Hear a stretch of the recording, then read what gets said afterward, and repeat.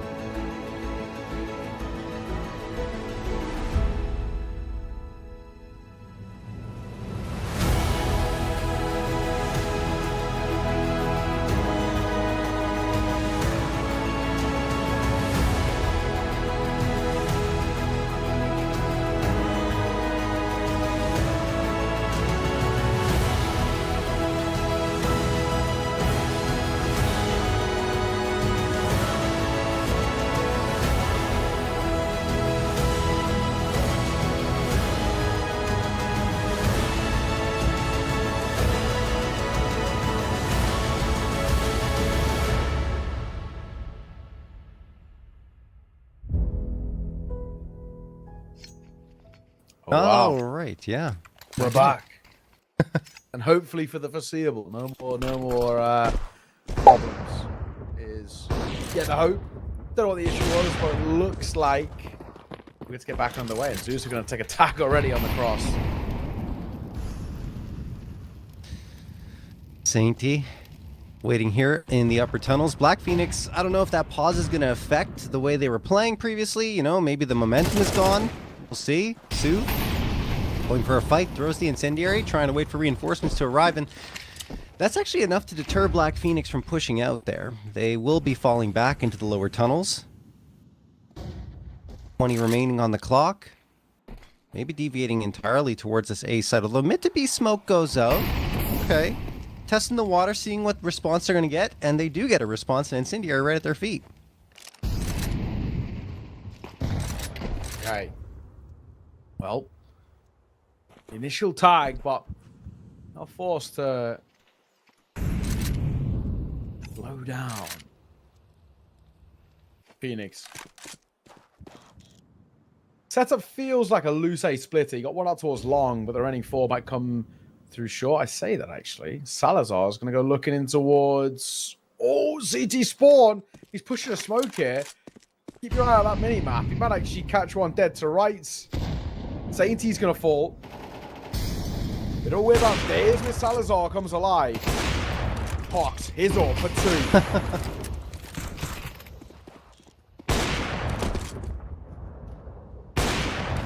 Topo's going to get a couple here, and Hawks and Kanik go down. I'm surprised Topo's surviving. Suv and Zwedsta still alive and not a great position for them. Both coming from CT. Topo's going to plant the bomb. Maybe now they can readjust and gain some info. Topo doesn't hit the shot. That should be the end for him, you think? No! He hits the shot on Suv and almost clutches the 1v4, but he's cut short by Zwedsta. Misa, after what started out pretty nicely for them, ends up being a win by a hair. Wow. A very weird round. But ultimately, all that matters is finally getting one on the board for Misa. Off the back of the tech pause. Just delivered, and I'm looking to see if we can build upon it. Of course, no issues rebuying in 4 Black Phoenix into us. This one, and most likely the next couple, to be honest. But Misa getting the foot in the door and starting to have something to work with on their opponent's map pick. Yeah, it's really Hawks, honestly, that impressed in that previous one. Now M-Star is going to strike first onto Karnez. Excuse me, onto Salazar, but Karnez will get the trade back. So even numbers.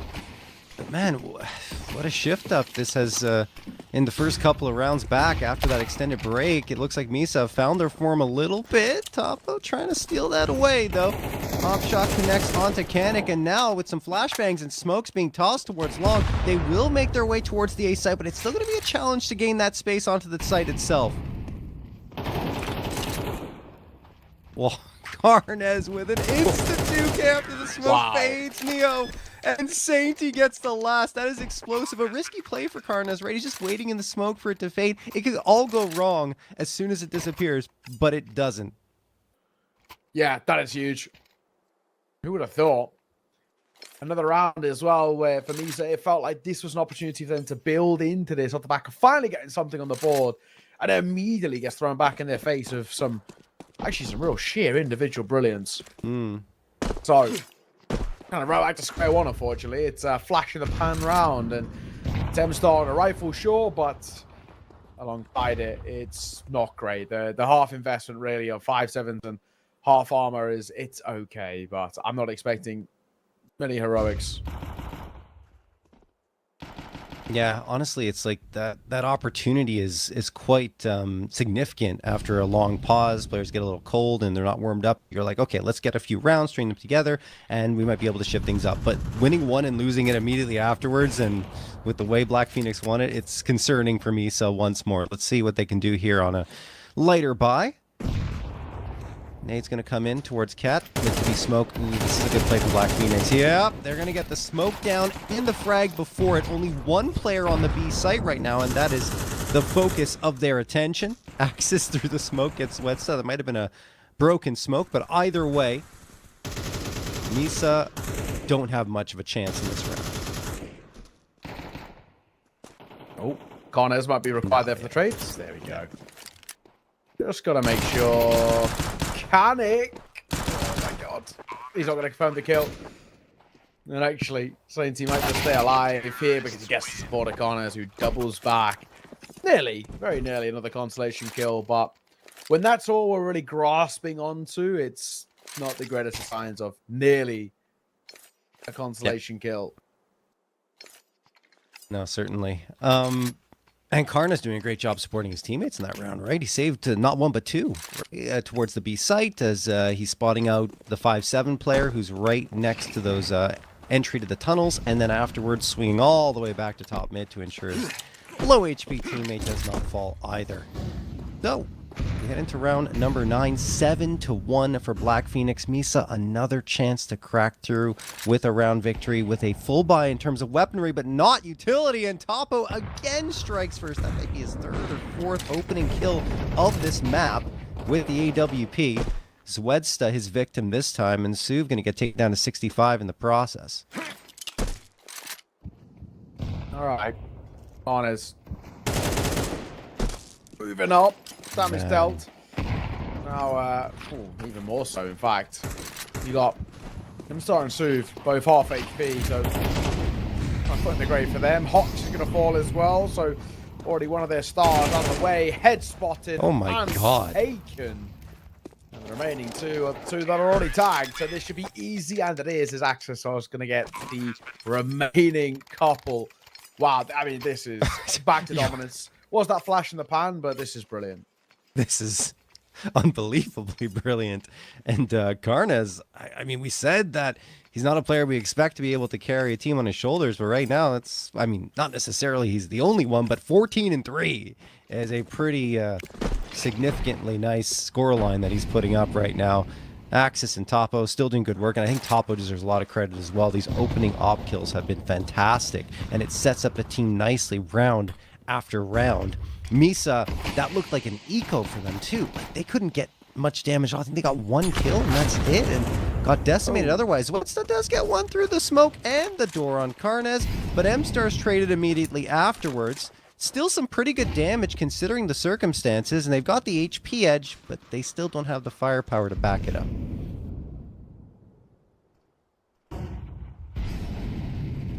Move forward. And actually, they are going to slow the tempo down briefly. Black Phoenix setting up for an A here. 3 making their way out towards long.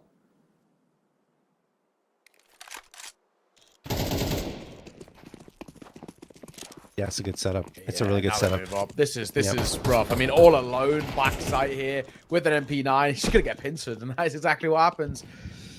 Dave, I think, I mean, give it a go, a look in if you want to, but nothing's going to happen. I think just keep hold of what you've got. It's better than nothing.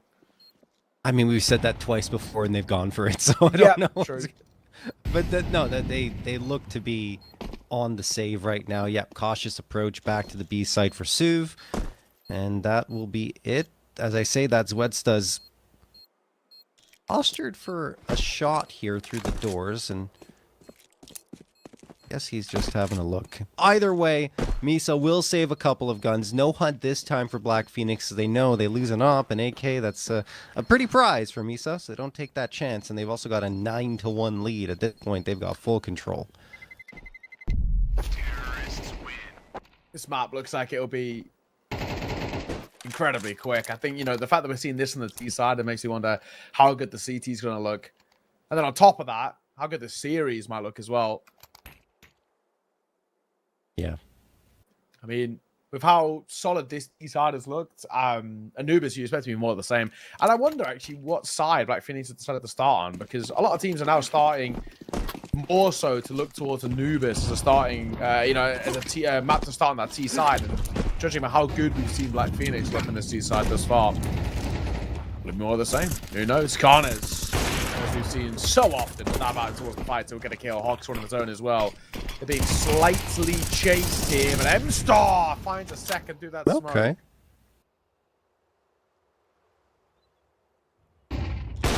Not too bad, M-Star. Oh, no! But Topo tracks him as he goes across and hits the shot, bringing the numbers almost back to even. He's alone here towards A, and he's got Salazar moving into B. Suv, if he looks the wrong way at the wrong time, he'll be in trouble, but he does! Oh, he does! I was going to say he doesn't! Oh, no! Salazar gets that freebie, and then Topo can rotate around. He's going to be heard, though. Oh, gets spotted. If he gets taken down here, the round is done. Hits the shot! Can he get the next? No! But Salazar will! How does that fall apart for Misa? Unbelievable. Black Phoenix, Topo in particular, with some ridiculous shots, but that should have been a second. And instead, Black Phoenix hit double digits in the first half of play. Wow. I can't believe it. How have they recovered that round? Considering what was essentially a triple opener out towards long, there should be no way that round falls flat. Oh my god, we got autos out from Karnez and Sainty. Insult to injury. I think it's just for the beginning of the round, I'd imagine, trying to spam that door, and indeed that is the case. They've grabbed AKs now, but you can't blame them for trying. Oh, Zwedsta maybe a little unhappy about those autos, so he gets a nice little headshot. Salazar looking around for that trade. Zwedsta's already gone. M-Star waiting around this left corner. Salazar, ooh, was he spotted? Maybe. M-Star's kind of just hovering around here, staring in this direction at the cubby. But eventually he will fall back and Salazar has the space to go for a retreat if he wants to, but he's not planning that. They're going to just push up around this positioning. Toppa could get blindsided here if he's not careful, but they've been pretty strong about their takes of mid, and they continue to be. Karnez hits that shot onto M-Star, and now the 2B player is going to be under a lot of pressure. Salazar gets another one. Zwedsta managing to do more damage, but finally taken down. That's enough to even out the nut here, Neo, though, at a 2v2. Question now. Can Misa at least get a slight silver lining and give us a slight saving grace of a second on the board? Oh, that'll help. Low HP. Toppo will fall. Smoke door, molly window. Oh, maybe not molly window. Second attempt added. Oh, and he nearly closed out the both of them. Hawks will get the trade. So thankfully, Misa are going to get a second. But I say thankfully, in the grand scheme, it might not matter, really. It is still a miserable first half performance from Misa on their opponent's map pick.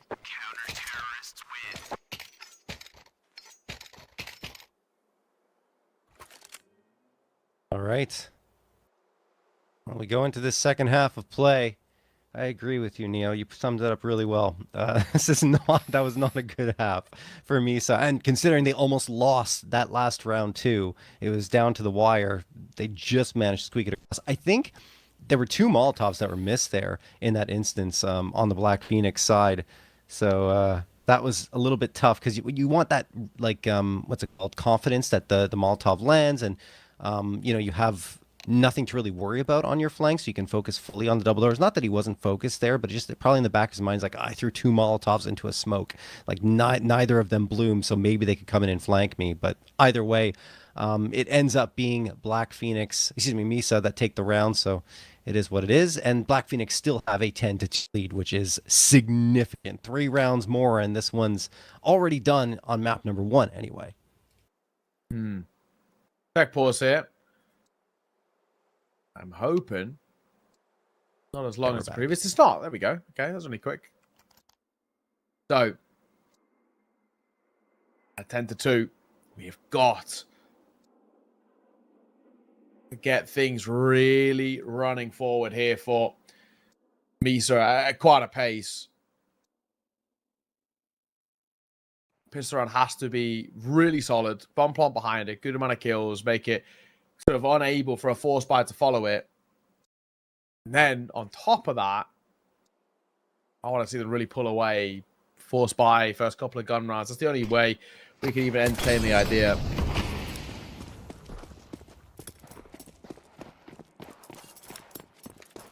Hawks in that entry.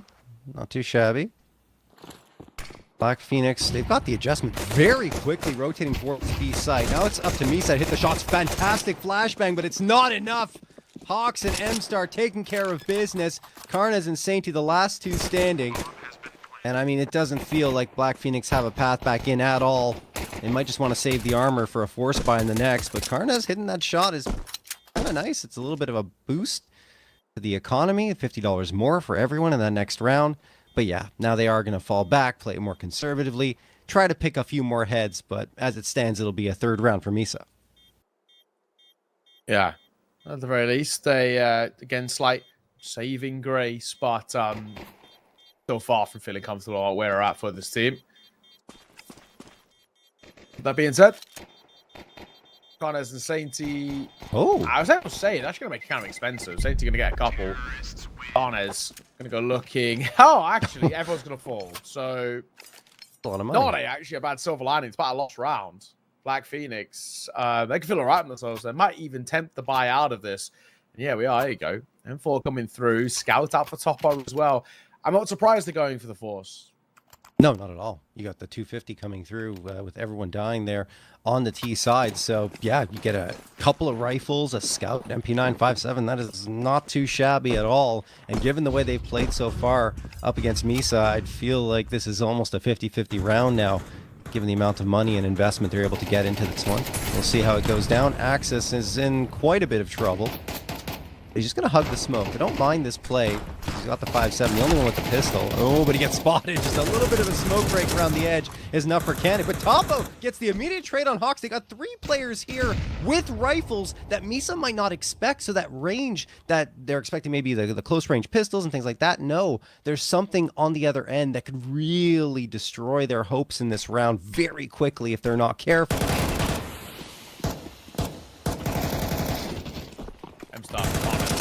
One at piece elevated angle though by Sainty is ineffective. And actually now Salazar gets caught crossing towards Gandalf. That'll be that really. Bit of a spray through the smoke, but Scarlet is out of there saving that FAMAS, and that'll be about it. A 4th on the board for Misa, and because that's a failed force, the 5th should come behind it too. Yeah, almost certainly. I mean, Black Phoenix had all the pieces in the right place, but credit to Misa. They were ready for everything, went around those corners, hitting the shots more importantly, and everyone coming into play there, not necessarily relying on one individual to find success, which is important, especially moving forward here in this one. However, maybe they shouldn't celebrate too early, or we shouldn't sing their praises too soon, because the gun rounds are not in play yet, and that is where the domination really came through from Black Phoenix. So we'll have to wait one more round until we get there.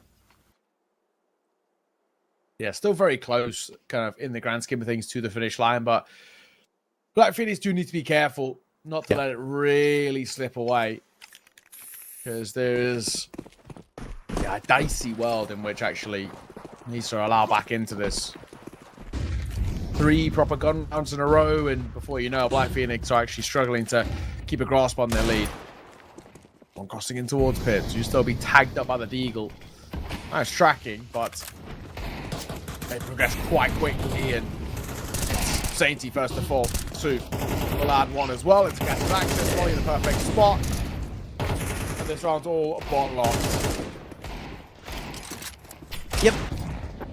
Oh, nice headshot for Carnes on the tail end, at least. A little bit of cash in his pocket and $50 for the rest of his team.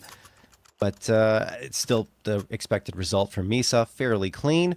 Now Black Phoenix, they've got the guns out. They dominated the first half whenever they had those full buys, pretty much every round except for the last one where they lost it, but that one was very close.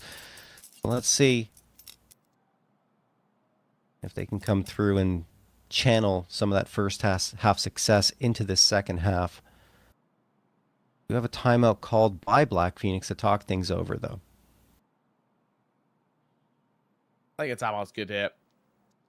Take a moment. They know they've lost a bit of the dominance, a bit of the control in this, and really want to make sure they don't allow them to slip their way back in.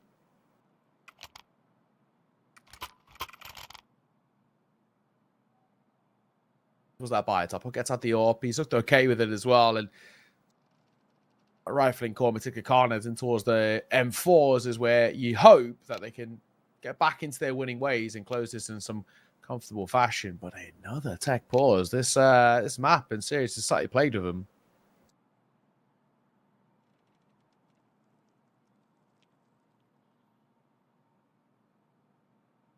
Oh, we're going to a technical pause again. Misa, unfortunately, having a technical issue. Not the best of times for them to have it either. I mean, not that you can control those things, but right after getting those 3 rounds, you know, you got a little bit of momentum starting to swing your way, and then, oof, technical issue strikes. I don't know how long this one's going to last here, Neo. We haven't had any word as to what the issue might be exactly. I still see everyone on the server, so that's good news at least. Yeah, positive sign. Hopefully, nothing crazy. Hearing typing, that is generally a good sign. Yep. We're good. There you go. Not bad. So, with that being said, back underway in a very important gun round for Black Phoenix to continue this pretty confident showing they've had him towards their map pick and close it out in some nice calm fashion. Two have crossed, and Hawks not able to react in time. Ooh, Hawk's going to connect onto Topo through the door, so Topo's still alive, and Topo trying to use this second chance at life to his advantage. Needs to fade away faster, though. Could get caught here. No, nice movement. He does retreat back to the B site. Salazar around the corner with util in his hands. Man, they are playing with fire on the Black Phoenix side, and Salazar just barely survives the nade. One singular point of health remains. Smoke break for Black Phoenix to try and gain visibility information, but they don't see anything. And now they throw a smoke to try and disrupt Misa's advance, and it kind of works, but they continue pushing up. Oh no, Topo gets a TK, but he gets a kill afterwards, and then Karnez gets Suv. So after all, the dust settles. Misa only have 2 left versus Black Phoenix is 3. And now they're trying to go up towards Cat, but Axis goes for a push through double doors. Hawk shuts him down. What is happening in this round? As Black Phoenix are trying to collapse now on mid, the A site is completely open and free for the taking. Yeah, it's very strange here. And also, on top of that as well, you've got one player on each side who are one foot in the grave with Topo and Zeus. They're both wielding the orbs, but bomb will go down. Move coming forward as Karnez will be that first point of contact, and he's quite quickly got towards ramp. They will get the orb soon enough. At range, in support. Orb needs to take the first fight. It does. That's really important the orb takes the fight, because it allows Karnez to get close. However, Hawks wins out the fight. He can't quite find the second just yet. He plays around the box. His time is ticking. Topo moving forward, and he'll lose his life. Hawks has played that really well, but wow, how have they seen that one over the board? I don't know. I don't know. That was a wild round, back and forth swings, and in the end, I thought Topo getting that kill towards Long was the clincher, just because he gets that pressure applied, and it's at the perfect moment to potentially go for a swing, but that swing doesn't really yield anything, and that's the unfortunate part, and especially considering Topo was the low HP player on Black Phoenix and with an op in his hands. I thought the damage was confirmed. Anyway, Sainty's going to get one onto Zawetsa. What I was going to say is I thought the damage was confirmed and he'd have his pistol out, which maybe he did, but just was looking at the wrong angle. Anyway, 5v4 quickly for Black Phoenix. This could turn around in favor of Misa, and it does thanks to the firepower disadvantage, although still 2 frags from Black Phoenix in that instance isn't too bad. Quickly towards Long. Back side, actually force away Karnez. Open, he does get one, but the UMP are not expecting heroics with it. A very quick round. And now, in reach and distance. It's a 3-round game. This is really getting kind of spicy. Back into the bye. Lose this one, and actually, that possibility of this being a tied game really does open up. Oh, yeah, absolutely. I mean, Misa have opened up this second half the same way Black Phoenix got that first half, right? 5-0. This was the point when Misa got their one round, so maybe Black Phoenix will do the same. We'll see. Hawks looking around with the AWP. Out of those tunnels, and misses the shot. Information gained for Black Phoenix are going to throw an incendiary immediately, and then the smoke afterwards to try and block off the advance from Misa. It does work. They'll be safe at B for now.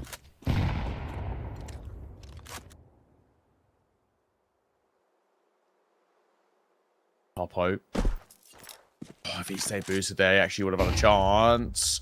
Then gets caught by the flash, but his repeat hit is perfect, and Karnez finds a kill simultaneously. Don't give it too much advantage towards Black Phoenix. Wow, that happened so fast. I almost felt like a call after at the up, but obviously it wasn't because Karnez got that kill with the M4. Either way, 5v3 in favor of Black Phoenix, and Misa don't really have that much map to work with. Sure, they've got mid, but no information outside of that. Nice flashbangs from Topo's forced to retreat. He's the only one on A for the time being. He's got long support from Sainty. But if he falls here, Sainty's going to be alone, and he'll need the reinforcements as well. So a lot on Topo's shoulders, assuming they go A. And given the time left, yeah, they're probably going there. So they are sending the reinforcements early for Black Phoenix. Soup tries to drop down. That doesn't work out. Now Letsta, along with Hawks, will fall to the same fate. No casualties for Black Phoenix, and the quickest round, the cleanest one in this first half is their first one. I said first half, meant second half. Yeah, I get what you mean. Exactly. And I think that the hope is that this now gives them the chance to kind of close this out in somewhat clean fashion. Yes, it's been a slightly lackluster showing on this CT side comparatively to the dominance that we saw on the T side, but I don't think you'll care too much as long as you can see it over the line. We'll forget about sort of how you get there. Tactical ball's taken on Misa. Not many chances left, really.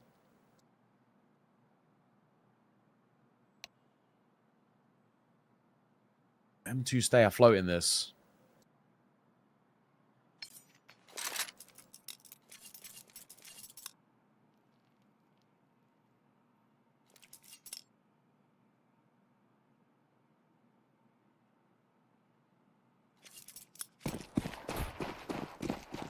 All right. Kind of a make or break moment for Misa, as you alluded to. Oh, Zwetsta. Kind of trapped here. Nade's gonna go out. Does a lot of damage. He's dead. He has to be. Yeah. Nice. Axis finishes him off, and now they try to charge up Cat. It does kill one frag, but they lose another body, and they lost their mid prong. So it's only Suv and Hawks left to try and bring this one back. They've got the bomb, but pressure being applied from pretty much every direction except Catwalk right now. That's their only safe haven, but soon it won't be because Salazar is closing that gap. Oh no, he chooses not to. Just going to go towards CT instead, maybe throw a smoke, and eventually you'd imagine they want some Cat presence. And there we go. Finally, we'll make his way there. Move. He's got the right read about there being the potential of a flank, but Salazar's taking this nice and slow, and with the initial fights that come through, Salazar doesn't make his move, if ever. All right, he's not needed. Never mind. Salazar doesn't make his move. I was thinking he's leaving it very late to not be going. Is he playing for exits? Well, in the end, it doesn't really matter. Nice fight on towards the side. Actus, beautiful little three-piece. And with that being said, map point Black Phoenix on their map pick. Yeah, I honestly feel like Salazar might just be the insurance policy in that case, and in case that the Cat player decides to fall back even further and tries to stay away from the fight on A, then he just gets an easy, quick shot, and that's it, round over. But I agree with you, could have easily gone up a little bit sooner and be like, hey guys, or excuse me, they could have been like, hey man, look, they're pushing up towards that site, they spot him out, you've got the opportunity to take the advantage, and well, anyway, it doesn't matter in the end because they do make it work, but Black Phoenix could have even had a more dominant finish to that round. Anyway, 12-7 in their favor. 5 opportunities to close out this map. Sainty standing around car. Op shot will not be fired just yet. Top is just throwing that smoke instead. And they've got 5 players towards long. However, look at where Salazar is. He's coming on a flank and just ruin Misa's day immediately. He's just waiting for the opportunity to do so, it seems. Or, at the moment, waiting for them to fall back, which could still happen, too. Yeah, Sainty's hoping that someone like Axis, for example, can just draw away all the eyes off him. They've done well, actually, especially with a Molotov, actually. This could be pretty good. Oppo will take first contact, which he does very well with, sticking around in the open as well. That molly coming down to the feet of Sainty does make it harder. Leg spotted, not able to hit. Second asking Topo. He is ducking and diving. He's connecting as well. Lovely from Black Phoenix to close out their map pick 13-7. A super dominant first half. And yes, a couple of hiccups to start off the second, but closed out in pretty clean fashion nonetheless. If it wasn't for a couple of those extended tech pauses, that ends up being an incredibly quick map of Counter-Strike. No, I agree. Yeah, the tech pauses were the longest part, it felt like, of the map. And it's just, there was a lot of fast play that came through from both those squads. But there was the concern, I think you raised it as well, at the 10-7 mark. Misa looked like they were coming on and won their first gun round 2. And then everything just went Black Phoenix's way. That victory, that 11th round they got was so decisive and convincing. It couldn't have helped the confidence levels of Misa. And certainly, yeah, they just went right to the finish line and closed the door here, Neil.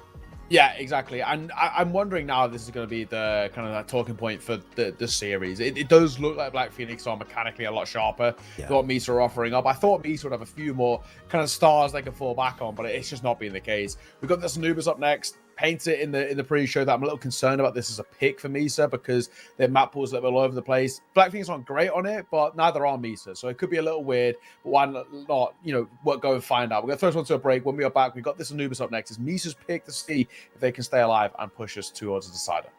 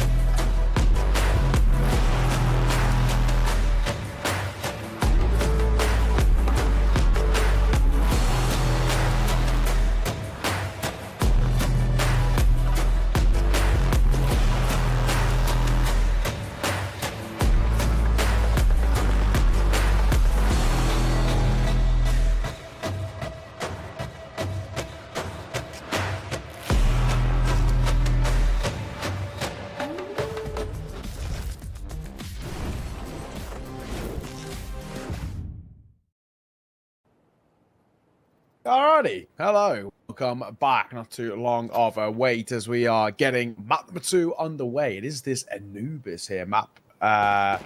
Pick coming forward from Misa, which John, I think we were both a little bit concerned about, especially after what we saw in the first map of play. Yeah, I mean, the only maybe silver lining, let's call it, for Misa is that Black Phoenix haven't necessarily been that great on Anubis, but I agree with you. Like, just looking at it based on this series alone, Black Phoenix have looked very sharp in terms of mechanics, far sharper than Misa overall. So I think the concern is very much there. Wow, that's lucky for Hawks that he's alive. Yeah, very much so. Oh. I do wonder as well what we've had thus far.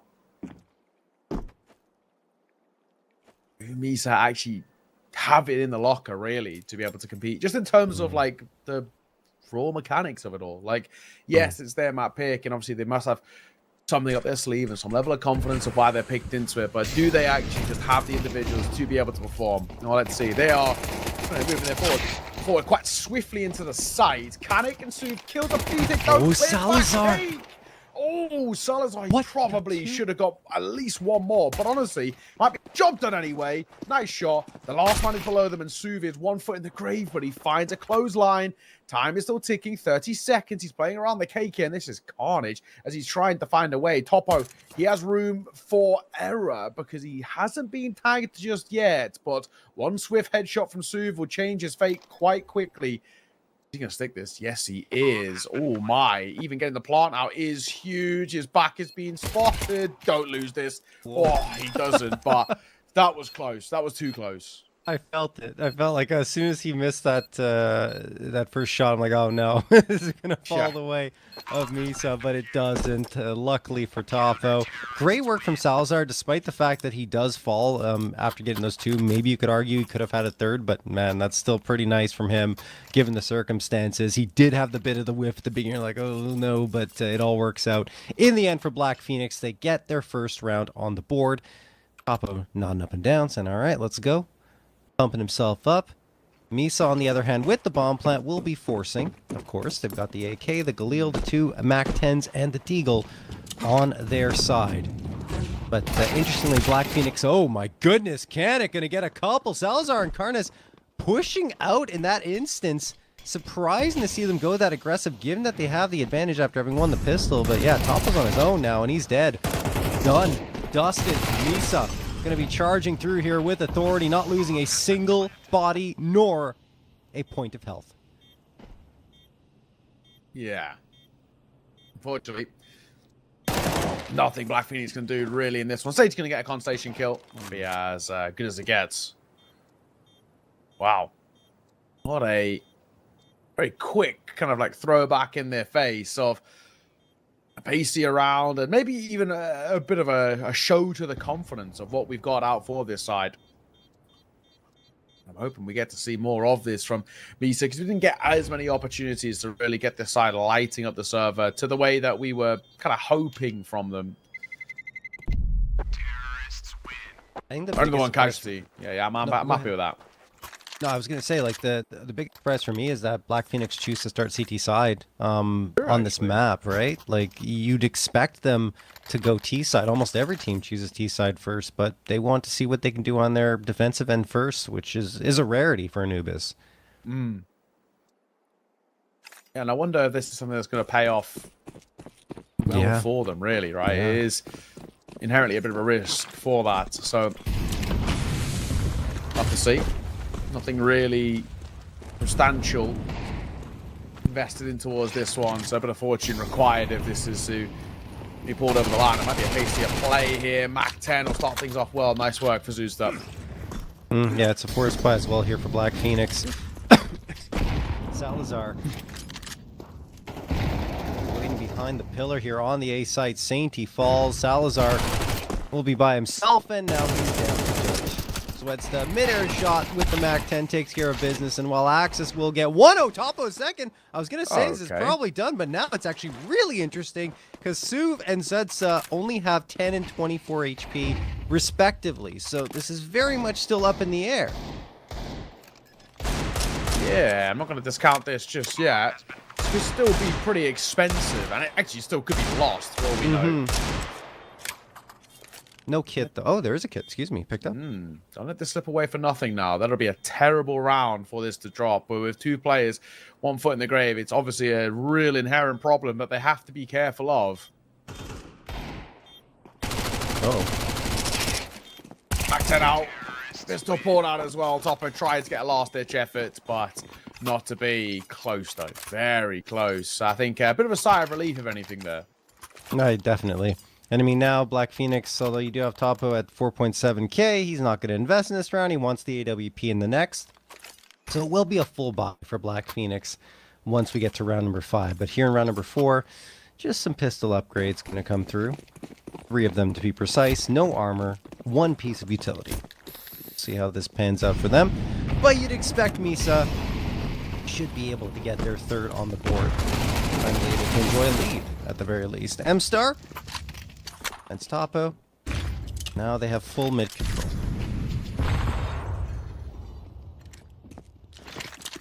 Okay. Oh.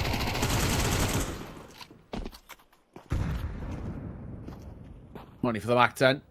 Couple for him. And here, safety will swing him towards the fight. That'll lose him his life. And yeah, actually plenty of money for the Mac 10s now. Oh, yeah. Even more. There you go. There you go. Money galore, 600 apiece there for each Mac 10 frag as Black Phoenix will fall again after winning the pistol. They lose 3 in a row. Now they will have their guns out. Everything they want in terms of firepower, but utility, not necessarily the same case. Still a bit light in that regard. All right, so that being said, like Phoenix, they've been definitely stunted early. It's a nice idea, but actually sort of bounces away from dealing the damage.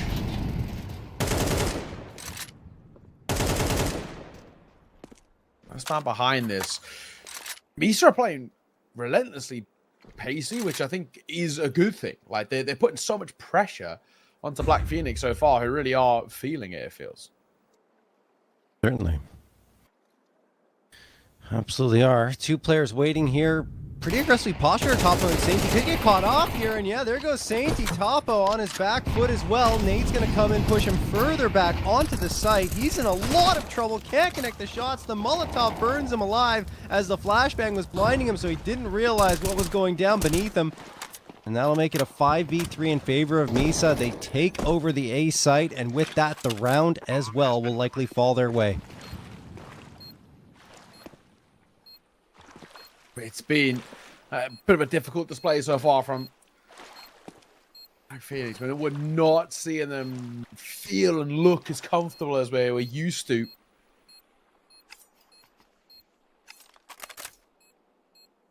It should be an easy save here as well for the remaining 5. I don't think they're even going to be worried about any sort of a hunt. So not only is it a 4th on the board, but it's flawless at that. No casualties means it's all the more sweeter. It's a great spot to be in. It really is. And a real worry again.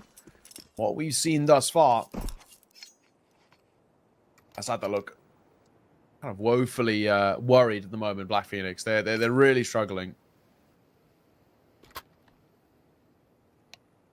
Yeah, it is a map that Misa has been strong on in the past in terms of T side. However, you also see a lot of overtimes, a lot of extended affairs on the map. So I don't know, even if they do have a relatively strong T side, Black Phoenix could do the exact same thing in the second half. But this also begs the question again, you know, why did Black Phoenix start CT side? They could have been on T side right now and building up their lead. Instead, Misa's going to gain that psychological edge unless, you know, there's something that they have to show here, which is perhaps why they're calling the timeout to talk things over. Yeah, it's true. What is the idea here? Yeah. Or changes as well. I actually wouldn't mind to see a bit of proactivity. I want to see them sort of get aggressive and then really sort of take a little bit of the early map control and take the fight really to them. I feel they've been making it a little bit too easy in a sense of allowing these to so much space to rotate around and to completely set the tempo of this game. I want to see them take the fight to them, and that's exactly what we'll get to start. M-Star will fall. Oh, Garnaz gets Sue. Okay. And then another one on the Sweat side. It's just all Black Phoenix in this round. It's just the vibe around the save guns, and it's more than enough for survivors. AK is going to be picked up and off as well. That is a huge boon for Black Phoenix after struggling in the first few rounds. They get back into it and win a very convincing one. It's exactly what they needed. Yes, exactly that. I find we want to be seeing as well, really showing the level that we can actually get out for this side. Granted, a lot more to be done before we're convinced just yet. But good signs. Yeah. And you were talking about them being more aggressive. I think what might have deterred them a little bit is that second round, right? Where they send 2 players out of B main and they get just absolutely annihilated, right? So you're like, oh man, we have to be careful, right? And too cautious. And I think you pointed that out aptly so. And once they switch gears again, that's when the success comes through. And you kind of have to be aggressive on Anubis on CT side. Otherwise, you won't really find success.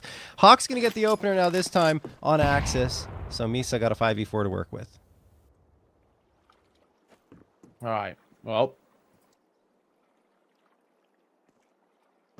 nice round to get, but how do we now build upon it? Some consistency. That's obviously a big thing for us. And to start well, the orb of Topo, he was honestly good effort for him to sort of track in a way, but he still loses life to M-Star, and they move forward now. They've taken this control. A 2 versus 4, which feels like has no legs behind it. Maybe that might open the door, though. 2 versus 3, but a quick kill needs to come back in just to level the playing field before I start to believe, and Salazar's ticking in the flames. Yeah, Salazar's trying to bait a fight there. He's hoping for a peek to come through, and it doesn't happen. So now they're just going to wait and play for exits. So round over. Going to be a 5th for Misa. Talked about Misa being a flash in the pan in the first half of Dust 2 with their round victory. Maybe this is the same for Black Phoenix with that second one. I don't know. Yeah, this is feeling very unconvincing, which is quite surprising considering what we saw from Black Phoenix. But it's these sort of sporadic flash in the pan moments, which is far from what we want actually from a side of this sort of caliber. But nonetheless, I'm not going to discount them just yet. Still early doors, and of course, I think teams generally do their best work on the T side. So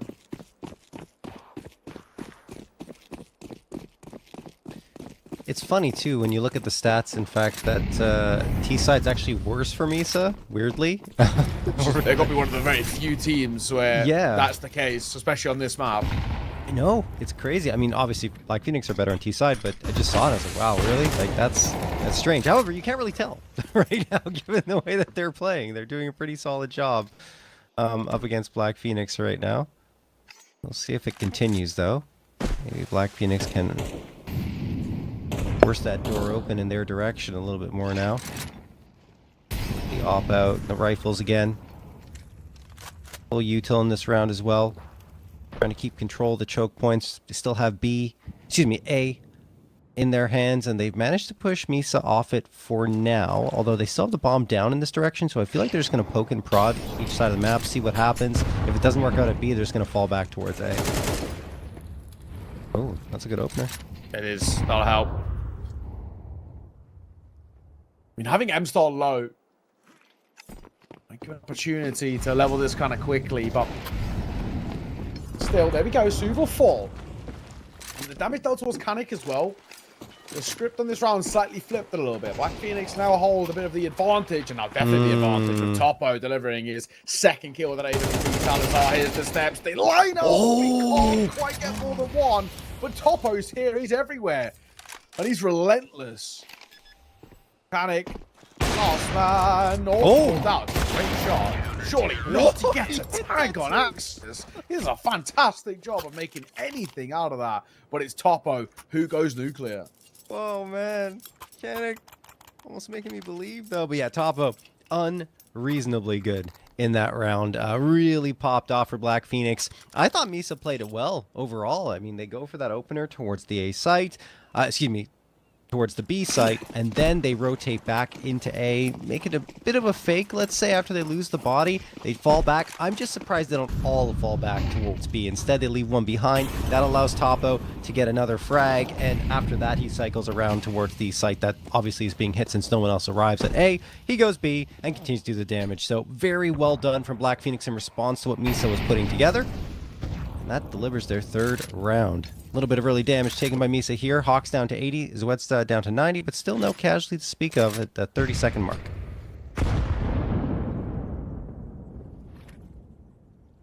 All right. Flash in, mechanic. Around the corner briefly, but nothing on offer there. Move. Will do well, but a perfectly placed nade. That'll change things. Maybe only briefly, but at least for now, 4 versus 4. But a similar thing that we saw in the previous round, where HP is pretty vulnerable towards Misa, and they're leaving this pretty late. They really are. And you're seeing here over in connectors where the battle's going to go out. Top gets another one. Gets away, too. They can't kill him yet. And he's going to have reinforcements now. That could be the end of the round for them, honestly, if they don't get something here. And yeah, they don't. Salazar finds Suv. Kanik and Hawks position known. Topo's waiting. Karnas as well. It's a lethal crossfire. And while they will each get a frag, surprisingly, it's still a 2v1 in favor of Black Phoenix. Hawks looking for the shot here. Time ticking away, and he won't hit it. Sainty delivers the killing blow, and Black Phoenix find another. I'm loving what I'm seeing from Topo. He is sort of single-handedly taking over. He knows that they've obviously been struggling for a little bit, so he decides to sort of take these rounds by the scruff of the neck and single-handedly, all right, I'll do it. You know, I'll get us over this line as long as it keeps us in this competitive position. And that's all we kind of need, at least for now.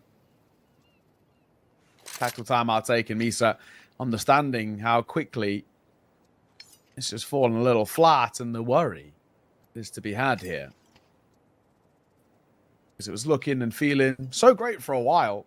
They were pretty effortlessly up to a substantial lead, and we were starting to entertain the idea of actually is Black Phoenix struggling, but they've been reawoken now, and will it be more of the same of Dust 2, where yes, there was periods of greatness from Misa, but in the end it's Black Phoenix who overwhelm.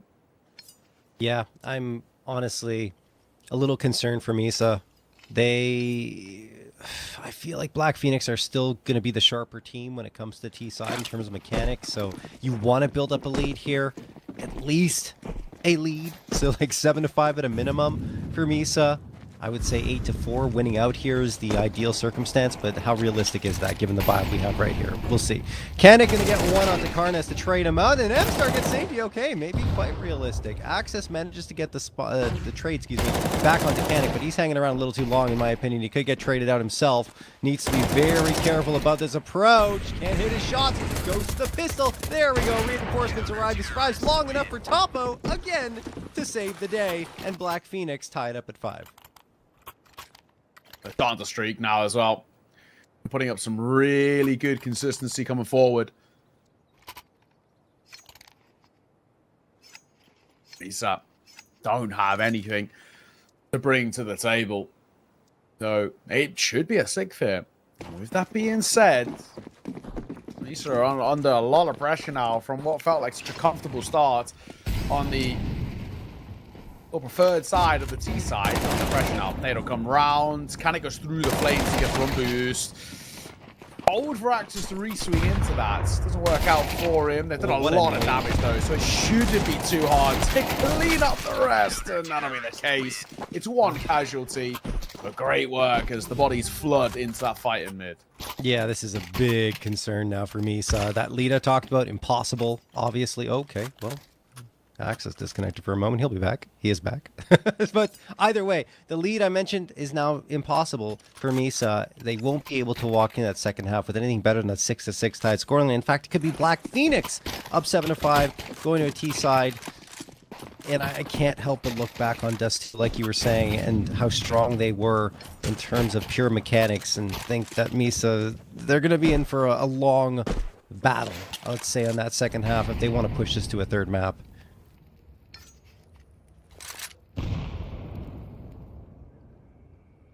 All right. Yep.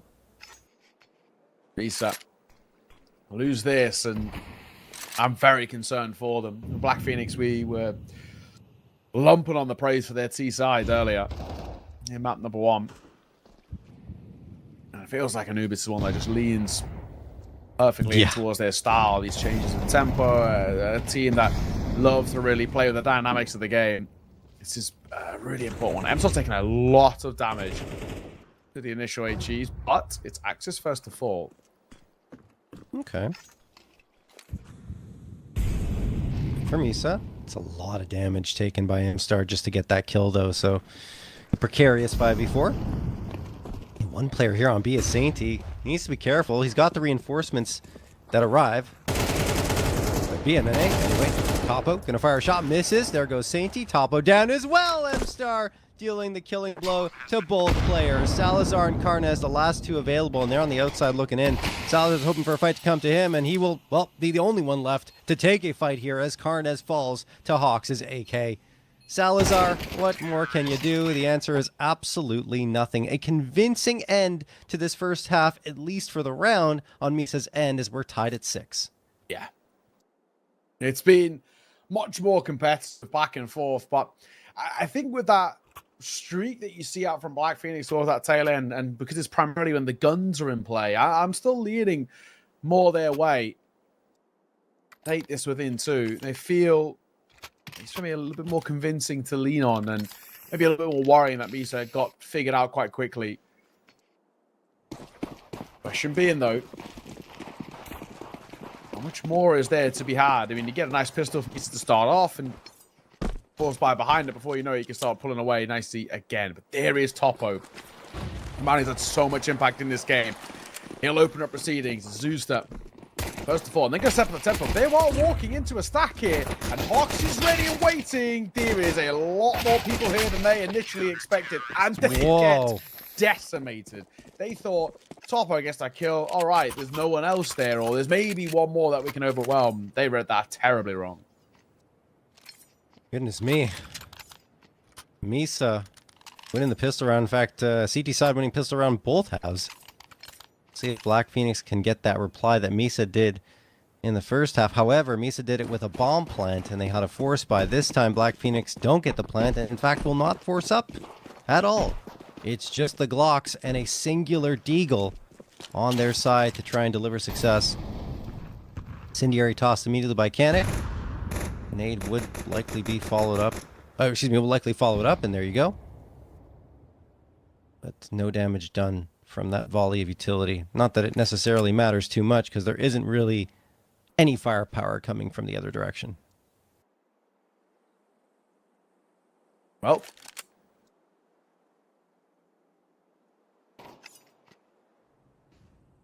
what is the play? Can he get a bomb plant? That'd be nice. Anything else? Doesn't feel possibility. Sneaking their way forward. Oh, Carnes. Oh, hello. What? Nah, we're not going to lose to an eco, are we?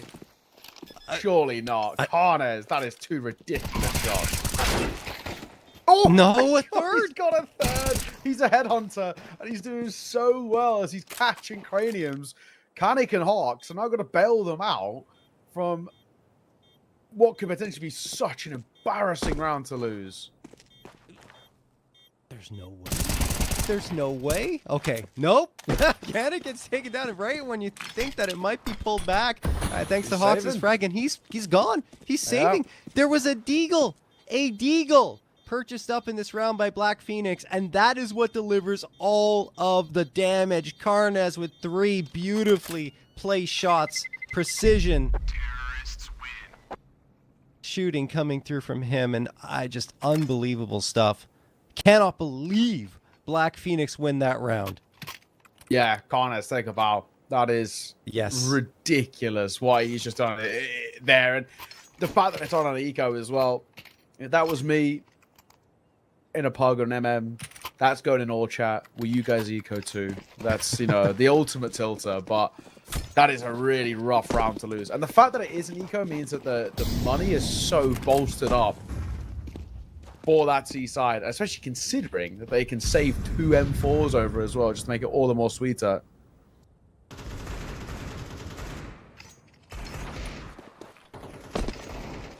Happy to bite back in the same sort of fashion. It feels unlikely. That was a bit of a 1 in a million round. Honestly, yeah. Well, they will have a force buy at the very least, Misa. Let's see if it works out. Hawks will get one in response to Axis's kill.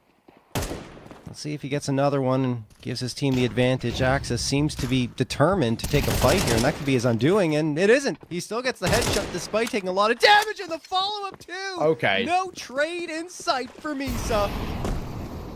A bomb site under the control of Black Phoenix, and the round as well. There is some ridiculous individual brilliance being shown here in this game, and also I don't know if you actually legitimately want to give this a look in. I don't think it's worthwhile, to be honest.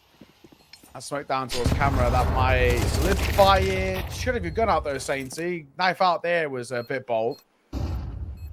That actually will entertain the idea of a retake. Salazar, you are required, and a very common angle to play from. No way. They might be about to lose this. They've got time for the defuse. Uh-oh. Oh, they're actually going to let it slip away. They have overfought. They have played that so poorly. From such a good start into a 2 versus 4, they have gifted that on a silver platter. That is a terrible round to lose for Black Phoenix. Oh, no. It's gone back and forth, hasn't it, Neo? Yeah. In terms of terrible rounds to lose. So I guess it's balanced out. Although the live odds, see for Thunderpick, they're still favoring Black Phoenix fairly heavily, given that they're on their T side right now. But still, that's given something back when, you know, you had the opportunity to really take control again. Surprising result, but Black Phoenix are not going to shy away from the force buy on their side. An AWP, an AK, a Tech 9, Mac 10, and a Deagle. Everyone with different pieces. We'll see if they can pull it together and combine for success. Ah, man. Okay. Well, terrible round to lose, but you'd love to make up for it if you can. And you look towards someone like Karnes, but he only gets 1 kill this time. Limited. I think the Tech 9 Mac 10 combo can still be a little scary. Toppos looked fantastic, but an AWP is like your slightly solo reliance is not exactly the easiest thing to fall on.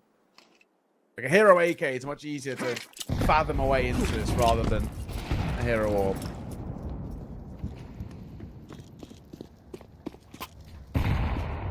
Well, Misa looking like they're going to take a 2-round lead again.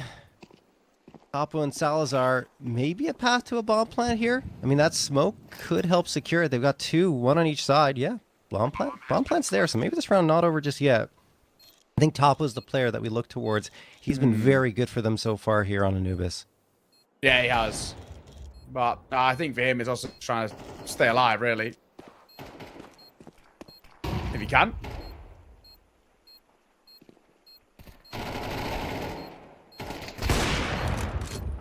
Answer's going to be... Yeah, I was going to say, honestly, I'm surprised that when it gets to like a 2 versus 4 scenario, he isn't further back, further away. Playing to worst case scenario, save that all. But just because of the fact that, you know, the buy is not going to be great for them. He sticks around. He gets 1. Well, not to be. I would have played a little bit further away and then, you know, if I get 1 shot and then get smoked out or I miss a shot, I can fall away life intact with that AWP and reset in towards next and hope there's no one playing up towards carpets, for example. But 9-7, Misa, 2-round lead. They are going to force lose here for Black Phoenix, and I actually think it's basically done. This is surprising. They're going for back-to-back forces. Thought they were just going to opt for the save, especially considering Topo lost his AWP. No, they're going for it. A questionable decision, I would say. They've been pretty disciplined so far, but who knows? Maybe this will work out for them. Highly risky. Hawks, oh, Hawks gets caught out with his knife! Not even a shot fired from the off! Topo takes care of that. They're just gonna storm in now. Why wouldn't they?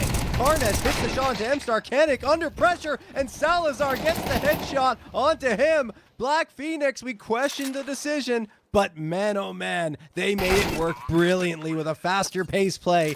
Axis puts the final nail in the coffin of Misa, as Sue wants nothing to do with this round. I feel like this is something that's happened quite a few times in this map. We question Black Phoenix and they make something out of nothing. A side that never really feel like they're out for the count. So, Suf, look about the AK. No one's exiting out in his direction. A one-round game once again. There is a little bit of money to work with. Sue's got 1K in the back pocket, but obviously they don't really have loss bonus. Sue's the 3.5, 3.2 for M-Star. But honestly, I think you probably half buy this and play for a full investment towards the next and just have Suve as like a hero AK, essentially. Yeah, I'm kind of with you there. I think that's what they're going to do.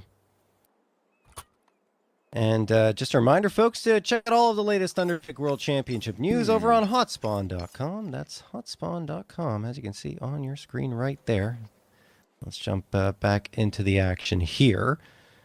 Misa decided to go for not even a half buy here, Neo. Oh, yeah. No, okay. They are going to. Okay. But honestly, yeah, I think this is the right call. If they had gone for a full investment, I'd be a little bit worried. Yeah. It feels unnecessary, I'd say. Hero AK, you get a buy in towards the next round as well. You've already won some weird and wacky rounds too, so the 5-7 can still be a little precarious, a little scary. You never know.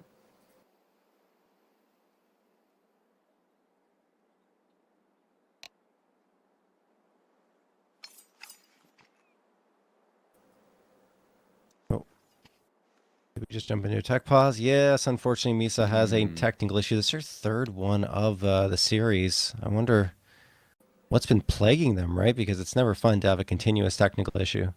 True. It's weird because we haven't seen people dropping out. No. So is it like maybe slightly more external things, TeamSpeak, ping, net loss, anything like that? But whatever it is, generally the ones that we saw, bar one of them, most of the tech pauses we actually had in towards the previous map were like weirdly very quick. It was like pause for a minute, for example. Except for that first one. That one that was long. Yeah. Well, let's hope that's not the case again here. For Misa, waiting for updates, folks. We don't have anything to speak of just yet. We can talk about, everything that's happened up to this point. I feel like Misa had such a nice start to their T side after losing the pistol and then coming back and getting those 3 rounds. You felt like, okay, they're going to build something up. They got a nice lead that could potentially be gained. And then Black Phoenix strike back with such authority and they bring it to a tied scoreline, which is just, as I mentioned at the end of the half, good news for them because of how strong Black Phoenix can be on the mechanics. And we're seeing that on display again here on this T side. Yeah, that's it. Thankfully. Wars concluded. We are back underway. 1-round game. Should, if all things go to plan, should be tied even. I love that though. Suv getting sent into the gauntlet. And, why wouldn't you? He's on an AK. He has to be a real difference maker here. And he's going to do exactly that. And Suv's going to find one of his own. No Again, way. They've lost rounds like this before. Thankfully, Salazar can get one of his own and actually get out relatively unscathed. Topo, a very rare time will we say a missed shot by him, but he makes up for it in blood. I don't know. Yeah, Topo's now the last one standing. Suv gets 2. Holding his own on this site. No reinforcements needed. A quad kill for Suv as Misa hit double digits in a round where all they brought into it was an AK and a pistol.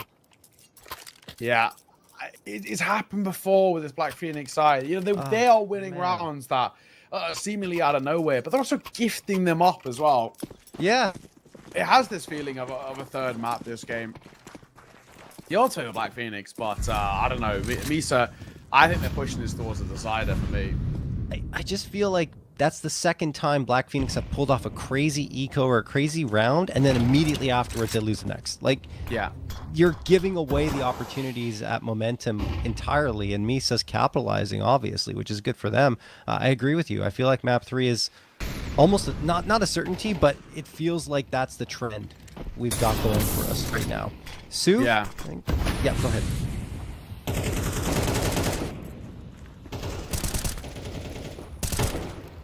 Oh my, used up, just about gets away out of there, and well, simultaneously avoiding the flames. Double nades that come through. M-Star on the trade, another nade as well. This one doesn't make it in, however. Sainty. Wow. 5. Yikes. That's 11. And on top of that as well, it'll break the econ here. They don't get a bomb plant. Hold on a second, though, Neo. I know it's a 5v2 right now, but everyone's stacked up towards the B site. Maybe there's a vulnerability at A if they go fast enough. Salazar could catch Panic off guard. All right, well, now it's the round. Definitely. As Topo may think no one's at A, and he gets caught. Hawks will hit the op shot, and it is a clean round for Misa. 11-8, 2 rounds away from map 3. Wow. He said, I think for me, deservedly as well. With what we saw, yes, there was that tail end of the second half, but it's Black Phoenix who just squandered too many opportunities and too many advantages, which felt like they were right in their grasp, and they've let them slip away, seemingly for no reason. 11-8. This time, we do actually have a drop out to Sainty. Does have the server. There won't be a buy to work with. And he's backing kind of quickly as well. So hopefully they're ready up momentarily. But 11-8 from where we're at, it should be going to this third.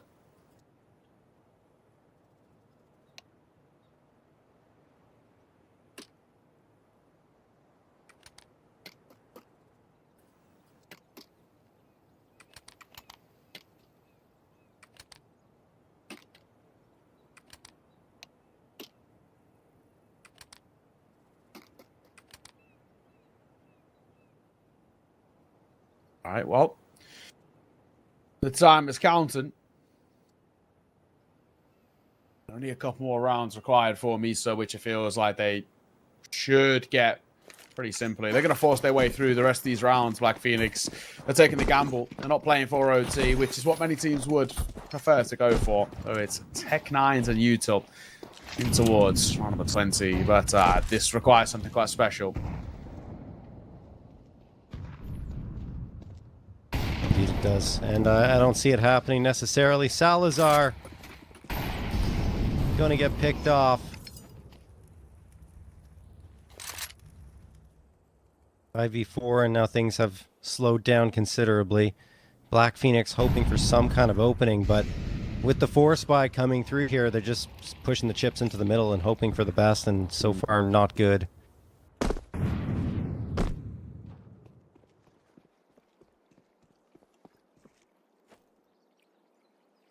Back towards the A side. Actually, there is a bit of a gap to work with here, so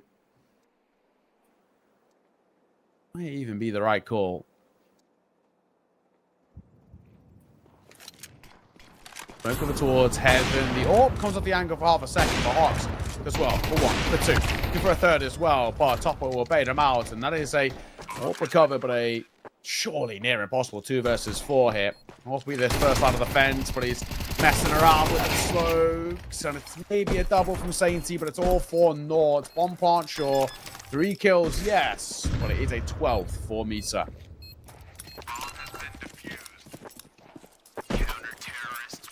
Yeah, that's I mean, like you said, Bomb Plant will help the buy up into this next round, so that's good for Black Phoenix. The bad news is it's still not much money. It's still not much that's available because of the fact that they forced up in that previous one. Yes, you'll get an AK, 3 Galils, but you're sacrificing a lot of utility in order to get there. So still an opportunity here. There's still the possibility of Black Phoenix getting this round, maybe stringing together 4 in a row and pushing this to overtime, but it feels like Misa have got a firm grasp on their map pick, which is...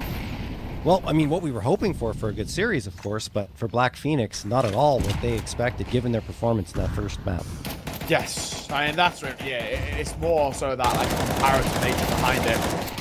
Oh, the lineup for M-Star. He gets a fade away with his final bullet. Yikes. Bit of fortune favoring them there, but it's Salazar and Sainty. I mean, surely absolutely no chance in this.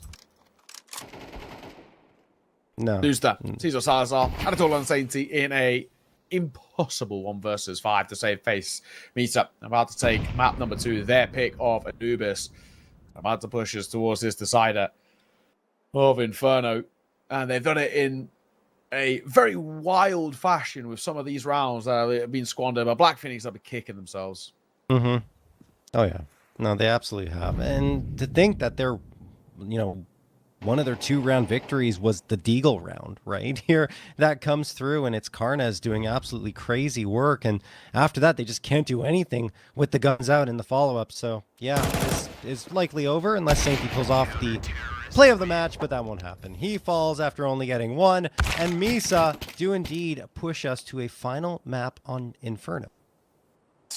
Deservedly. I mean, some like we said, very, very weird, wonderful rounds that come through. But I think fundamentally you look at that as well, and it's proof in the pudding that there is a little bit of class there around Misa, kind of more what we were expecting in the pre-show, but maybe didn't so much get in towards Dust 2. That's a bit more like it. And now, again, we're hoping that they can build upon this. This map number 3's, it's a bit interesting on paper. It's just a map in which both of these sides have sort of had their own issues with. Misa play it to better success, but they don't play it a lot, where Black Phoenix play it more, but they've been losing a lot. 38% win rate. It's not exactly like a great stat to fall back on. So we're going to have to see how this one pans out. But it's Inferno coming up next. There is that age-old moniker of all good best of 3s are decided on Inferno. I disagree. The map is garbage, but maybe not this one. We'll have to see. We're going to a break. We'll see you soon.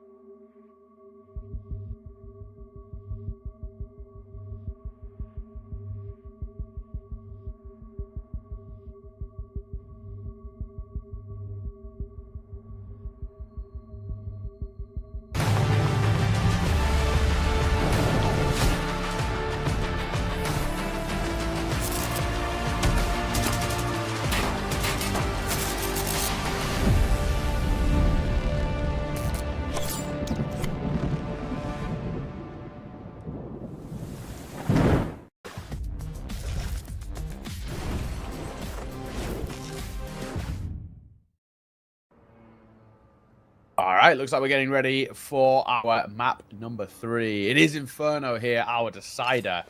And I'll be interested to see how this one pans out. Black Phoenix had a lot of squandered rounds in towards that previous map. And John, we're looking to see if they can make up for those mistakes. Yeah, absolutely. And you're going onto a map here that they've played a lot more. You already talked about it. It's one that they feel maybe more comfortable on, but still haven't had that much success. And we were already right into the thick of things. No time wasted from either team. It is going to be Misa getting off to the better start. A 4v3 advantage right now. But look at this Black Phoenix squad storm in towards B. The one smoke they had utilized very effectively. So they will take control, trying to plant the bomb now. See if they're successful in that attempt. And yes, they are. Wedsta and the rest of the squad now having to look back towards this B site and see if they can get back into it. And they will get almost every single frag. Topo's getting a couple, and eventually he is toppled down to the ground. It will be Misa with another pistol round going their way. Yeah, I think for Misa as well, sure, a bomb comes through, which does mean that Black Phoenix can go for a force buy in towards next, especially Topo with those 3 kills to his name, but really nice way to, I guess, continue the successes off the back of Anubis. You've had many opportunities given over to you in that map, and you're going to try and kind of capitalize upon it. All this way further forward, we do get a force buy as expected. Topo in towards that AK-47, Khalil alongside him for Axis, but loses round Black Phoenix and Misa get the second, and probably by virtue of the low buy, naturally the third round will come through as well. And that'll be early doors, the breathing room you want to see. And they are going to get aggro here, which I like. They're taking a forward stance. Em's going to tuck himself into his cubby. Yeah, no, Misa not doing too badly already in terms of the aggro and finding success with it. Still, like you said, early days here on the map. You do have full banana control, but Black Phoenix have gone in the other direction. They're looking to take this A site instead. No one really at bracket right now. Smoking a block visibility from Arch, so this space is Black Phoenix's to be taken. And they'll send 3 players into the apartments. Canic, with that MP9, could do a lot of damage, though, especially from this angle. We'll see if it pans out. One Tech 9 shot can work out their favor. Oh, no, but he whiffs on the shots. Nice flashbang to disrupt him a little bit. And eventually he gets one, but the trades are good, and Black Phoenix do have some control here of this A site. Enough to plant the bomb, at the very least. M-Stars there quickly. Oh, nice find for him. Wary of a Valk play on M-Stars, and such a good job of isolating that, which is normally a impossibly difficult crossfire to sort of deal with. It's normally so solid, but because he gets the first and it's just that half a second where the Valk player isn't properly fighting, he does really well. So great retake. Another bomb plant short for Misa, which honestly might tempt another force buy, but either way, 2-0. We are going to get at least a buyout from Carnage. Now, is it a hero AK buy, or is he going to get support for it? I wouldn't mind a hero AK. The rest of the team keep their hold of the money. Be too soon, though. They are full buying this Axis, and Salazar into was the investment, so they're going to give this one another go. And part of that mentality is like, you know, so close yet so far. You got so close to making it work in the previous round. You get slightly more money here by your loss bonus going up, so surely now you can get over the line. Maybe. I understand the thinking behind it, but there's still a decent chunk of change for Misa, for Zwedsta and Hawk anyway, as they've already got their guns ready to rock. Maybe some will be spent for Zwedsta on utility, and everyone else is going to have the guns on their side. So yeah, I understand, maybe punish the economy, but you're in a pretty risky spot yourself. Certainly the loss bonus is starting to be racked up, so maybe you could argue T-side, you can take that risk a little more comfortably. And, well, we did criticize them previously for taking this risk, and it worked out, but it's the rounds that you thought they would be able to win that they couldn't get. So, I don't know. We'll see how this all ends up going down. However, we do have another Misa technical pause coming through. Yeah, unfortunately, they have slightly plagued with them. Again, another one where we say hopefully it's only a brief thing, but I'll have to see.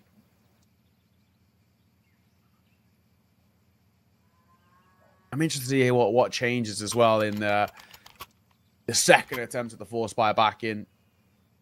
Good news is as well for me, so I mean, it's tech pause, but bits of buys coming from Suv. She's waiting for us to see what M-Star's got going on, but I'm hearing typing, which is also generally a good sign too.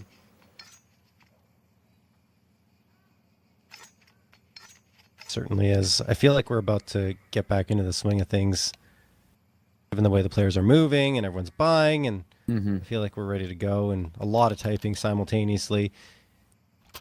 That means they're likely reading up. I mean, a lot of wishful thinking for us too, hoping that everything gets resolved, but I think it will. Either way, look, Misa is on a very bright path right now, having just won that previous one on Anubis, where we were questioning if they'd be able to pull it off. They did, and they did it convincingly. It wasn't really like there was much competition being brought forth by Black Phoenix in the second half, especially, but even in the first half, it was a nice recovery, but Misa built up enough rounds to find success in that second half. So, yeah, I think they're trending positively, like I said.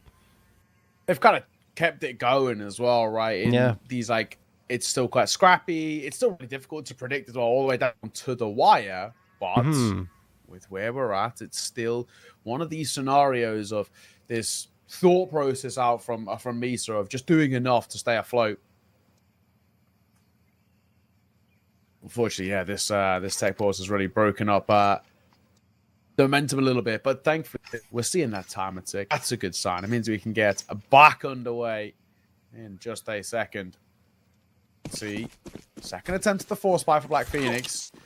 Did anything change, or is it the same result of Misa continually pulling further and further away? And, you know, if Misa are able to get another on the board as well, it extends the springboard they really get to kickstart this CT side. It puts them in a really nice spot where eventually they're going to be forced into an eco. They continue winning these rounds coming forward, and it could have all been changed if Black Phoenix had just taken a half buy earlier, full bought in towards this round here, and rather than really maybe slightly desperately taking these continued force buys. We'll see how it plays out in this round. As Black Phoenix continue their very quick pace on T side. Oh, Axis catches Hawks looking the wrong way. He's trying to support Canic over in pit, but Canic doesn't need any help. He's got to almost to the third, but soon comes in to help trade him out. That being said, we're at a 2v2, and I mean, they just continue fighting. And M-Star maybe to the rescue again. Bomb gets planted, but Topple's in a very tough spot. M-Star goes beyond the smoke, but you're looking at the utility here. It's pretty strong for Misa, and they're trying to isolate Topo now. A wild one, Topo. He's had some really nice moments throughout this series, and we need one of them once again. It's in play.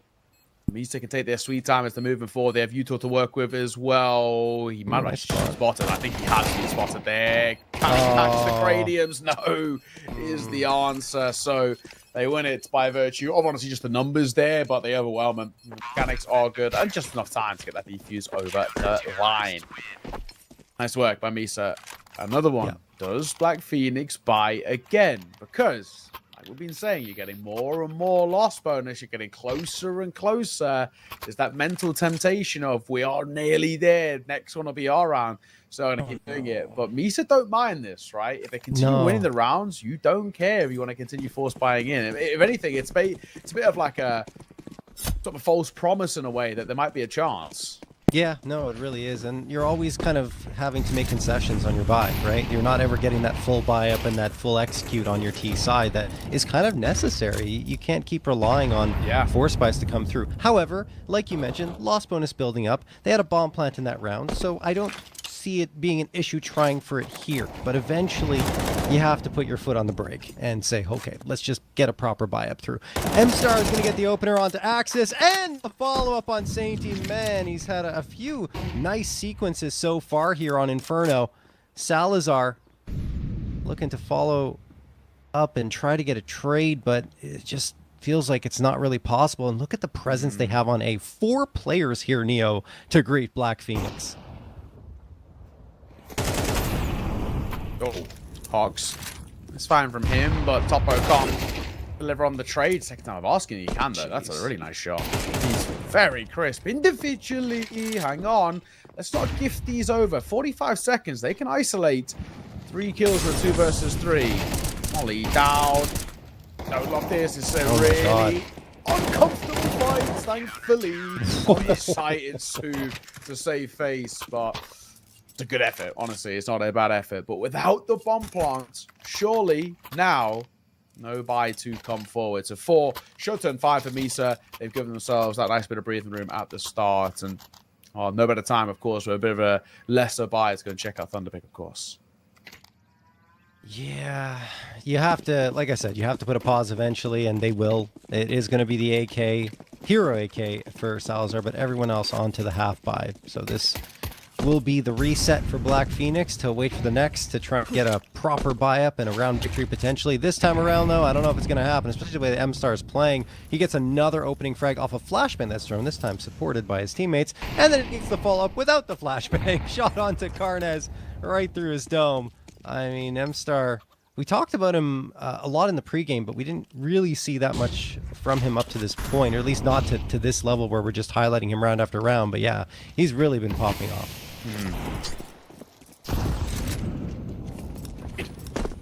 She goes a little deep there, but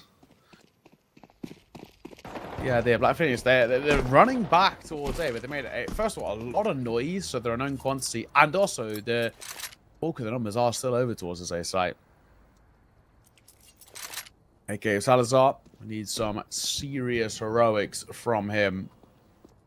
Of course, does have the support of the Deagle. We saw a insane round from Karnez earlier with the Deagle. So it feels like we can't quite discount Black Phoenix just yet in this round, but all signs point to this being pretty simple. They're moving up towards short. How quick's the reaction of Hawks once the information gets gathered? Oh, that's a nice shot for Salazar. Axis as well. This could start shifting the other direction. As you mentioned, the AK still up in Salazar's hands. Bomb planted here. It's actually not too shabby considering what they walked into this round with. Ooh, that shot a little bit more around the corner. Maybe it connects. Fox will miss another opportunity. Needs to leave it up to the riflers. Maybe he can support them on their push. Now they charge in. AK can't do anything, and it's only Axis left. Should be able to be flushed out, and he is by the pistol of Hawks. Misa do get a 5th. Every single round seems to be a challenge. Yeah, one of those where I think for Black Phoenix, you can take that very small silver lining, but if you still zoom out and look at the grand picture here, we're in that position of it being still quite concerning, right? You know, yes. We're still here where you're 5-0 down, you've not really put that forward foot just to maybe open the door for you here yet on the T side, and you're actually running out of time to really actually make this a stable first half performance. So things continue at this trajectory.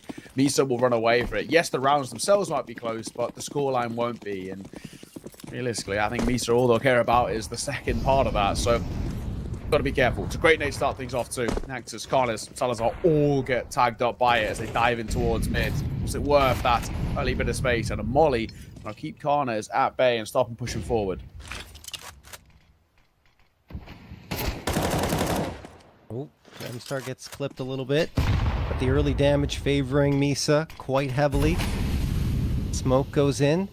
Just kind of poking and prodding Black Phoenix are across both sides of the map. You have to feel like this A presence is just a decoy because the bomb is still down at the bottom of T ramp. Topo gets an opener here. Finally an opener for Black Phoenix. That's really good news for them onto Hawks. However, that nade almost finishes off one. The bullets will get Salazar. Axis at 15 HP. Eventually, you have to imagine they're going to have to stop this advance just with the bullets that are coming through, and they do, because they also have to grab the bomb. And they do grab the bomb and head to A instead. Interesting decision. Canik catches the leg. Maybe Sainty, I don't even know if he wanted to show that leg. He's trying to draw out the peak. Yeah, that might have been intentional. Because now Topo is going to get that frag, and it's a 4v3 advantage for Black Phoenix. M-Star, a chance to stand on his head again and deliver in a tough spot. Zero box. It's delivered time and time again, and the lower the clock goes, the more strong this position is, but it really has to be Karnez denied crossing. That's the big one. He's allowed to wrap or change things. Oh, and it does. Karnez waits patiently, and as they move their way forward, he does really well. So, finally around the board for Black Phoenix. Now, the question is, of course, can we build upon this? Can we actually stabilize this T side? And the issue also on the Misa end is that they never really had that clean round victory to build up their economy. So they're actually looking at their buy up and saying, oh man, it's not going to be that great, is it? So we'll see how that ends up panning out. But on the other side, I just want to break down that previous round. Karnes did a great job kind of letting his teammates attract the attention from the site itself because he was tucked into that corner that's not often checked. And once Topo hits it, I mean, they just don't expect anyone to be up close and they just fly out and it's a freebie for Karnes after that. And once they deal with those two pieces, M-Star is easy to flush out. So well done from Black Phoenix overall from start to finish in that round. And well-deserved first one on the board. And now back to this one coming up. Looking at the money, yeah, it's a bit of an issue. You've got an MP9 of Hamas in the mix who will get the A1S, but utility is an issue. He might sell it. Okay, he does sell it. Then he buys it again and goes to a couple pieces of util. So it's a mixed buy for Misa. We'll see if they can still pull it off, though, as the smoke's going to come in immediately for top mid. Salazar sees one landing at his feet, but it will not deter him from tossing an incendiary and a flash himself. Actually, a perfectly tossed Molotov. Needle. Bounce around. Nice towards Karnes. Needle towards corner wall, but Zeus has fallen all the way back towards CT already. It's a bit more of a passive approach here, actually, by Misa in the early portion. They'd be fighting for auto control early. This time they opt against it and sort of invite the pressure and see really what Black Phoenix want to do in a round like this. And actually what they're opting for is kind of a quicker round towards B. Smoke down front side, though. So what you slow them down for now.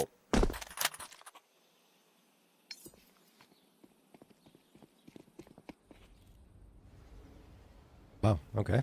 Just a standstill now. Misa, continue the passive approach. Another smoke toss. They have a smoke, an incendiary, and a flash left. That's it. On Black Phoenix's side, actually not much either. Only a singular smoke that they've just thrown.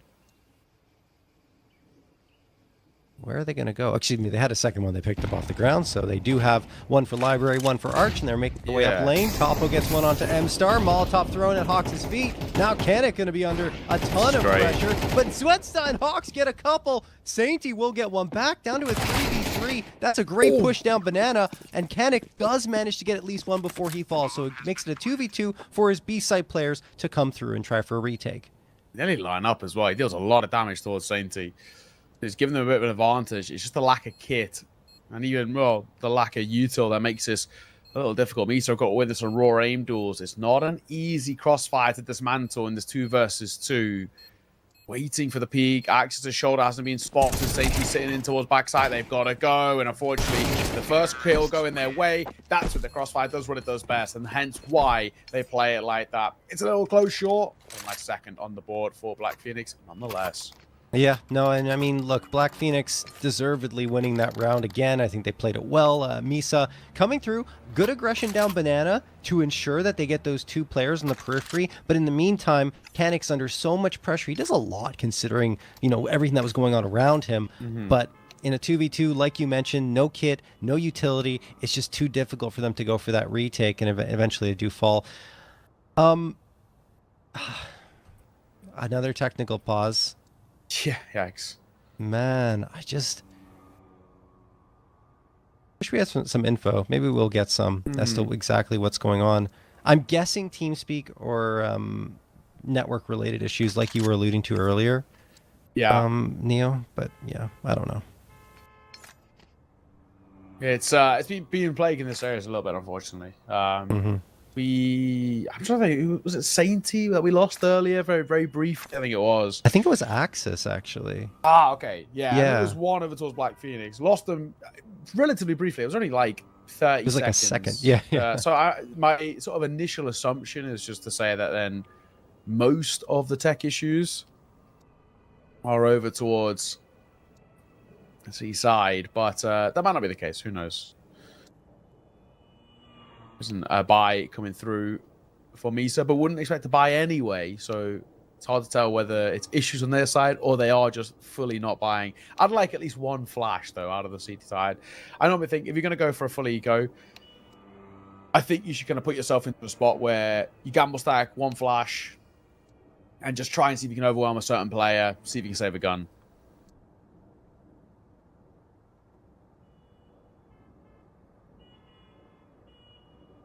Yeah, it might not be a bad idea, honestly. We'll see if they play it that way.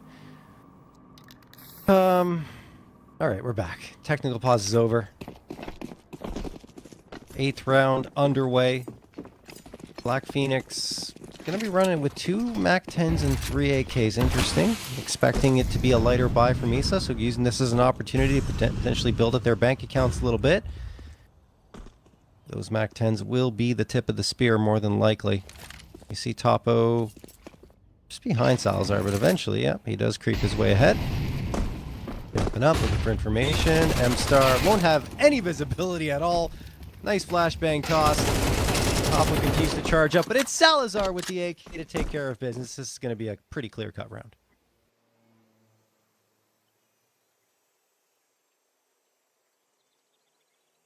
Fox. Hoping they come to him. Even if they do, might just be more money. Well, this MAC-10 of Axis, which looks to be leading the way here. Here's the last man remaining. Oh, and a couple of missed shots. So, made out the spot of Hawks, and down he falls. No casualties. Nice and simple. And, well. Yeah, 3rd now for this T side. Within 2, that's reaching distance. Mm-hmm. I mean, now it's up to Misa to have some kind of response, because it was 5-0 in their favor. Black Phoenix get 3 in a row. You've got your guns out again. Maybe a little limited because you don't have the AWP. But, you know, with M-Star doing a lot of the heavy lifting in the early goings with that rifle, maybe he can do the same here. Thing is that they've backed off from that aggression a lot. We talked about it a couple of rounds ago. And I don't know if it feels like they just don't want to do it anymore, or they want to go for that more passive play, but see what ends up going down. They're kind of being forced to the back of Banana at this point, with all the utility and access. Going to get 1 and the second. Suv and Zwedsta erased from the server, and the B site right for the taking. Only 1 player stands in their way. It is M-Star. But man, he gets naded down to 54. Within that smoke, reinforcements will arrive. Great flashbang thrown by Hawks to allow M-Star to entry back in towards B, and now he gets into the comfort of the bomb site. That is actually enough to push Black Phoenix back. That's a really good sequence. It is. And under a minute, they still do have plenty of time to reset this, but they're actually going with quite some pace here. They're flying up. They'll take mid-control early. This isn't even made of long or short. They opt for the latter. That smoking towards short makes it a bit more awkward. They know this body's here. And they try and play around it. 4-0 box. Good. 4-1, but only. Trade comes through from Salazar for a double. And M-Star, who's low, 1 versus 2, but Carnes and Salazar aren't exactly healthy themselves. First fight, fantastic. Reactions great. Salazar, he's going walkies too. This is a good M-Star, he might overlook this, and he will. Salazar, it's a great reposition because it's an unorthodox reposition. Didn't expect it. That'll be that. It's just because you kill the player in that direction, so you expect it to be a crossfire setup, which, you know, that's he goes against the expectations essentially, and goes for the swing around from arch side instead. It's brilliant. Like, it's the perfect play to make in that instance. You can't wait too long, right? It has to be within like a 3-second window, but if you do execute there, it's just very little chance the CT's realizing that you'll be there. So, well done for Black Phoenix, 4th in a row, and Misa unable to collect on their buy-up means that they will be on Nico here. That is a juicy nade. Axis down to 32 HP. And there is another one. Kanik has that nade that can be tossed as well. That's would be the 3rd one, because Axis got connected on again, down to 15. Well, Salazar gets a couple. It's still a little dicey though, as Hawks finds Topo, trades in. Kanik slips through the smoke to get Carnes down to a 2v2, and Axis only at 15 HP. Seems so often that we look at these rounds which feel like they should be pretty simple to dispatch, lesser buys, and they cause more problems than they should be. Axis, with him being low, I guess willing the AWP is the right call, but decision to be made about where that bomb goes. They don't know it. Of course, with the oversight that we have, they could just run all the way towards A. No bother. Going towards B could be a death trap, though, as both await here, and they are walking into the numbers. Thankfully, access is there for one. Will they expect the second in towards sandbags? Well, it doesn't matter. Hawks is going to get both. Are you kidding me? Misa around out of nowhere. That is ridiculous. I mean, like you said, they did actually expect it. I'm surprised they did it, but it didn't matter at all. Hawks gonna get 2 insta dings and headshots with that 5-7, and Misa pick up a surprising 6th. Black Phoenix were in control of that round, but Misa struck back. They got those little trades here and there, fighting tooth and nail, making sure that Black Phoenix doesn't get anything for free, and then, well, they got their 6th on the board in a round where, again, it was lighter investment. Black Phoenix have to call a timeout. Like, guys, what on earth just happened? That is not the way it should have played out. And it's, unfortunately for them, a recurring theme going all the way back to even map number 1, in some cases in that second half a little bit. But I think it's more map number 2 of Anubis that we harken back to, where they twice came out and looked like they were going to gain control and couldn't because they let rounds like that slip away. Yeah, I think you're right. At the very least, for me, so yes, you've lost control of what was a really nice start and that 5-0 buffer, and 4 on the bounce for Black Phoenix is always pretty scary, but it's the fact that worst case scenario being a tie game at the half, chance of taking a lead and just keeping within arm's reach. You won't care about how many rounds you squandered as long as you get it over the line. It's like a flash in towards balcony about to come through here. Oh, I couldn't be better. No, but it flashes everybody. So Kanik gets flashed. Sainty is a lucky man to still be alive. And they actually might just go on that. However, Kanik will happily take the freebies. A couple for him, gift it over. They know there's another up there too. A second nade that'll land right at the feet. And M-Star does very well. Salazar, the last man, spam through the smoke. Surely a dead man walking. It feels like they know about it, but Suze still needs to be careful. He'll lose his head, slightly clothesline, but it won't make a difference. Hawks will deliver. So despite the slightly flash, they still make the most out of that round and make it look quite effortless.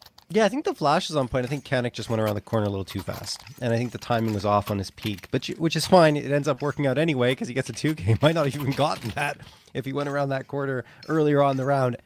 Either way, just to harken back to my point that I was talking about earlier, it's just that even though Black Phoenix, they get their recoveries on this, or the previous map and this one, it's when they hit that tipping point where it's like, oh, okay, we're finally going to get over that hill. We're finally going to get to that point where we might be able to contest and compete with Misa. They flounder, and in rounds they shouldn't. That's the worst part about it. Anyway, just wanted to mention that quickly. Salazar and Topo going to be moving up banana. Util strong for Misa. They continue to do so much damage. I mean, you're in the crossfires whenever you go down banana in the first 30 seconds of the round. Salazar's hoping his positioning will catch them off guard, but he doesn't hit the shots, so now there's no more element of surprise. And the smoke gets tossed. That will send Black Phoenix packing in the other direction. Yeah. There's also a vast difference in terms of the feeling between a 7-5 and an 8-4. 7-5 feels fine. Like, you're not worried about that at all. You know a pistol and the game's right back in your hands. 8-4, though, you have to work for that. And also with the 8-4, there's the sort of added stress of saying, okay, 8-4's it's still workable, but if we lose the pistol, realistically, we're 10-4 down. If we 4-sport and lose that as well, actually more like 11-4, which an 8-4 lost pistol could be giving one proper gun round. What? Oh, wow. M-Star, they just line up for him, and he catches, it feels like 2 with 1 bullet there. It's an 8-4 finish, and this is what we're saying. This is the real worry. Now, for this CT side, from where we're at, if you lose this pistol here, that's a 9th for Misa. If you go for the 4-spy behind it, which a lot of teams do, and lose that, there's the 10th, there's the 11th. That means you got 1 actual gun round, basically, to keep you afloat in this map. Mm-hmm. And hence why the 7-5 / 8-4 feels vastly different. At least for 7-5, you get 2 to 3 guaranteed gun rounds. And 8-4, if you make the wrong choice, and I think go for a 4-spy on a lost round, you're in trouble. So, yep, we'll see. Misa are going to take attack time out here. It really all depends how this pistol plays out, and Misa have been the better team on the pistols so far in this series. So, I mean, this is, if ever there's a time that Black Phoenix need to find it, it's right here. in this round. Try and get themselves back into it. Otherwise, a lot of it could play out exactly the way you were describing, Neo.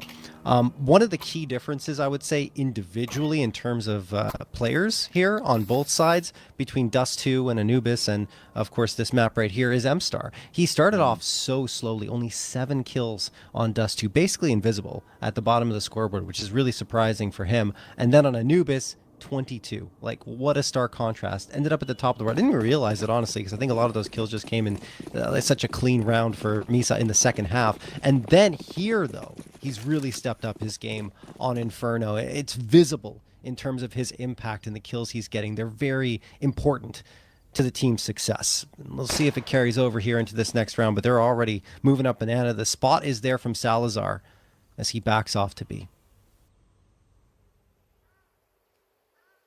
Oh, is leading the way here. Canic's got that smoke. Smoke down CT, and they can really actually overwhelm Salazar. Because of how far away Axis is. All he can really opt for is hopeful taps and spams. They spotted a new box too. Salazar, we need something heroic. There's the first. Nice find, sure, but a lot more required, and he can't quite get it. Bomb could go down 4 versus 4, but it's a very deep post plant.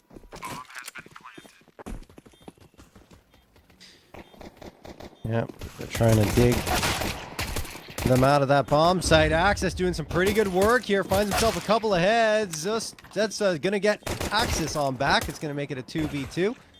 Still looking for more, and he's the last one standing. Bomb taken away. Just needs to buy a little bit more time. Headshot found, but not enough time bought, I don't think. Let's get back to the bomb for Topo, and yeah, he's comfortable. That's a defusal, and it will be 8-5 with Black Phoenix successfully pulling off the pistol round. Wow. This is at least that saving grace required. Might still be a bit of belief here for this side. Don't often see it as well, but second round all about Topo. Yeah, 8-5. Not gonna get that force, of course, off the back of the bomb plant. And I've been saying it a little bit more recently. I feel like the force buys are more important than the pistols. Pistols are nice to set you up, but this force buy, huge swing round. You kind of get a 2-for-1 special here. If Black Phoenix win it, obviously get the 6th, but the 7th should come pretty simply because money runs dry. Even with a bomb plant, there's that question of do you go for the back-to-back forces? If Misa win it, breaks the econ of Black Phoenix, they go for 9 and throw the 10th behind it too, and get closer and closer to the finish line.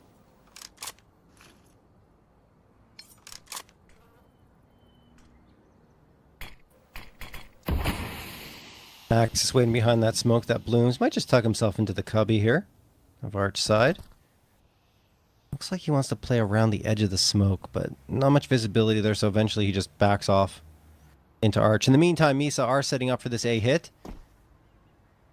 One player Balk, one Pit on the Black Phoenix end, and slowly but surely Misa are working their way up, finding holes in the defense. There's no one over at Moto at all, so that leaves in the entirety of CT spawn really open for a B crunch. This is not the greatest defensive setup from Black Phoenix, and credit to Misa for attracting them all over towards lane, because now the last two players, the 2 players on the B site are in a world of hurt. MStar gets Topo, and now Salazar falls as well after finding only one. Oh, look at this mechanic here.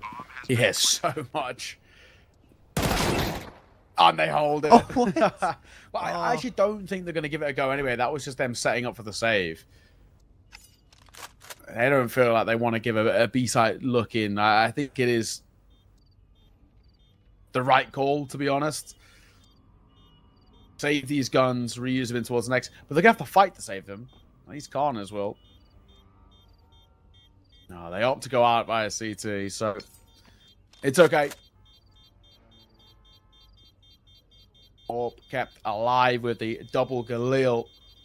3 rifles over towards Black Phoenix. Yeah, it's just a nice read of the situation, though, for Misa, realizing, okay, we haven't seen anyone towards Library, no one in Arch at all, and Moto's not being watched. They have 0 information that we're here, so let's just go straight towards that B site. Still 1 player towards Banana, where we can crunch into that site and just eliminate whatever presence is there, which was 2 players. Very well done. And at that point, Black Phoenix knew that their fate had been decided in the rounds. They decided to cut their losses and save those 3 rifles, which they do successfully. However, tactical pause called by Black Phoenix because they know that first half didn't necessarily go nearly close to the way they wanted it to. So they don't want to let this one slip away early either. What do they buy around? We've got 2 5.7s. It's still scary enough, actually. He's played well. You're seeing what damage the 5.7s can do already in this game. And the fact that they get a second attempt at the force buy is huge, but really are running out of time here. Black Phoenix, it's a 4-round buffer between Misa and themselves, and they're 4 rounds away from seeing over the line, and it starts well. It's Hawks.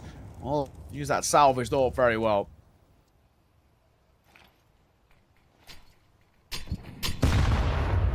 A good nade. Sainty and Karnez both taking damage from it. Thing is, when Misa expect a double man setup, they don't! Sainty sprays for 4 and looking for the ace now onto Kanik, whose position is revealed. Kanik could still win this round, even with Sainty lining up 4 kills there. We'll see what Kanik decides to do. Has to get the bomb back, of course. Throws that smoke in their direction, baits them out, wins 1 fight, but loses the other. No ace for Sainty, but Black Phoenix pick up a very important 6th round. Yeah, needed that, especially considering it didn't start well as well, right? Hawks opens up proceedings with that AWP, and it looks like it's about to be put into a nice spot for them, but individual brilliance, especially off the back of a little bit of a quiet start, and individually, may not be the ace, but it's a round that might be remembered as they were in desperate need of finding some real form. 3 rounds behind, buy back in for Misa. These 2 sides so evenly matched. Blake Galil, what a perfectly placed nade as well as M-Star will eat that damage.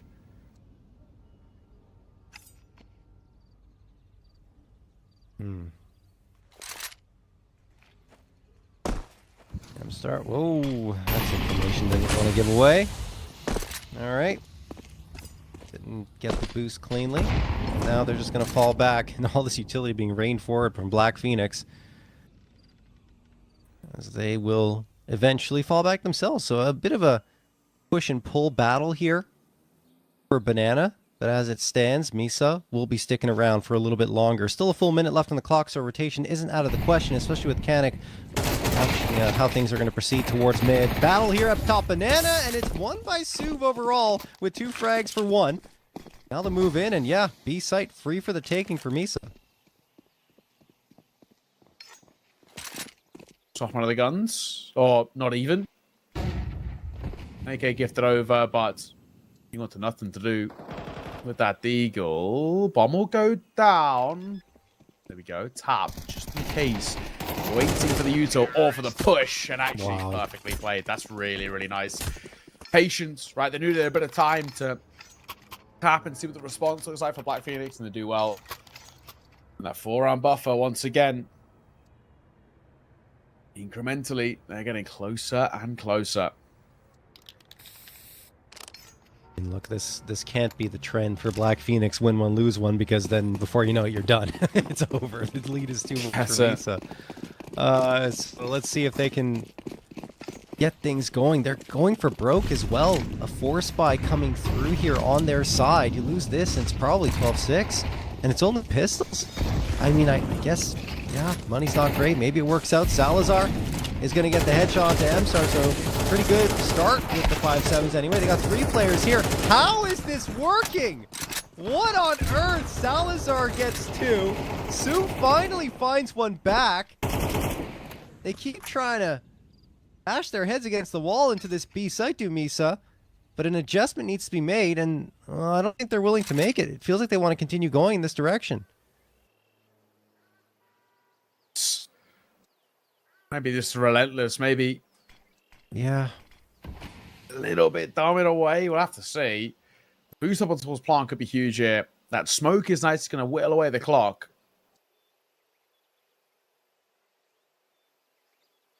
What is the plan? They are committing to this. Oh, I mean, there is no. time to rotate. And technically speaking, you're looking at this now, a Black Phoenix. They've boosted up one. This double pump of the B here has left it all on Karnes. He's at the miraculous. Flash will come round, and he gets damage off, but it's just not enough. The 5-7's over, but this bomb could go down momentarily. And actually, this is a difficult retake. There's a molly. There is a smoke. Oh my God, Salazar. I was going to say he's a known quantity. Suval swing. Peak. And that is lovely. I think Axis, unless Sainty gets a quick kill, I'll be saving this AK. Doesn't seem too interested in it. He just goes for a fight, yeah, against Kanik. This is where, you know, I question Black Phoenix because you don't need to go for it. Especially considering you forced up in this round, the save of the AK is the priority. Given that things fell apart on your attempted hold of that B site, the risk you took on the force buy, and while Sainty will catch one fading away, he can't get any of those guns. So he's walking out of this round with a CZ, some armor, and a couple of pieces of utility. It's not nothing, unless the guns can get blown towards him. Does he get one? He does not. So yeah, this is, yeah.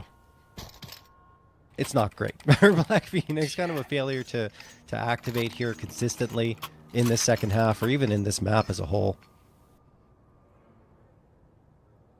Yeah. Yeah, and you have to force up again. True. Force blast coming through. Also good chime as well. Check out Hot Spawn just saw on the screen. Look at this. This potentially might be coming to a close very, very soon, considering they're buying down to basically 0 each and every round and hoping for the best. Axis will get the first. They took the second. Oh, actually, the trades come through thick and fast. Kanik. I highlighted his name a little bit earlier. It's been an up and down series from him, but in the previous series I've caught, he has been the hero for this Misa side. More so than kind of Hawk, so I think, you know, holds a lot of the sort of stats or M-Star in terms of the name value. Kanik's are really good, and that's a little bit of it. Brilliant stuff. Karnes, last man. He's caught on the edge of that smoke. Wow, that is a statement of a round as it's mapping series point. And this is that risk of that force buy for Black Phoenix, right? Not the previous one, but the one before it. You know, you put yourself in such a bad position economically, scoreboard-wise, everything, that you feel trapped and just forcing to the finish line. You never want that to happen at this level of play, in my opinion, because you're just putting yourself on the back foot repeatedly. And you see that Misa's now got 6 opportunities here. They may only need 1. It's 3 MP9s, a 5.7, and a scout on the side of Black Phoenix. So they might be sending this pretty fast. Yeah, there they go. Misa going out, and the duels favoring Black Phoenix. Salazar again with a lot of heroics. Is there another nade here? There is, and oh, Kanik almost gets the catch onto Karnes. He jumps around the edge of that smoke, but he will miss the shot. And while, you know, he keeps those 2 players at bay towards A, there's still another couple near the B site. Let's see how Misa decides to play this out with 1 minute and 20 seconds remaining. Okay. What? Topo loses his head. That is a crazy shot. 1 minute to work as they move forward in towards this site. They're a little bit unconvinced just by the lack of any other information around there. They're wondering, where is everyone else? They know it's to be seen, so post-spawn can be set up. Salazar's one put in the grave. You've got Karnes with that AK and Sainty with the MP9 and an HE. They need some real fortune to make something out of this, and it feels very, very unlikely indeed. A smoke down CT and one in towards Alana. Surely seals the deal, and it does. What a post plant to be played for them. They were so ready for those fights, and the flashbang was ineffective. 13-6, Misa. That is a great showing. I had them initially down 2-0. Yes, they drop a map, but that's the Misa side that I've been used to seeing recently. Really, really clean Counter-Strike, and that's a little bit more like it. And unfortunately, Black Phoenix, despite the strong start, squandered chances. I think it makes it all the more surprising that they didn't perform on Dust 2, right? Because of how convincing they were on Anubis and here on Inferno. It was very, very nice on their side. I think M-Star coming to life really helped them out.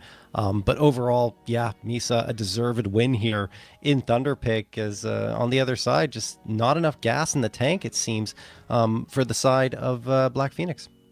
Yeah, and I wonder as well what the future kind of looks like for Black Phoenix, because they've been going through so many of these changes as a roster. Yeah. There's obviously a lot of talent there. You can kind of tell by some of the rounds we see. It just feels like maybe a bit of a lack of depth. I think an issue for them has always been like when they either were playing with their coach or they didn't have a coach. It's like this is a side who have the right firepower there, maybe just not the depth in terms of the calling, and then trying to get to that level is always quite difficult. But flip side, Misa, like I said, I've caught this on quite a bit recently. I'm getting kind of impressed by them. I think they're a side who really actually look kind of solid. They don't have a kind of a dedicated star in a way, but they have so many different individuals who can step up, and they all have their own moments and their own maps. So yeah, a pretty sick series, all things considered, but a bit of a marathon as well.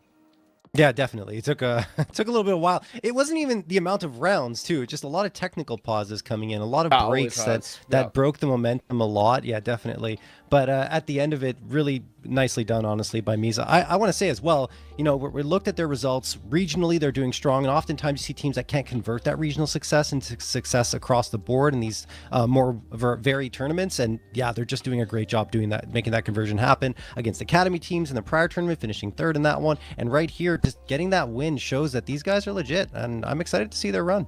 Yes, yeah, exactly that. But for now, we're going to throw to a break. When we are back, we're heading into our final game of the day. Bebop taking on Falcons Force. That should be starting in about 15 minutes time. We'll be on the desk a little bit earlier to break that one down for you. So sit tight. See you soon.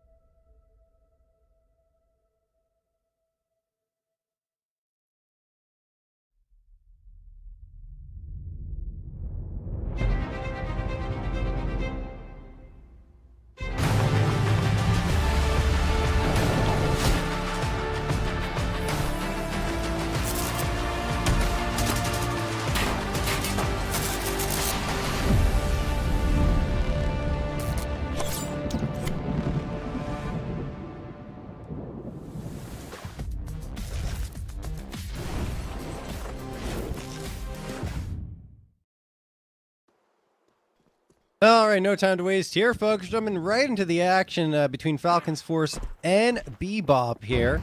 Falcons Force, the academy team for Falcons, of course, and Bebop, well, you've probably seen them a lot before. Maps we have on the table are Dust 2, Cash, and Inferno, and Lavked is going to get the opener here on towards Vino. Also, just to note that our Sapix is standing in for Cloxy.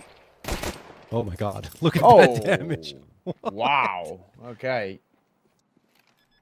Bomb should go down here. Oh, but they look for a fight. Doolies can't quite catch the head. Red Z to the top. She forks. Terrible time to quick switch. Little weird here. But the Doolies do well. Nucleons gets caught. Nice start for Bebop as they take that first round. It's a very scrappy one, though. Yeah, super scrappy. I mean, what did we get? Like 8 kills in the span of like 5 seconds there? It was so instant. But anyway, either way, Bebop will get their first round, as you mentioned, and no bomb plant means no force buy for Falcons Force. Got the P250, the Deagle, and that's it in terms of investments for them. So yeah, I mean, we talked about it very, very quickly there, but how are you feeling about Clock Scout and NATO in? I don't know. Interesting, because I really haven't caught NATO play in a while, so I wonder how much he's actually spending time in the server and, you know, how crispy he's looking. I guess I'm going to find out right now. Yeah. Maybe not. I think he may have a technical NATO's issue. not here. Yeah. Yes, I think he has a technical issue. I mean, the round's live anyway, so unfortunately there's nothing that can be done. The round will still stay because that's just how it is. You know, he was the last one left alive in a 1 versus 4. Won't change things, but terrible time for him to fall out, that is for sure. It's stage fright. As soon as you started talking about it, I was like, oh no, I can't. I gotta go. Yeah, he's like 1 versus 4. It's like, I do not want any part of this, actually. So, no, thank you. Okay, he's back now. This tech pause will end quickly since NATO's back now. But either way, Bebop making quick work of Falcons Force on their eco. And now it'll be 3 AKs, 2 Galils.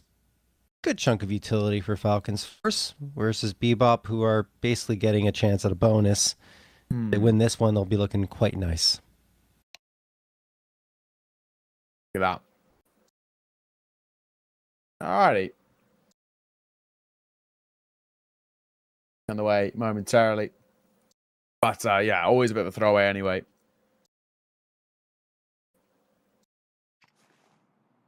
And how does it look now for Falcons Force with the guns back into play?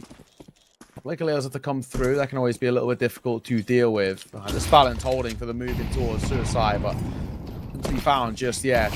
A bit more of a passive approach actually for the T-side initially, not going for that long control and happy to give it up towards Bebop.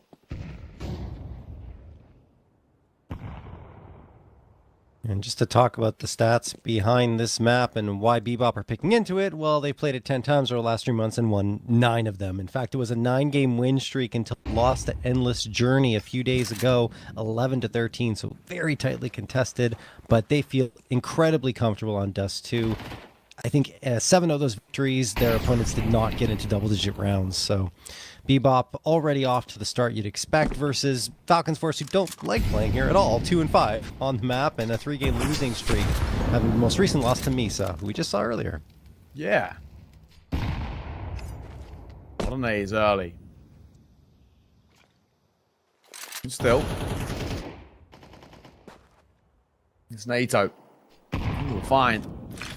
Despite, so we were kind of saying, I wonder what he's going to look like individually. Well, shot from him. I'm going to try and move up towards shore.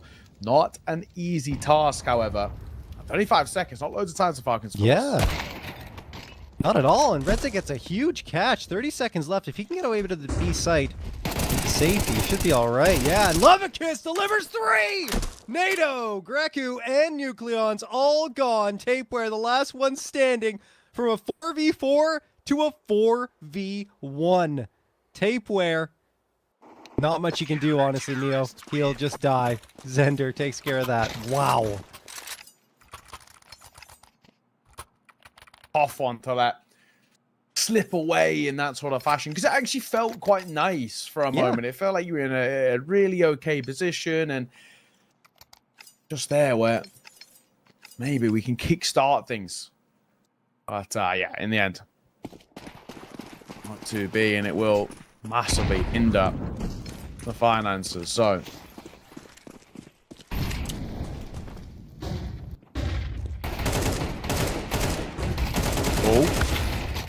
interesting fight.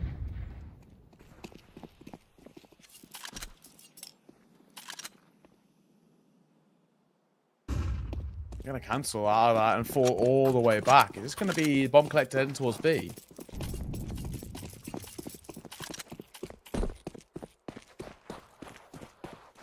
Okay. What can you do with this Falcons Force? You got a kill. You got some presence over at the B site to deal with. Not much. Just one player in Red Zed. However, not much firepower on their side. 1 minute left. Love a kiss finding tape where Lavked can be a very hot and cold player, but when he's on, he gets really scary. Red Zed going to get that frag onto Veno, and then the rest fall shortly afterwards. It's going to be another round victory for Bebop. And another technical pause. Yeah. I wonder, is this on the C side? They kind of seem like they're all moving. Oh, it's Bebop. Ah, yeah, it's it.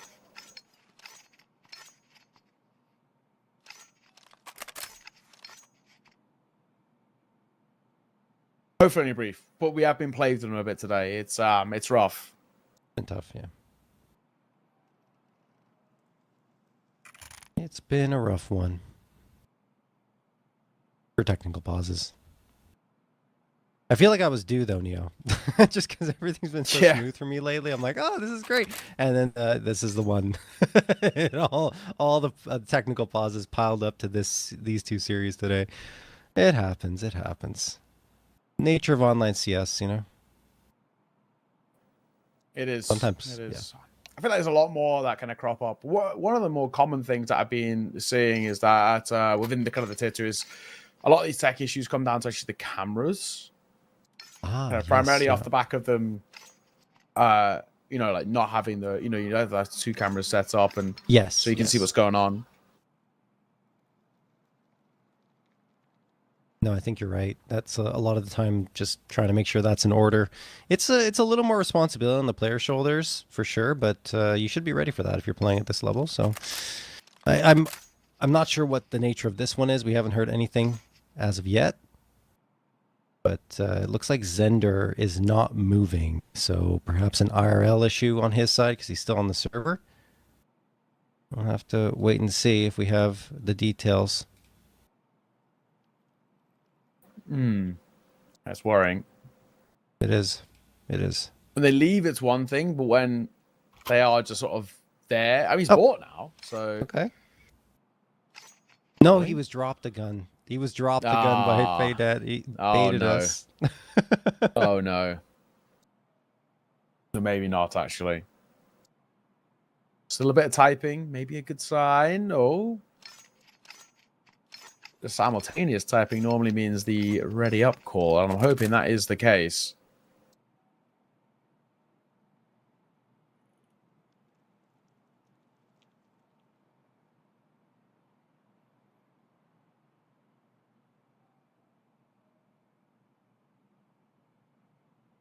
I think they've all gone silent now, so I'm not sure. Yeah.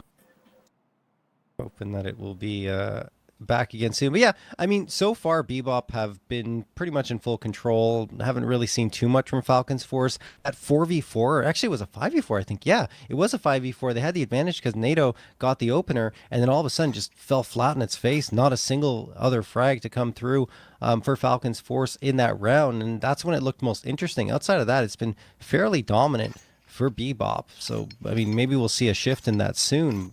But the fact is, they've won their bonus round at Bebop, and their economy is looking really good. Their bank accounts are flooded with cash.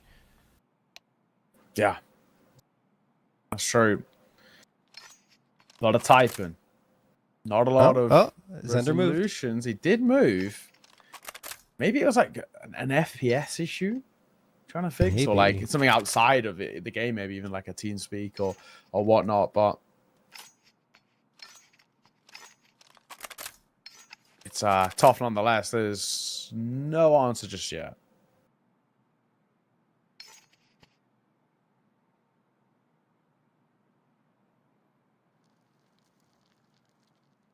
You had a chance to see a lot of cash yet, Neo? An okay amount, I'd say. Yeah.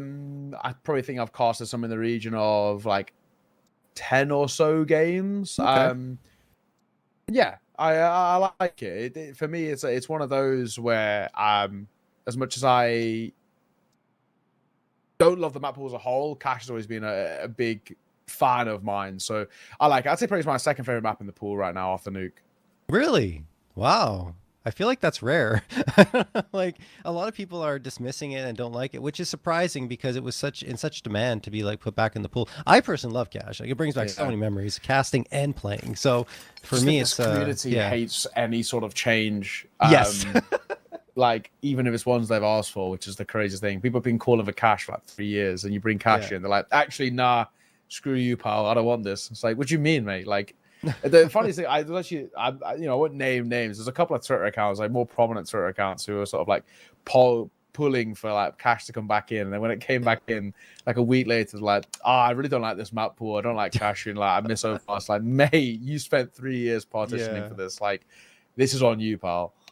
I think the only thing we can both agree on is that Overpass being pulled out was a bit of a surprise. Like that is the only, especially because it's the map that they most recently worked on. They already took it out once. Brought it in and they take it out again while Inferno still survives. I mean, I even had a conversation with I think it was with I want to say maybe Maui I was talking about this with, and it was sort of saying like along the lines of like it's one of the maps that probably just needs a little bit of a freshen up. Oh no, I think it might be in Yumi actually, but yeah, it just needs like a freshen up. It's not as a bad map. It's really loved by the community and is like the most played map across like basically everything. But it's just kind of the fact that it still looks a little bit old and maybe a little bit of a freshen up in terms of like just graphics wise.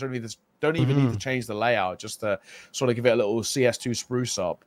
But Inferno, it's got to go. I just feel like it's a map that most people really do dislike, and you can even make arguments at Ancient. I think that started to fall out of favor with a lot of the pros and even the community as well.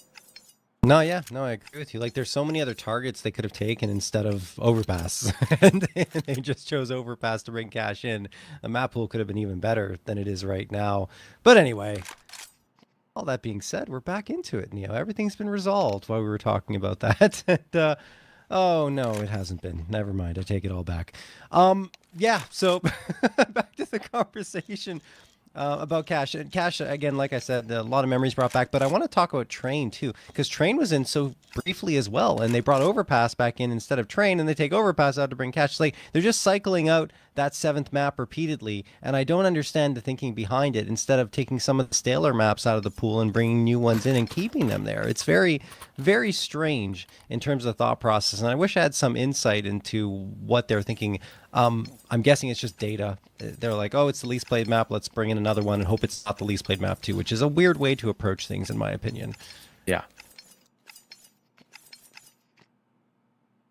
Agreed. Finally back underway. Zen is here. Let's go. Let's see. Hopefully this is what we get. That's it. That's the only kind of tech pause, and we can on with the rest of it. Hopefully.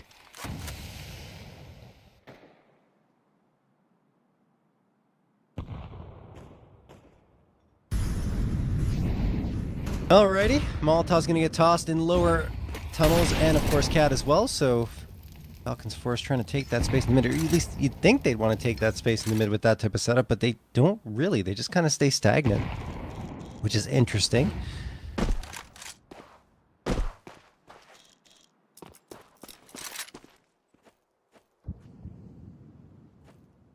Well, eventually they get it.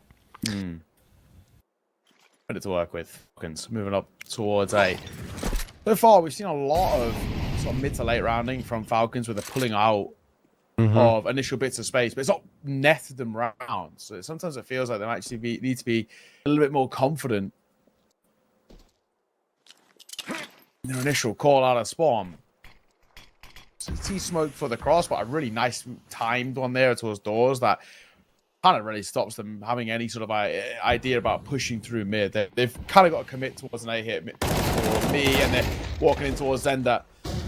Back off the tech pause and with a kill. All right, Balance going to get one as well, and Lavked trades it out. 3v2 for Bebop. It looked like Falcons Force might be pulling something together, but now, as the round and the timer ticks away, they have to hit some tough shots, and, well, they're not going to be able to. Lavked continues his run of form, 10-1 now. Multiple rounds where he's had 3 kills or more. Or I should say 2 rounds where he's had 3 kills or more, which I guess counts as multiple. And it's 5-0 in favor of Bebop. All right. They're doing a very good job at the moment on their map pick of feeling very comfortable and pulling further and further away.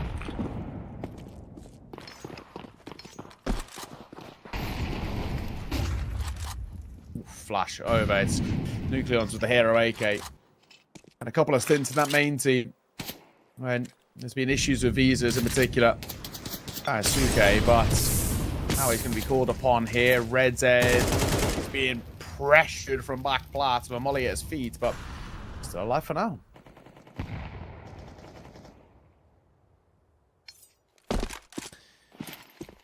See if that hero AK delivers anything. Again, the slow play coming through from Falcons Force. Even as you mentioned, we haven't gotten much from it. And look, they're just eating damage right now. Zaydet will get dinked, but he's not killed, and he'll do the killing, in fact. Vino gone. 5v4, 5v3. The bodies continue falling. Finally, a response from Greku. Lavked his victim, which is a good thing for Falcons Force to take that piece off the board, but they're still at a man disadvantage, and have to be careful where they decide to take their final approach. If it's A, it'll be a problem. If it's B, well, there might be some success here. And it looks like it might be B.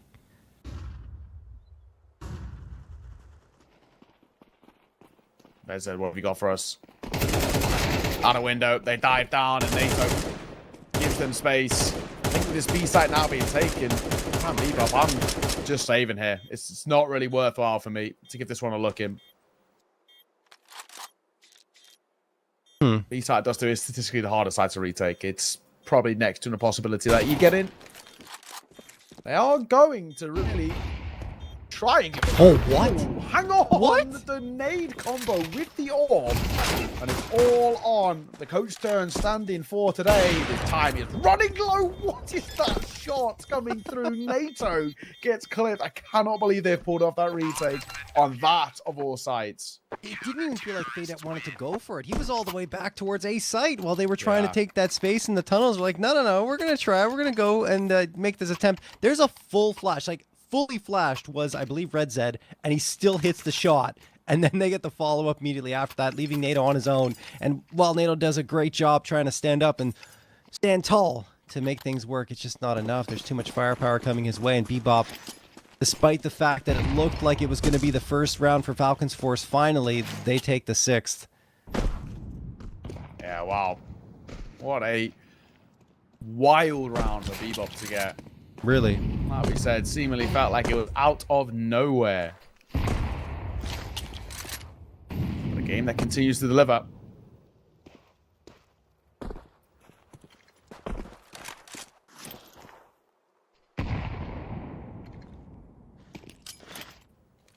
Do worry a little bit for Falcons Force setting rounds like that slip away. Ooh. Nucleon's lucky to be alive here. Itis Balance won't miss his second opportunity, though. That's arguably the harder shot as he hits the head of Nucleons as he's trying to boost up, but he had to line up for it. 5v4 in favor of Bebop. 1 minute left. Falcons Force just need to show some assertiveness at this point. Go for a quick play. There it is. Tapeware finds the headshot to Itis Balance. Molotov goes in for CT. A-side, very vulnerable. Zender has a lot on his shoulders to deliver, and he does get the first one. A lot of damage taken. Man advantage gained, but it's quickly brought back down to even numbers with that trade coming from Long. Veno looking to do a little more damage here. Do they overlook him? They do. NATO's going to be the one to get it, and Greku gets the second. So Veno's just there, not really spotted out, but is helping his teammates make sure that they finish the job. Red Zed, last one available, 1v3. up in his hands and no interest at all in going for this one. In fact, well, he'll die. You know, I don't know how he gets that kill, but that's his second of the round, so the coach delivering. Yeah. Big step up. Doesn't look too shabby, NATO at all. And hopefully a little bit more to be had out of this. And if that is the case, finally we can get Falcons Force around a bit of consistency. And finally just getting around on the board is nice to see. You know, something where it feels like a round you can build upon. Not very expensive, so because of that, really sure up. Econ. It's a super messy fight, but then Zender comes in for support. And Vader and Zender will open things up well. Nucleons and Veno first, 2 to 4. They both struggle to reach their impact thus far. 1 and 8 for Nucleons and Veno. 2 and 7 for him. NATO spotted. Actually happy to let him just fire on his own there.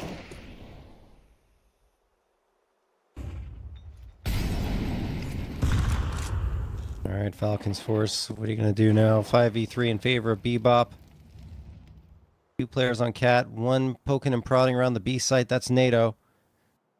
Sitting at the top of the scoreboard here, and not by a small margin. 4 frags ahead of the next one, Tapeware. Raku lines up some utility, but while he's doing that, Veda throws that smoke in. This is going to be difficult for them to get into this A site. NATO's down to 17. He got tagged on the other side towards the B tunnels. Fadet continues to play sentry here around A, and I mean, they're just not going. Falcons Force failing to activate. Do they want to save? Highest balance. He's waiting for a push out from door. I don't think necessarily he'll be given it, but can't see how with this time left they can make anything of this. And you can see they're already soft saving anyway. Bit of a poor round. The initial couple of kills come through out towards long, and then they just can't really make anything of it. They sort of hope that the fights will be gifted over towards them, and they're not. Bit of an easy one for Bebop. It's always worrying as well when you see a T-side kind of round with 3 saved for that length of time. That just shows they just run out of ideas. Yeah, and also being down 6-1, and that's your last ditch. Like that's your result. Sorry, in the round. Ugh, it's not great. Let's see what they give us in this next one. I think they just need to go. I know it's not. It's more simple, but just go for a quick push sometimes. Just get yourself into a better rhythm or out of this slow play that's just not working for you. Some teams can make it work brilliantly, but in this case, when it's not working and you're down 7-1, just go throw a flash out long, try to get something going a little bit faster instead of just hanging back consistently.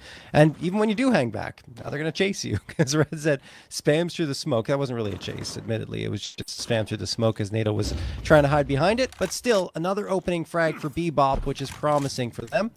And now, Falcons Force trying to get that mid to B smoke out. Molotov thrown to try and slow them down. And I do want to give credit to Bebop for slowing things down, but Falcons Force are the ones who are choosing that path. This eye disbalance takes care of Tapeware on his attempted peek, and there's nothing behind it. The belabored one. Get here. Second can't be found for either balance. Did they expect another? Not that close, they don't. Oh my god, we need some support, and thankfully at range they'll get it. That was a really scrappy, slightly weird round. Very easy could have fallen flat, but it doesn't. Again for Bebop as they make it an 8th. And a sizable gap and a stellar first half in place for them. Yeah. It's not inspiring from Falcons Force for me. It's a lot of just like individual efforts across the map. There's really no buddy system being played, like in terms of getting trades. It's not happening. You're just losing a body for free, and it's just happening round after round. I don't know. This timeout is necessary, I guess is my point, is for them to talk things over and get on the same page.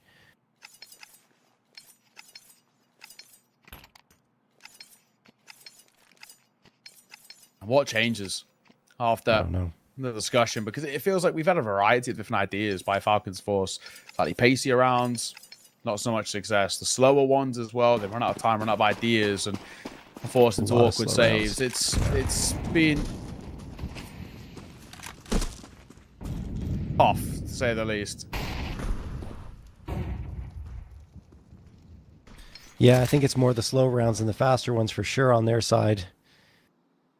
And another slow one. At this point, if I'm Bebop, I'm looking around a little bit and saying, okay, where can I push and poke to try and put the pressure on even further? But they're just going to stick to their game plan, which I can't blame them for either. Nice nade tossed in. Greku takes a little bit of damage. Another one will follow it up. That's just to break the smoke.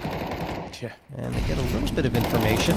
Incendiary gets tossed. That'll put the pressure on even further. Greku has to try and back away, but a couple of bullets clip him, take him down even further to 37 HP. 1 minute left on the clock, and they continue just to bide their time around middle. There is a bit of a rotation into the upper tunnels. All right. Just, yeah. It's the early damage, but it's the time that worries me a little bit. 45 seconds, and it feels like they're no closer to a site than they were a minute ago. And now trying to do so, it's just Red Zed, this anti-fire shot close is really kind of sick. But the AWP is not holding anymore. They're moving forward. AWP's under pressure. They get a shot. Damage is good, but I would say not good enough. And Red Zed now waits for the rotations to come to him on the cross. NATO Sappings, I don't think he needed to go for that fight. And he'll lose his life and maybe a very valuable person as Benno also follows suit into an early grave. It's all on Tapeware. The IGL got to bail them out here. Pistol pulled out, but Favicus's rifle who sees it off. It's a little closer, don't get me wrong, but it's still another round on the board for Bebop, up to 9. It just feels like to get that plant, it cost them way too much. Because they were trying to go for that pincer attack from mid, and the tunnels, the mid prong never really got very far. Lavked has taken care of that. Or excuse me, it might have been Zender or Redzet. I don't know which player it was. I'm forgetting now, but it's all right. The fact of the matter is they shut it down, and then the B hit, yes, it gets through, but then, like you mentioned, a bit of an unwise peek from NATO, which brings it down to only 2 players in the post plant, and there isn't much behind it. So, Bebop get a 9th round. At least Falcons Force are rewarded with the slower play with a bomb plant this time, so that's good. But they need to be able to do it more convincingly. That's what's been really lacking. All right. Let's see what this round... Okay. Let's go. Greku gets 1. Lavked is isolated to only 1 as well and traded out immediately. So that is promising. Yeah, we didn't quite see it, but it sounded pretty sharp at least. But it is only a 1-for-1. But numbers are still good for Falcons Force. Briefly. No, Bro. boys, that's the bomb. Oh, no. NATO Sappings and Tapeware.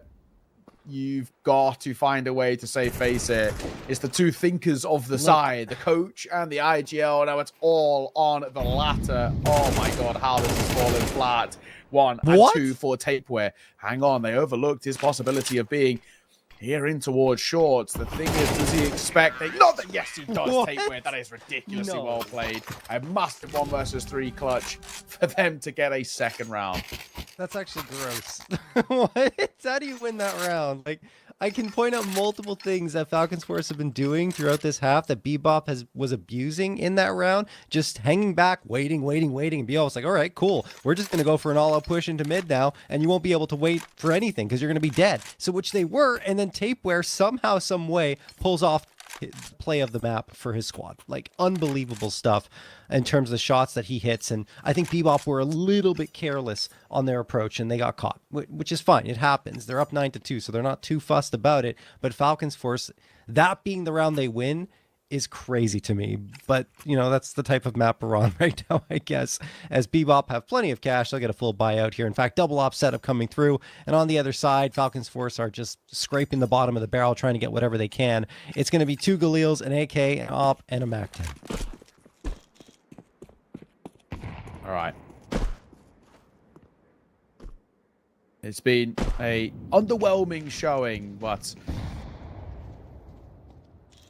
get yourself to spot of a 9-3, get a pistol and a force buy behind it. Maybe we can start to believe briefly. Xander's pushed up towards left-hand side.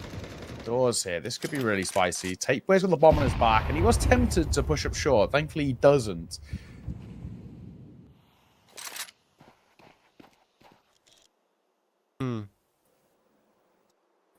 Greku.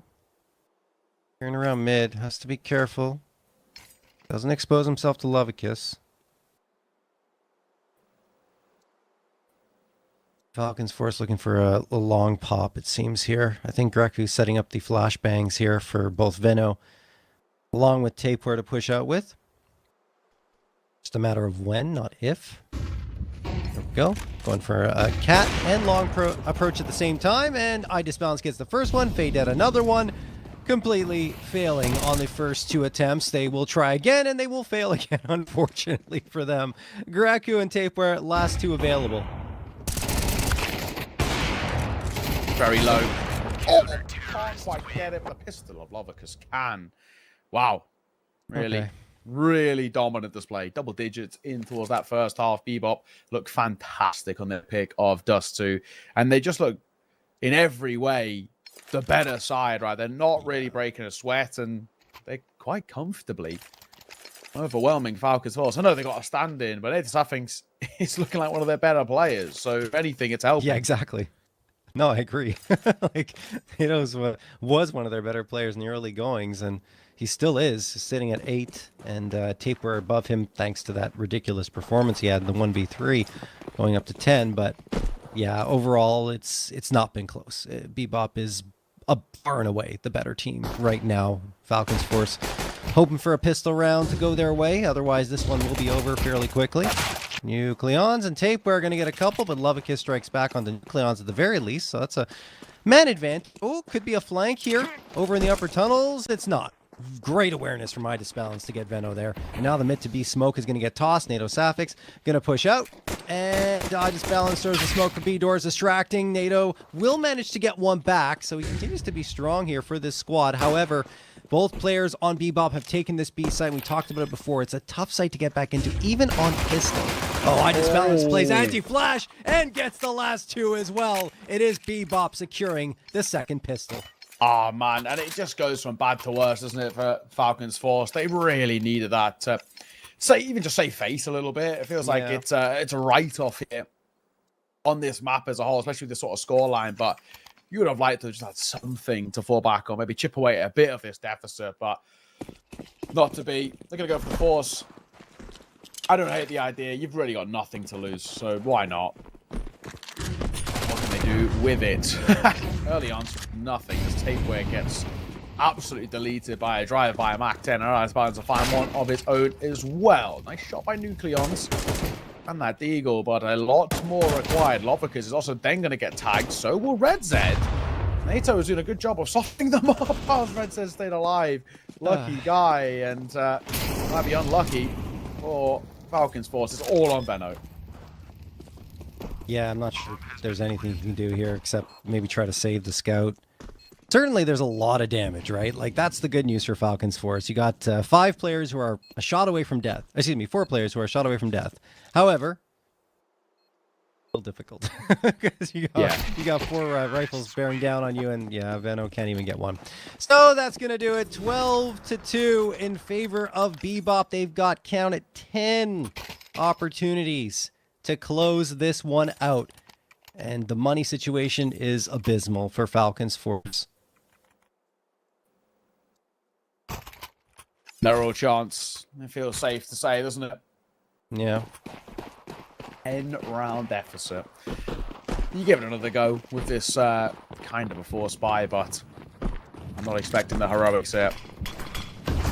Smoke down, swing on the corner. Veno going to get himself on. He's full blind. And Greku managed with that scout as well. He gets all the icons. So maybe there might be a little bit of life left in Falcons Force.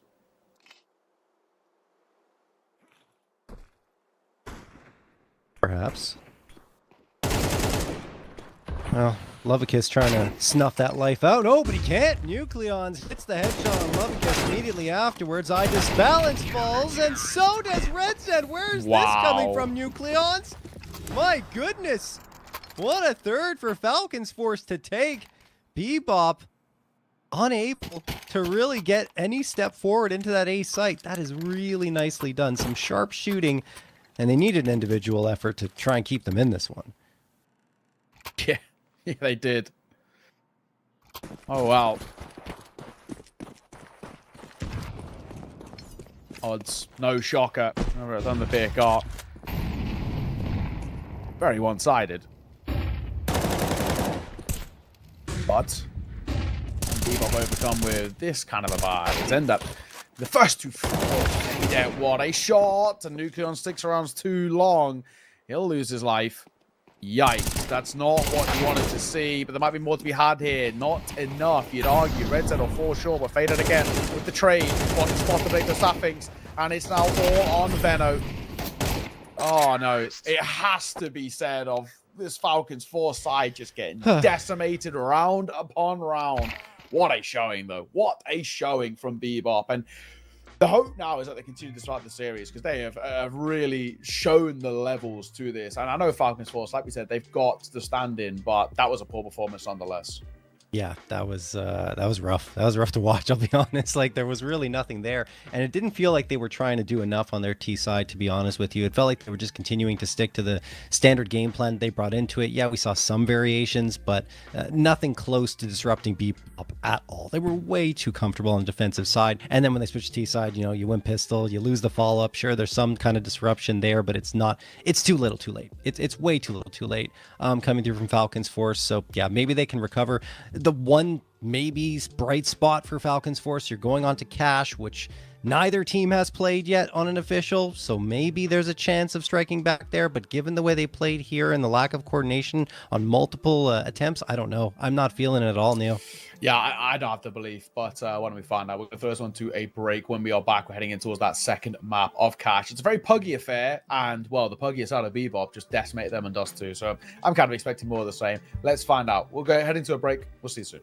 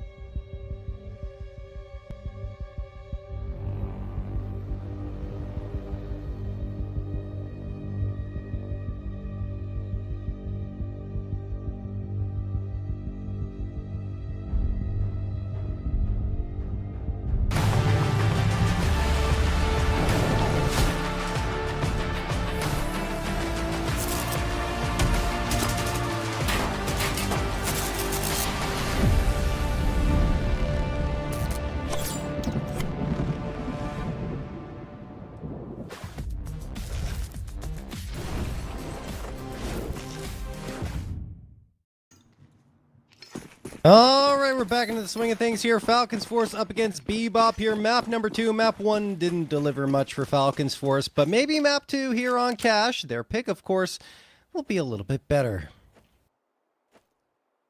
We hope. Whether Yes. that is the case, we'll have to see. It was, yeah, extremely underwhelming from what we got. Let's see. Boost coming forward. Oh, it's some labors that taps on both sides, to be fair. That being said, Iceman's going to be forced all the way back down towards Highway. Didn't going to come forward on towards Zender. They're going to now take some control into Con, but they're walking towards Fader, and there's a pretty good crossfire hit because on the other side, Red Z is there. That's the bomb spilt forward. And without a doubt, I can't see this one being salvaged. Surely no way in hell. Veno, Nato Safek sees something quite special. I mean, Veno has sight, which is all but great, but it doesn't matter about the C4. Yep, exactly that. They don't have to fight him either. They can just wait, cover the bomb, take fights when they need to, and there's NATO, gets one, but immediately traded. Not really much of a fuss for Bebop. Veno, what can you do? 4 headshots? A clutch round victory? Perhaps? There's the first. 27 seconds left, though, and I'm pretty sure Bebop aren't going to give him much to work with. Yeah, they're going to force him to take the fights. Maybe fighting a little bit more than I expected them to, but it doesn't matter anyway. They're just too many bullets for Veno to deal with, and Bebop will win their 3rd consecutive pistol round. Yeah, they really have just an air of sheer confidence and brilliance about them. And it's that bomb being spilt that really completely kills the Falcons Force side. No bites come through. Should be a simple second. And you can continue just bringing things further in your favor and getting closer and closer to taking this within 2.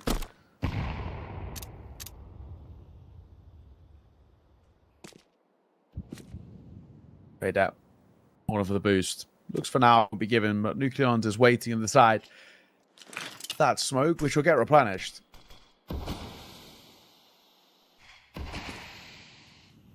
Still plenty of time left here. Falcons Force, despite the fact they only have the Glock, still biding their time. And Idis Balance doesn't want to wait any longer. Takes the initiative into Garage, gets the frag onto Nucleons.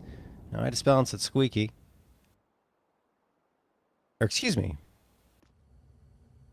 My name's crossed up there. I believe it is NATO. That's Squeaky. Either way.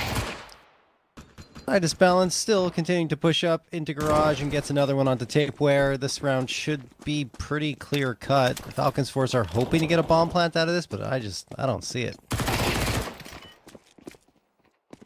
Definitely not. Bomb is dropped, and Zender will get the last 2. Yep. Oh, wow. 2-0. Good money to be made there as well.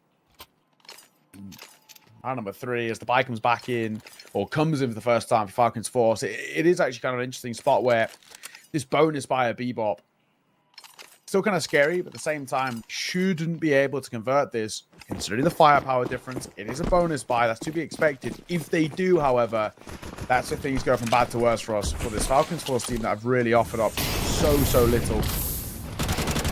Babas up close. Hey, dead. Oh, 2. Make that 3. Are you kidding me? The lack of trade.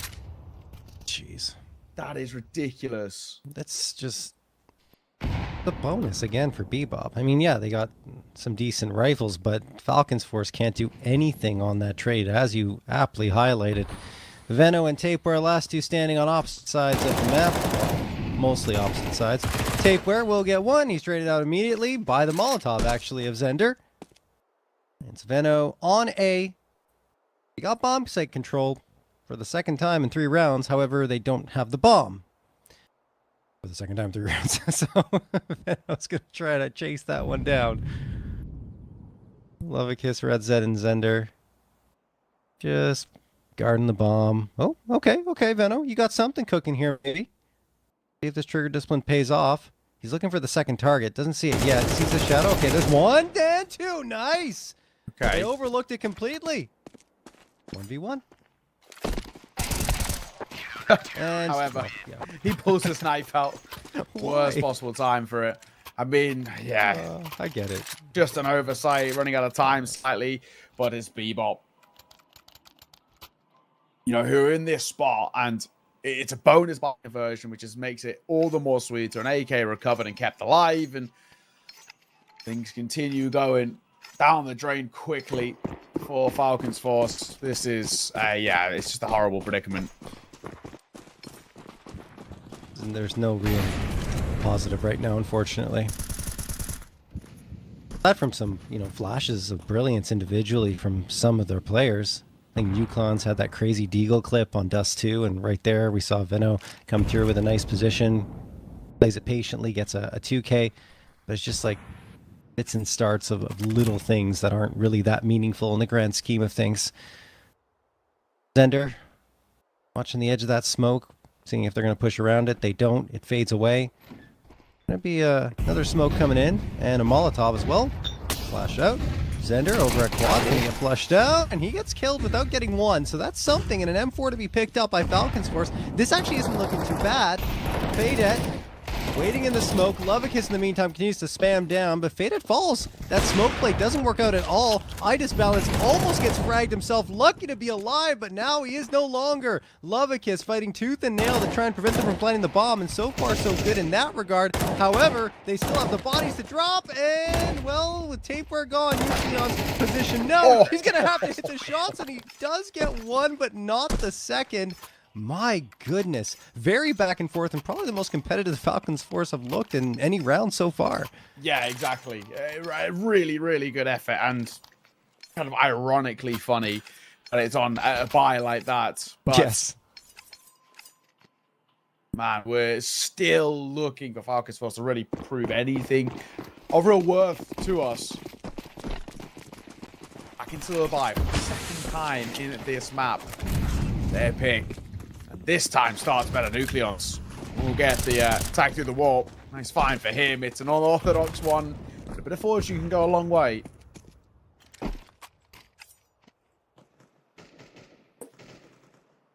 Indeed it can. Flash out for Fadet in towards A main, and then he falls back after not seeing anything. Don't want to overstay your welcome in that position because you can easily get fragged out. And another flashbang comes out. He spots out Greku, and Greku can't connect the shots, but Veno will. A-side gained here by Falcons Force. Need to ferry the bomb over, though.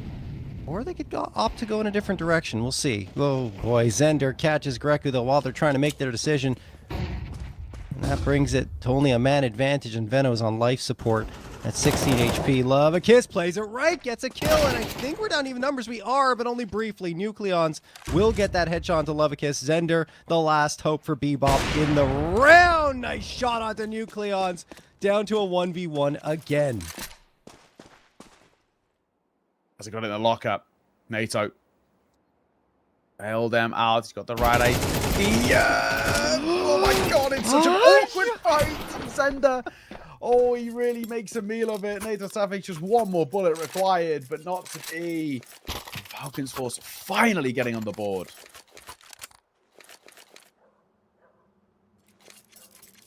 Wow, that's a nail-biter of a round, honestly, for Falcons Force here. If you're Falcons Force, you want something a little more convincing, but at least it's been back-to-back rounds where they've been competitive and getting trades and looking a lot better than they did on Dust 2. However, even with those positives to highlight, it's still 4-1 for Bebop, and they need to have something else behind it. Bebop are going to go for the 4 spy, even though the money isn't great. It's going to be 4 MP9s and the 5.7. And off that 4 spy, they're getting aggressive as hell. They're pushing up in every direction that they can, trying to make this map a lot smaller for Falcons Force, and succeeding in doing that because they're spotted out so much information, knowing that no one's gone out towards mid yet, nor into the B site. They know that's probably A. Yeah. Tapeware. He's taking the molly. NATO will fall. 3 versus 3. Not an impossible round to recover just yet for the CT side, but bomb will be planted. Need over back. Quads. Doesn't do the damage as intended. There's so many smokes down, it makes this really difficult. for them to actually get in. Double stack in towards quad is often overlooked. That second player. I just balance has the Incendiary. He's got to toss it. There you go. That's going to flush them out. That could make things a lot more difficult for Falcons Force. They're trying to get around it. Oh, he doesn't see the spot and his teammate falls. Yep, that's it. Falcons Force have managed to string together a second round victory. And that will yield them a good amount of cash too, right? Because 3 players survive. That's the convincing round victory they were waiting for. It was a force buy for Bebop, so now they can finally string maybe 1 or even 2 more rounds together in a row.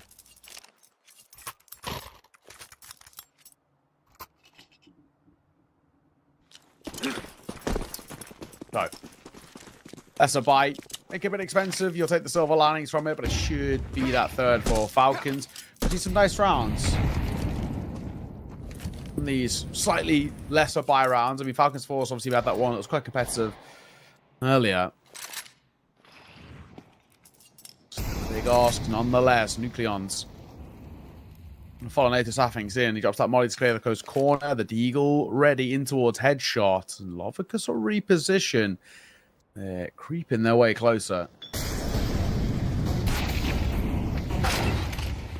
Okay, Lavked, what are you doing? What are you cooking right now? Just an appetizer. As Nucleons, Veno, and Greku will take care of business. Falcons Force not too fussed at all in the anti-eco. And now the guns will come back out for Bebop.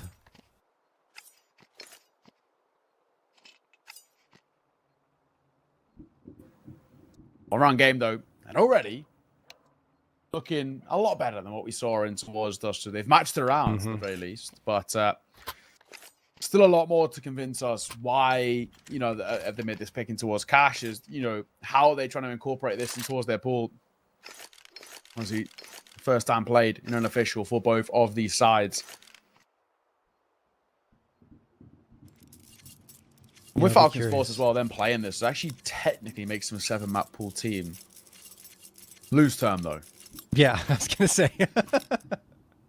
I mean, you play 7 maps, but does that really matter? I'm not trying to be mean or anything, but... As we saw on Dust 2, right? Yeah, exactly. Unfortunately. And that's one of the ones they play at fair decent amount. It's their joint second most played map. Yeah. So, yeah, the map pool is definitely an issue. For sure. I mean, there's still a quote-unquote fresh team, you know? So there's room to grow, for sure. But right now, pieces aren't coming together the way you'd want them to. At least not on map 1, maybe map 2, maybe here on Cash. It's their secret weapon that we haven't seen yet. I'm not convinced just yet. Red Zed gonna toss the nade in. And now a smoke gonna come out afterwards to try and recycle that smoke and keep this Falcons Force team at bay towards the B site. However, NATO is gonna push out. He wants to gain the space regardless. And Red Zed catches him. Wow, that's a great catch too. You get the opener, you gain the space. Faded in the meantime on the other side of the map is taking damage. So is IDisbalance. What is happening over there towards mid? I think it is. And then Red Zed falls. Yeah, onto Greku. Greku and Nucleon's both very low, but same for IDisbalance and Fader. And in this really weird spot, they're going to gamble over here, but it might actually be the right call in a sense. Molly will flush out the Heaven player. Zender gets his kill. Fader then falls. It knows he's another here, and they're going to cancel and try and move back, and it's a race in which they'll win towards A. Yeah, they win the race, but there's no bomb yet, so Veno's going to have to take his kill cleanly. He does. That's good. Second one as well. Nice. Veno cleans up house. Bomb will be planted safely. And Lavked is the last one standing. So Falcons Force coming through. The decision to pull the plug on B was the correct one. I mean, it was also the correct call from Bebop, like you were highlighting, to go over and stack that site. It's just that Falcons Force had the opportunity to retreat. They saw the clock was a little bit low, but it was still worthwhile, given all the information they'd gained, that Bebop were towards B to try A, and it works out well.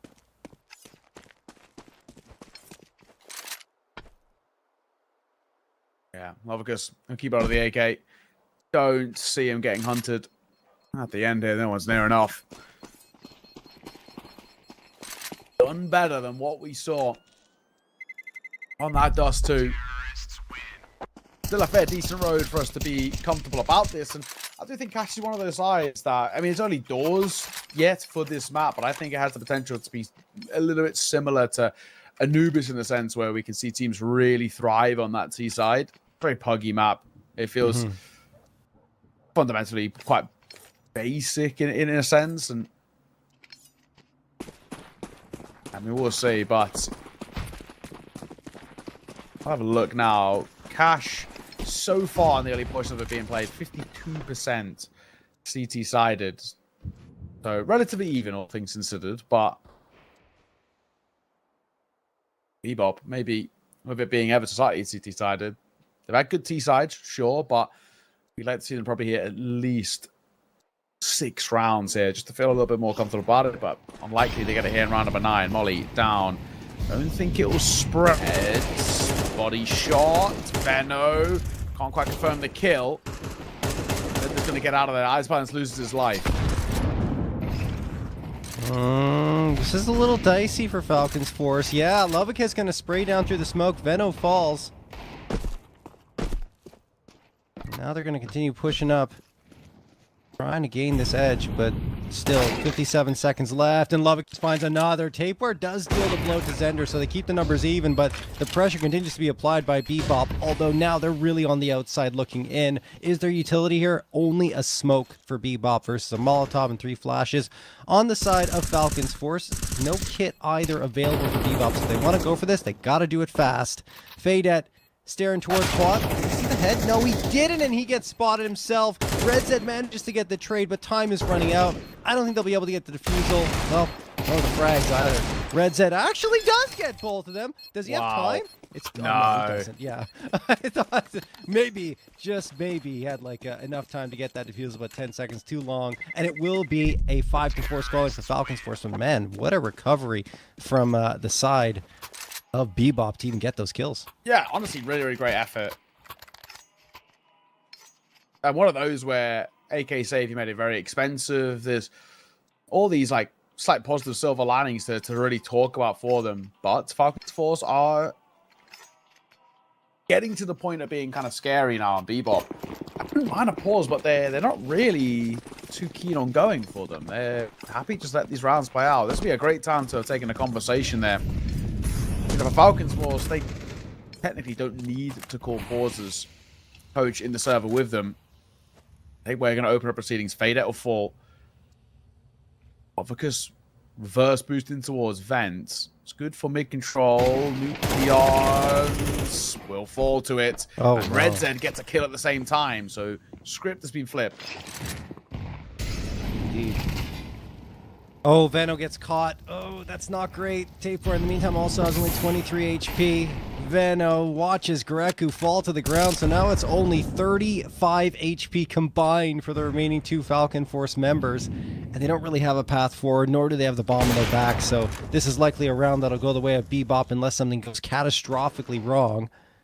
And yeah, Tapeware being lost means that Veno's probably just on a mission to try and keep this AK up and running, but he's got 54 seconds left to save it.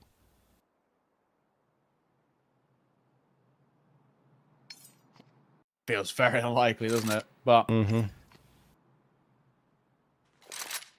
think for him, I was gonna say, yeah, actually, there's positives for both saving and for actually just going to see if he can make it expensive. I personally would actually be going to look for at least a kill here. I think you're in a spot where you know you're going to buy back into us next round, as is the rest of the team. And sort of the benefits of actually making that CT econ a little worse for wear, but with 15 seconds left, he'll tuck, and that'll remain that. So Bebop tied up. First time in a while we've seen them find success, and we're still looking for them to hit that magic number of 6 for us to feel comfortable enough. Counter-terrorists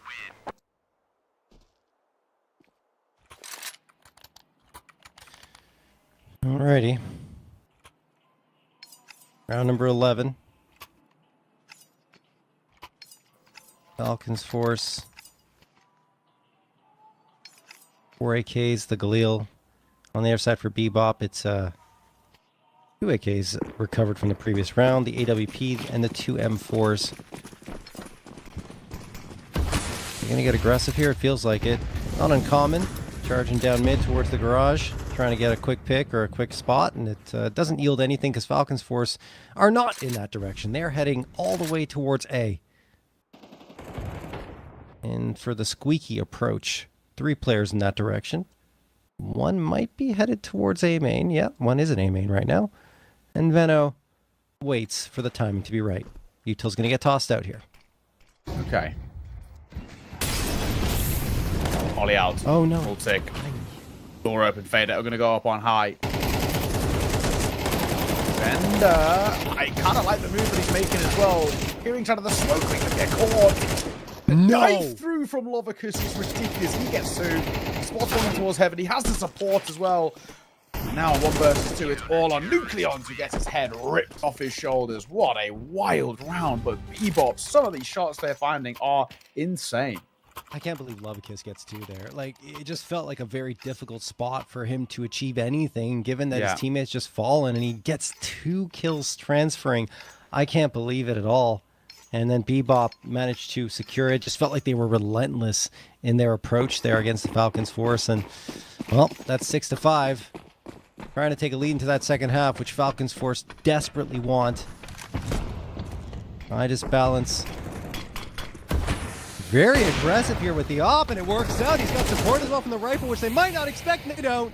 NATO and Venno erased. Red Zed decides to get another one before he falls. Tapeware, along with Greku, last 2 standing in the hopes that Falcons Force can get themselves a tied scoreline into that second half, but it feels less and less likely. Tapeware trying to grab the gun, actually gets a kill in the process, and then another one. What's happening here? I just balanced saying, okay, well, I just got that opener, and then we got the follow-up, and now we're staring at a 2v2?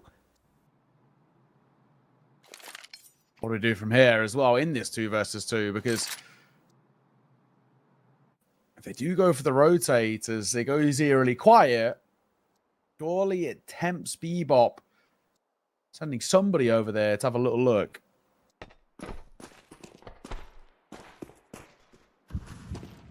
Yeah, they're moving with pace.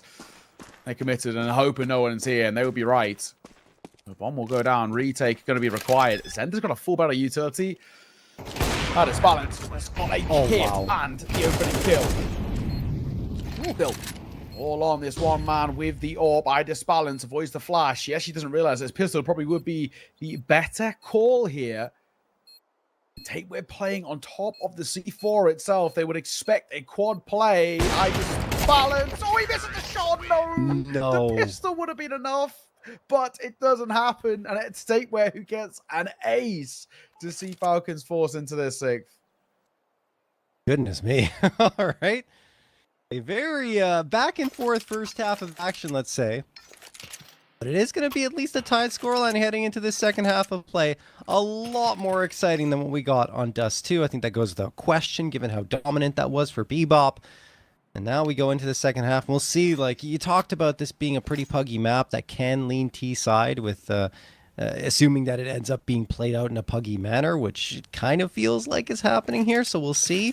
But so far, you know, leading to that tied scoreline, Falcons Force couldn't find it. Maybe Bebop can. Yeah, it's true. Well, the success on pistols has been obviously paramount for them. Yeah. That's why we see, you know, a bit of a break and a conversation before heading into it. Falcons Force know the importance of breaking that statistic against them. Will that be the case? 6-all, though. It's just about enough for Bebop. But get the pistol and kickstart the T side well, and we can start to believe once again. And I do feel like this is a side that really can lean to a very, very good T side just because their individuals are so sharp. Yeah, no, certainly. I think Lavked in particular and Red Zed have had some really good performances over these first few halves of play. Let's see if they continue it here into the final one of map number 2. Tapeware, waiting here.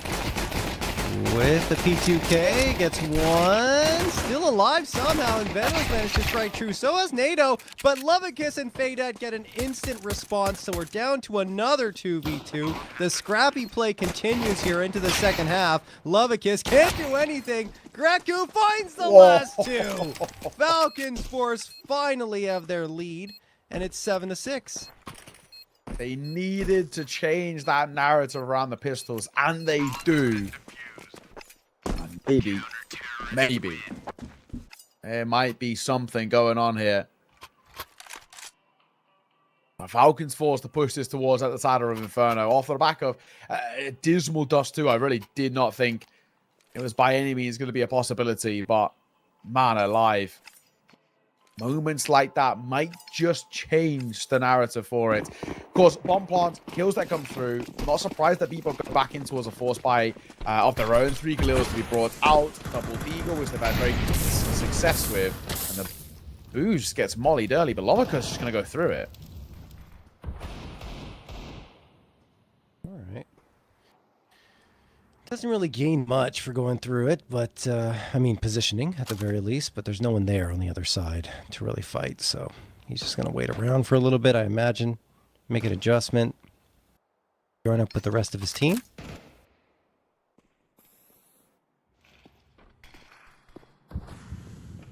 I disbalance. Yeah, in fact, they're going to join Lavked towards me. Yeah.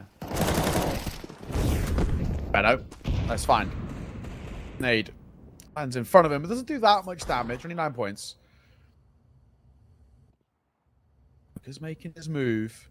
He can drop down here, but of course, got to make noise in doing so. But nothing spotted. He's a known quantity in checkers, but still, does he look at the Nathos Affix on a elevator position? The answer's no. Very rarely would you check that. It'd have to be a pretty superb flash. And up close, it's easy for Benno. Oh my god!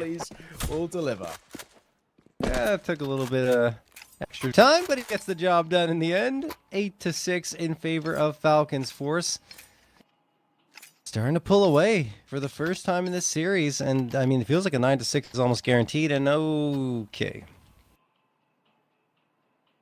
just when it feels like things are starting to really lean in their direction, you've got a match pause, and it looks like a technical issue on their side. That's the worst, but it's happening right now, so they gotta sort out whatever's wrong and get back into the swing of things. Yeah, had a couple of them. Last one was fairly long. Hopefully. Quick resolve, and we can get back underway. It should be a 9th to follow this for Falcons Force. I mean, a bit of typing. Generally is a good sign. There's some upgraded pistols, but can't see how Bebop can make this one fall in place. So this Falcons Force really, really misplay it.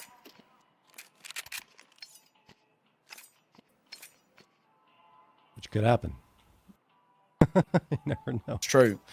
We've seen already in the previous series how many misplays there were on rounds like this, so who's to say it can't happen again? We're just getting that smoke ready to be thrown for a main. The deep one gives the advantage of pushing up around it. Lavked going for that wall spam.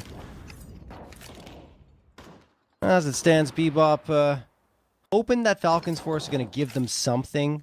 Maybe get overexcited, push an angle, and they can catch a frag, but so far not happening. Although around mid here, this angle for iDisbalance could get interesting, especially if they push around from garage and are able to do something, but they can't. Nucleus immediately dismisses Redvet, and iDisbalance just cannot collect the shots, but he finally does. Problem is he loses Lavked in the process, and while he will fall down, he also goes down for the count to Greku, who's just dealing all the blows. He finds 3, and Zender will be the last one standing. Not a terrible effort. Have another nade. Nade sees him off. It's one casualty, but Falcons Force a 3-round buffer. That's making this a bit exciting now. Doors definitely opened up, and Bebop are Worst possible time falling flat. Still yet to offer up anything on this T side, but second attempt at this gun round to come through. Just one Galil to come forward for Red Dead as he bolsters up the utility, but out of that should be good. Spamming a little bit more would have been good for them, but it doesn't matter. Greku's there, posted. Tunnel vision in with that orb to net the opener.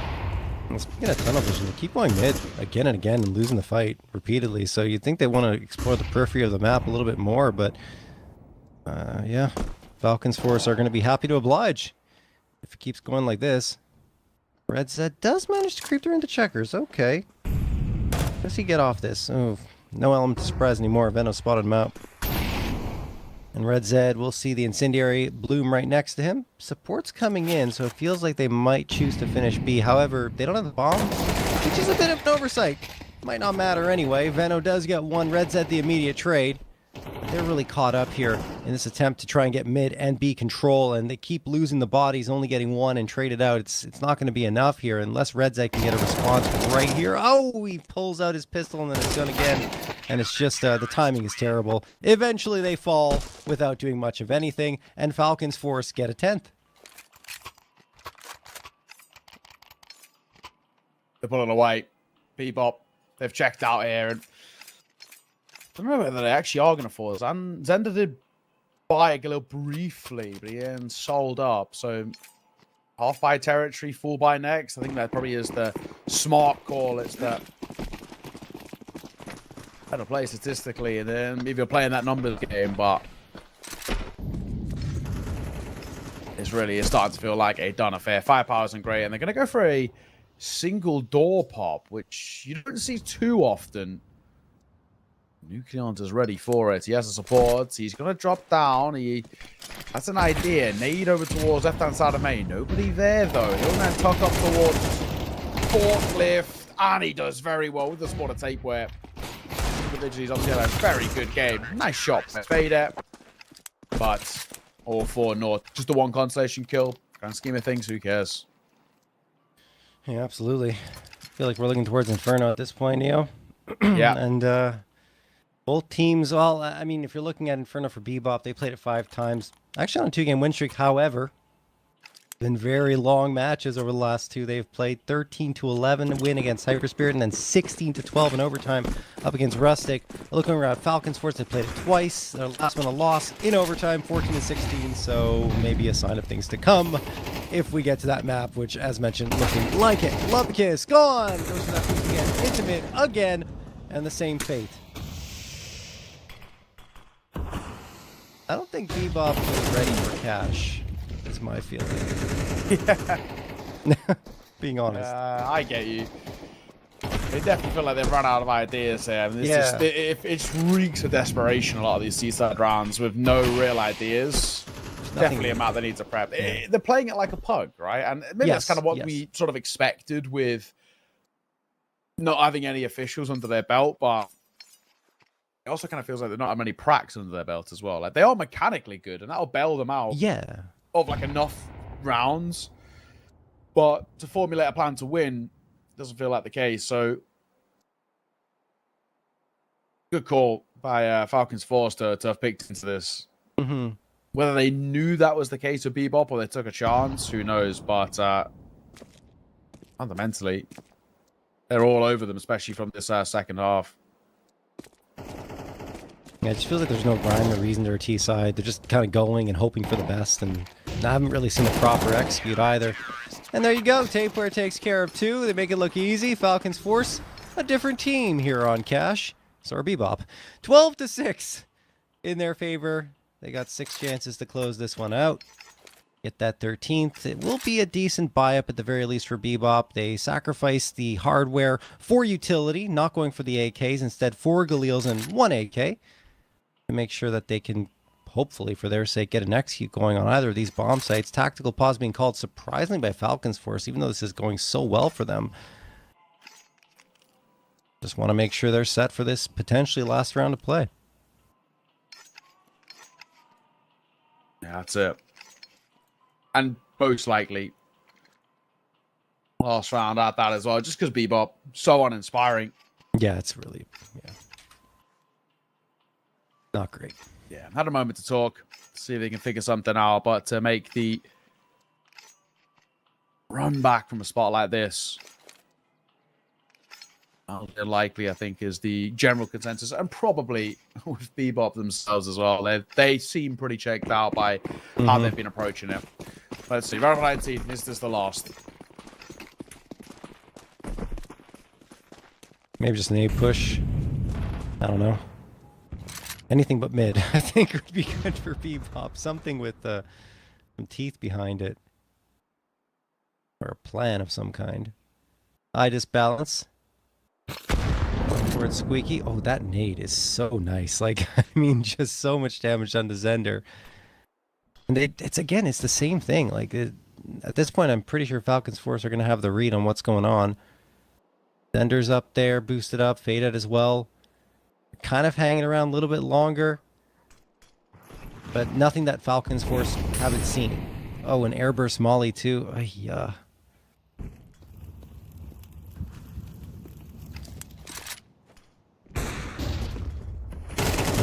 Nucleons. There you go. Zender's gone. That's fine. There's that opener. There's the steps. I think on the second leg spotted. Nucleons delivering. He's a really good map after being slightly missing in towards map number 1. Not there was many standouts for Falcons Force, but of course he's a more of a notable name, having played for the main team a few times, and he's found 3 in this round. I just balance spotted and dropped through the door. Wow. Okay. Beautiful. And with that being said, 13-6 after getting destroyed map number 1. They throw it right back at them with a dominant display there on Cash. Their map pick, and it opens up a conversation. Now what this Inferno is going to look like, it's really up in the air. Yeah, no, flawless in that second half too. Didn't lose a single round. I don't know. I feel like Cash might be the outlier here, and here's why. Because obviously Bebop haven't played it much, and they did not look like they had any prep done on their T side. I'm not trying to be mean. That's just the way it looked. Like they were just trying to look for the quick little plays that might work out, find an opener, hope for the best, and nothing happened. It just wasn't going to, because Falcons Force obviously prepped for this. However, going on to Inferno, yes, it might end up being close, but I feel like on a structured map that Bebop are familiar with, that they have proper callouts on, that they will be the superior team. And we might get back to more of what we saw in Dust 2, but I'm not sure yet. We'll see. Yeah, well, let's find out. We're going to throw this one to a break, and when we are back, it is map number 3. Our decider up next. Sit tight. We'll see you there.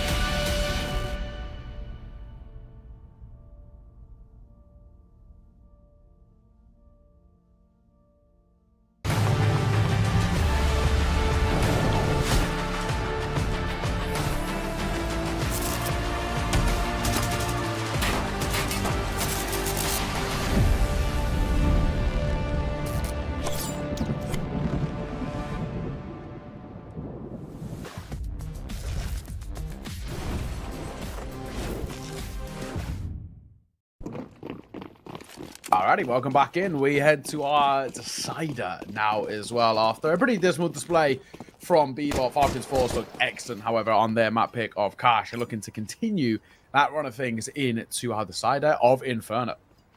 Yeah, we'll see if it happens. Obviously, Bebop were clearly not really ready for a cash pick, so Yes. going to Inferno, this will be something that they've done many a time before. In fact, a 2-game win streak, but it's been a while since they've played here, back in June, in fact. And Greco's going to get the opener onto Fidette. Falcons Force have a clear path into the B site to get a plant. Now, into the site they go. On the Bebop with the numbers not favouring them, and that's the situation. This is a very difficult retake to pull back off. They do have a kit to work with and a flash that looks like it's going to send them in coffins, but they're not exactly masking where they look to make their move. They've made a lot of noise moving in towards church. For this flash, in it comes. Flash over. Ineffective to Greku, but same can't be said for the initial players in towards water. Still, doesn't matter. They're buying time. That's all they need to do. Play the clock. It's their best friend in this spot. Oh my god, the kill's gone through quickly. The 180 nuclear. What? Got nuclear. What a 4K from him. Just when it felt like this was falling apart for Falcons Force, Nucleons has gone huge. That's insane. It's the second time we've seen Nucleons do that. Just unbelievable stuff from him.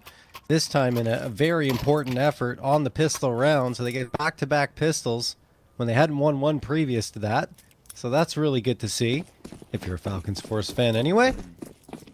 And now we're going to the second round. No force buy for Bebop. They're just going to bring in the pistols, which means that this will be a lot lighter in terms of the amount of damage that they can do.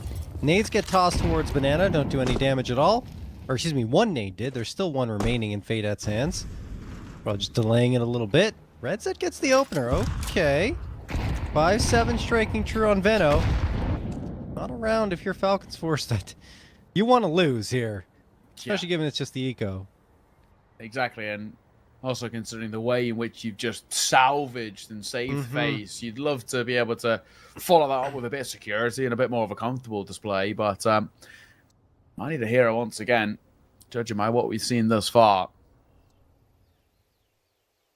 Always that 5-7, which can be such a threat. Presence towards B, it's only one, and the immediate runaway. Nucleons doesn't want to stick around to potentially lose his life, so yeah, he's going to double back. This time, he's got support with him.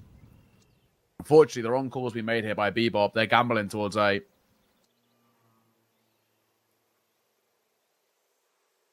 Yeah, and it's going B. Zender, the only one within the vicinity, and he won't be able to do much with just his USP. I mean, I can't blame them for gambling. You have to, given the buy-up, and hope that you're correct, but they were not in this case, and it will be a Falcons Force second round as a result. I mean, and you didn't really actually invest that much. So trying to go for more damage here actually won't hurt at all.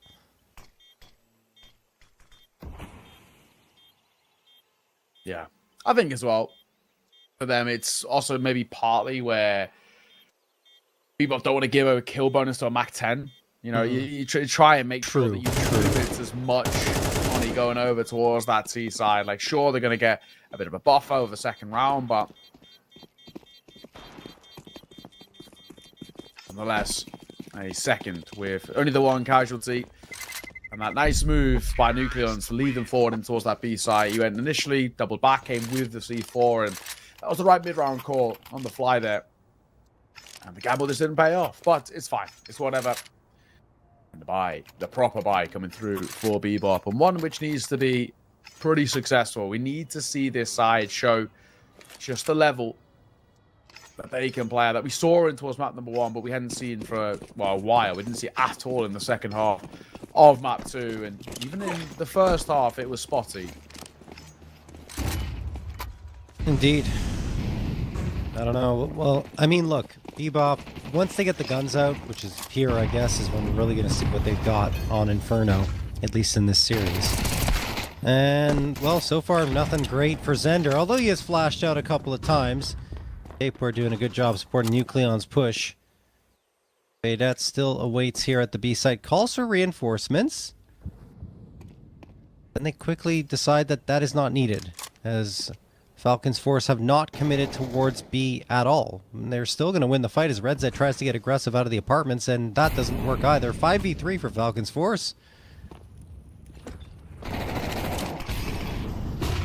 Okay. Novicus. Smoke. Front side. Oh, bow. But with the numbers in their favor, Falcons Force are going to pump the brakes ever so slightly. Assess. I don't know yet how good they've got the space towards long and potentially even an idea of wrapping towards B. It's a bold move to make the wrap towards B, but it could be huge. That's bomb drop. Lavked is going to get 2 through the smoke. Those his lineups. That is huge. Bomb being dropped now is pretty weird and wonderful because they don't have a lot of time. But at the same time, Nucleons has killed the B player. So if they are able to recover that bomb, they're in a huge spot. They might not even need it. Venom makes a swing. Wow. Balance left all alone. And Bebop are in a good spot, but they let it slip. Yeah, it feels like a situation where, like, okay, this could quickly turn around in favor of the team with the lower numbers, but no, it doesn't work at all. Falcons Force very quick to adapt and adjust, regain control, and in the end, like you mentioned, didn't even need that parcel of C4 to come out with the round victory. So 3-0. The first buy from Bebop does not deliver at all, and we're getting a hero op from RedZ, and it's a glass cannon. Ooh, I really don't know how I feel about this, but hey, look, he gets the first one, so why not? Yeah, it's unorthodox, I think is the nice way of putting it. Still. Ollie slight tick on towards NATO. Information gather. Force the orb off the angle, and as RedZ takes his pop shot, might do exactly that. Tape wear. Fine, the 5-7 right this balance. RedZ's still here, so there's the chance to be problematic. His way forward. And he misses the shot. It's got to be dead to right. He gets on the kill. Oh my god, that he nearly gets the chance of getting a third because they weren't able to trade. Okay. Bebop. Again, in a round where you don't expect much, they're getting a couple. But it's far from over. And I mean, like, I feel like Falcons Force make the right call. They back off. Sure, there are some guns left on the ground, but you're more focused on taking control of a bomb site, and B is definitely the softer one, at least for the time being. That might change soon. Lavked rotating around. 23 seconds left. You gotta go. You gotta go. Yeah. You gotta go. B? I guess you could go back A. It's gonna be a sprint towards the site.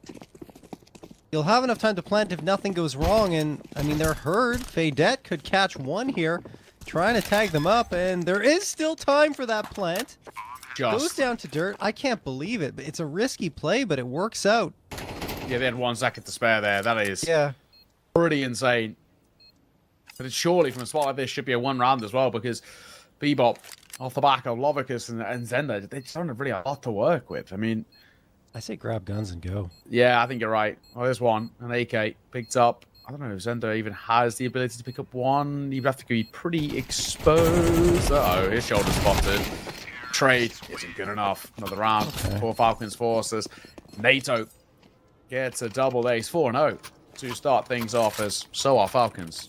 I think there might have been a gun all the way back towards bottom of banana that they could have tried to get. Anyway, it doesn't matter.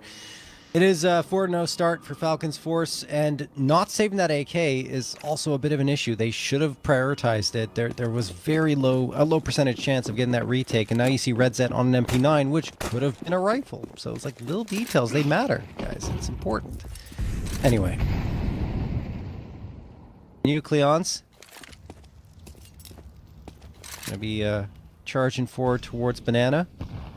Bebop hoping that this gun round will yield him a little bit more. That is not what NATO wanted to do. A little bit of rust, perhaps, on his side in terms of tossing the utility. Usually watching it being thrown on the coaching slot.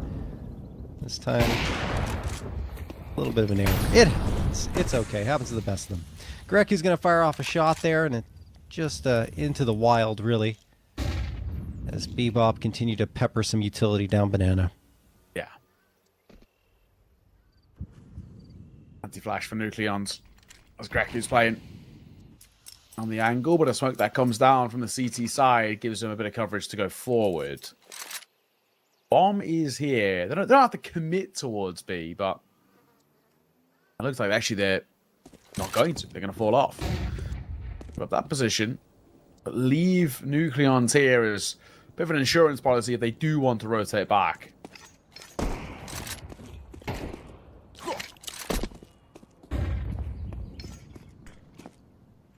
And they are going to rotate back. Yeah. Bomb is heading towards Banana. Any attention attracted towards the A side by Falcons Force will be a success for them to make that B hit a little bit better. And man, NATO's doing some good work. If he gets a kill here as well, I mean, this could be the easiest take at B that they have. Baydet sees Xander go down, but they've overlooked him a little. Not that much, though. He only gets one, and then they catch rotations coming through from CT. This is brilliantly done by Falcons Force.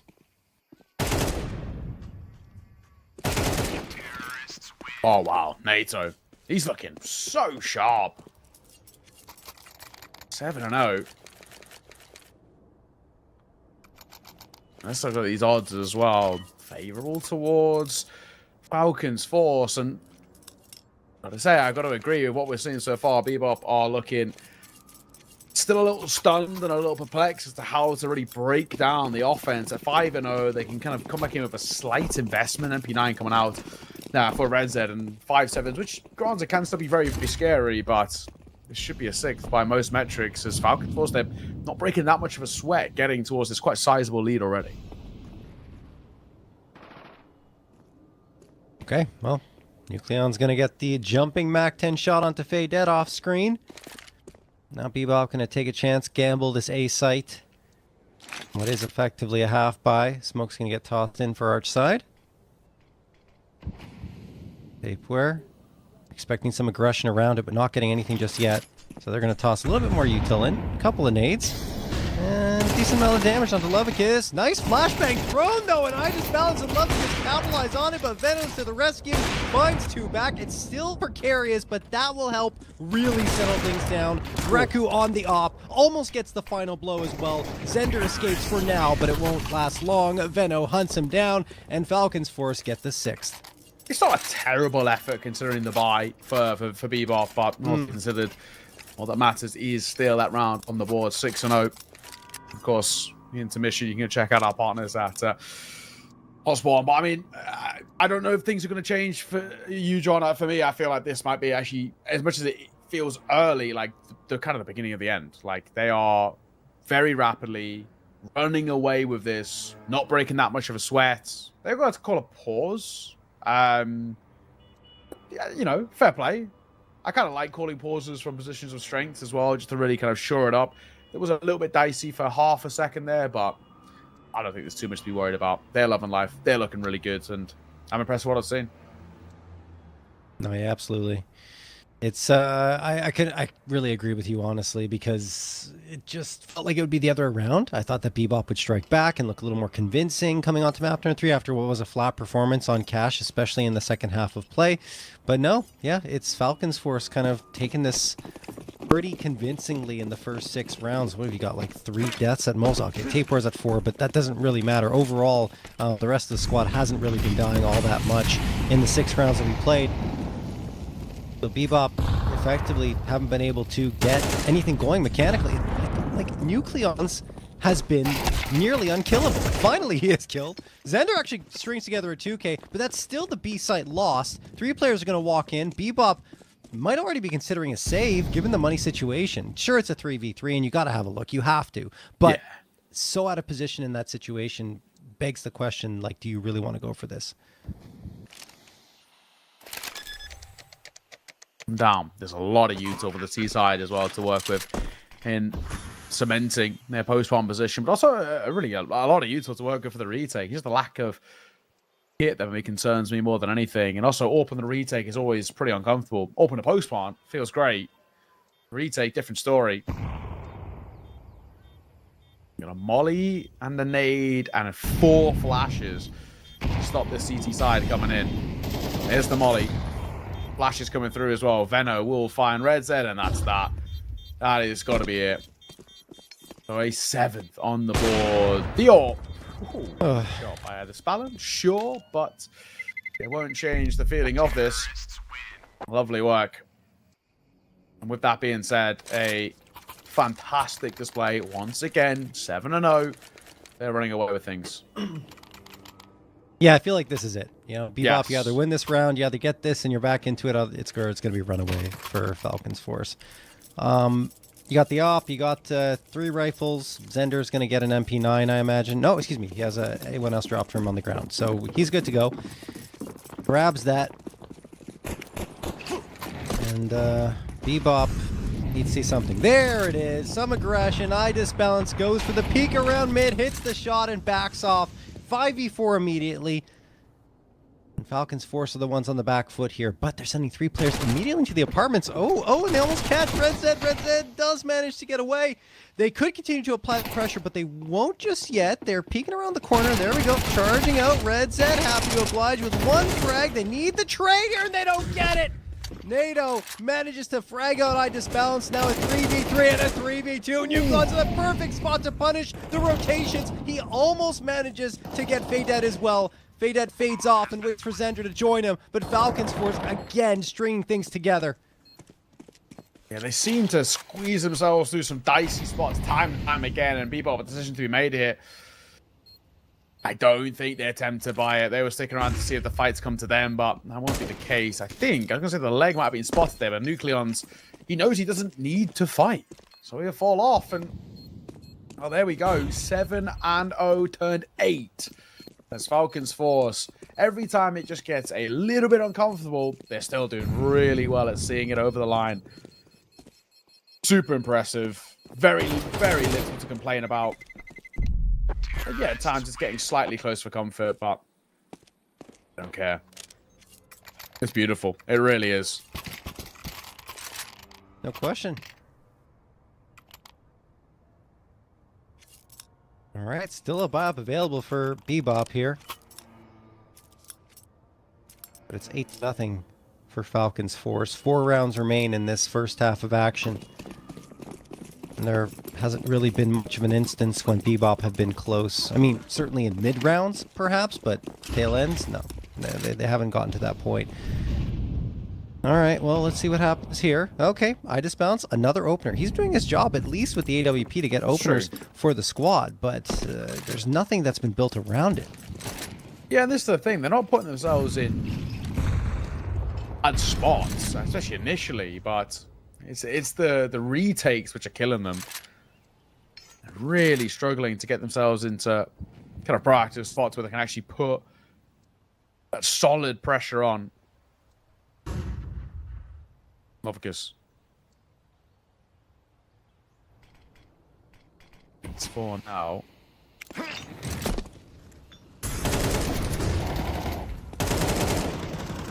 Tapeware. Trying to replicate the spam as he tracks the tracers. Not exactly going as intended. And they're doubling back with this bomb towards B. But now there's only 1 person here. Might be a second one soon, maybe even a third. Bebop kind of getting the read here. Will it even matter, though? Because the shots have been sharp for Falcons Force. Another one collected for Veno. Faded someone gets 2 there. Okay. Tapeware trades him out. And now there's a 3v2 advantage in favor of Bebop, but still it'll be a post plant and 2 players have to fully rotate from A for Bebop to get to this site. So that burns off a decent amount of time off this bomb. Is there any util left? Not really. Just a flashbang here for Falcons Force, and now it's just Tapeware. 1v3. Is this it? Can Bebop finally secure a round? Answer is absolutely yes. Lavked gets the headshot onto Tapeware, and there is the first for Bebop. Yeah. Finally getting around the board. It's great, but you actually need to make this probably the first of 4 for this half, and then we need for them to tap back into their, you know, really solid pistol kind of stats on their side and find basically a whole level of form that we've not seen at all so far in this map, right? Bebop, this needs to be the start of a real turning point. Whether that'll be the case or not, only time will tell. But they cannot afford for this to be a flash in the pan. And of course, plenty of money for Falcons Force to reinvest in. No shocker. When you get 8 on the bounce, you're going to be pretty flush for cash.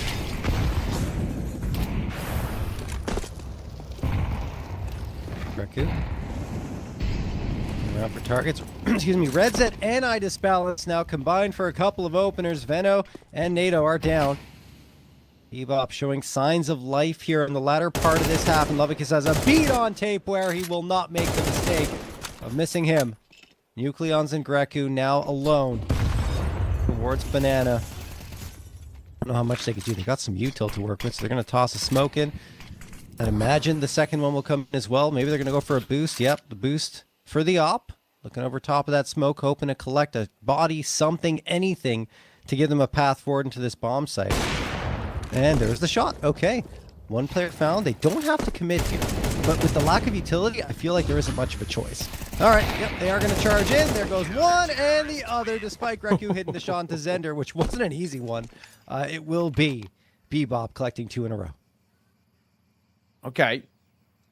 So like we said, cannot afford for it to be a flash in the pan. And on top of that, now where they can potentially pile a bit of pressure on, because you find this next round about Falcons Force saving or getting a bomb plant. Veno, NATO, and Tapeware are all going to have a bit of an awkward buy. Nukon's still thankfully got loads of money in his back pocket, so it won't be a full eco, but the chance of the fourth feels like it maybe even hinges here on round number 11. You find the third and the fourth might come a little simpler.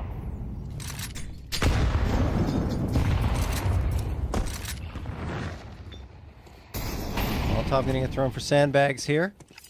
That backing off momentarily. Just checking his flank. Not that he has much to worry about. He was more so thinking about rotating around rather than checking his flank, given that's being fully watched. There's no one that could possibly be there. Now Falcons Force readjusting. Patiently waiting the arrival of Bebop, but also slowly but surely leaning their way in towards this A site and brackets. Mai Tai breaks open the smoke, doesn't see anything, and he's going to fall back to B now.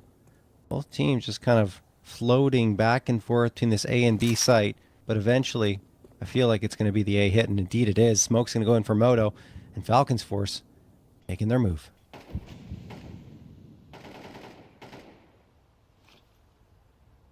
Seconds. Want to go 3. Here on the other side. It's Tapeware and the bomb going first, which is sort of a bold call. Priority trying to get more NATO. The coach goes crazy, gives them 3. And that transfer on towards the third was actually pretty spectacular. And with that being said, the A site falls and a tough retake for Bebop, Fade It, and Zender. Surely no chance. They're going to try. You imagine here. No utility, though, makes this exceptionally difficult. Yeah, Fade It going now. I mean, you could still save if you're Zender. Obviously wants to do some damage, but I think the economy's good enough for a buy regardless, except for Fade It, who might need a drop.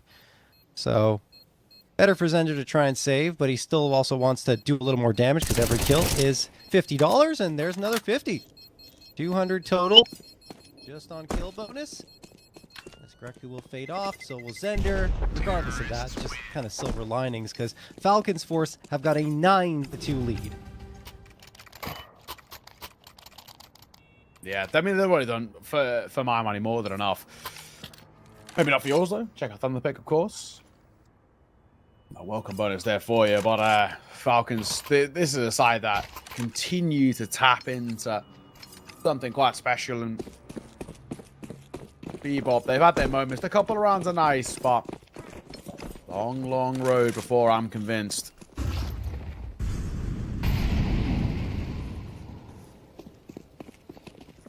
Yeah, I'm with you there.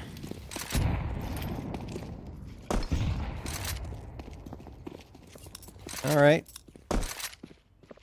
Falcons Force not making their presence any secret here over at Banana. Nucleons heads towards sandbags. Disbalance holding the angle. He's had a lot of openers. Oh, what a flashbang! And then Greku comes around with a double swing in the end. And I Disbalance frag through the wall. And we'll feed it. The bullet grazes. Excuse me. Go ahead. I think Greku got the kill through Nucleons. Did he really? I think so. You're right. You might be right, actually. You might be right, actually. Yeah, because he's damaged. You're not wrong. I missed that. Yeah, it's even funnier. But at the same time, this round's still a little bit up in the air. NATO's fallen, but yeah, I mean, we might have to see a replay, but I wasn't sure if it was behind the wall, but I think he did get it through nucleons. I think you might be right, because if it was through the wall, it probably wouldn't have been a kill. But because it's through nucleons, there's enough what I'm damage thinking. still. It doesn't. Yeah. But then did like yeah. how's he not dead though? I mean, surely unless it was like a Team leg damage shot, is but then less, how's it gone yeah. high enough if it's like a leg shot? You know what I mean? I don't know. We'll have to see. It's Fader's weird. gonna get a kill. That's huge. 3 versus 3. Nade lands at the feet of RedZ, leaving him vulnerable, but still alive. Molly might change that fact, and it will. And the A site is now itself vulnerable. Yeah, with the Molly down there, there's just so little he can do. Not many places he can go, and they just got him locked in. Beta and Lavked, nothing to say for here. Last round of play in the first half, you gotta go. Try for something, anything. Sometimes when you're in these type of situations, though, it can lead to success. Fadette, well, he'll have to do it all himself, because Lavked is gone, and Tapeware puts a bullet right between his eyes. Falcons Force with a 10-2 lead heading into the second half of play. Yeah, I mean, Bebop, uninspiring, as was Cash. More of the same. We've slightly highlighted their impressive pistol stats, but they've started to at least put themselves into a spot where even if you get it, how much of a difference is that going to make? Get that up to a third, in the force by fourth, but it's still such a long road where it's probably like 3 or 4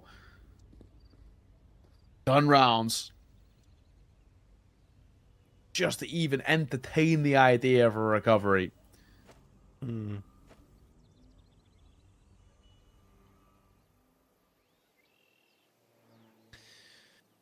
Well, you got to start a pistol at the very least. Bebop.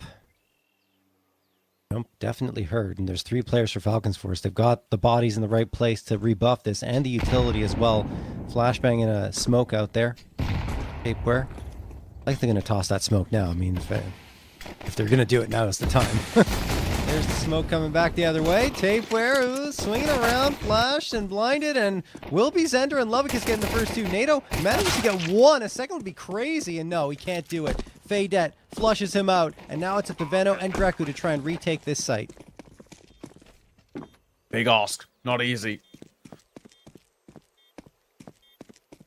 Veno leading the way first. Point of contact, but I mean, surely absolutely no chance. And that'll be the case.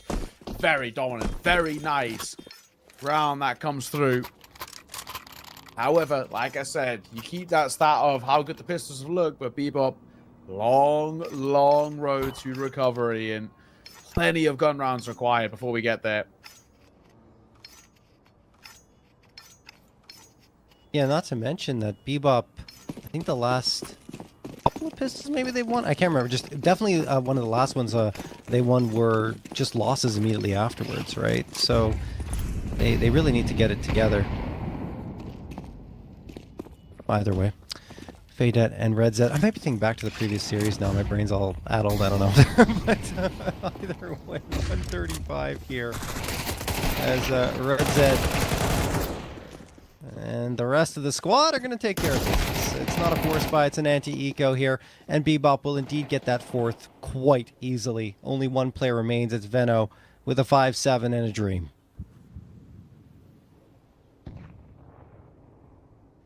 Be nice to get a consolation kill. Very unlikely, though. A long way around. There's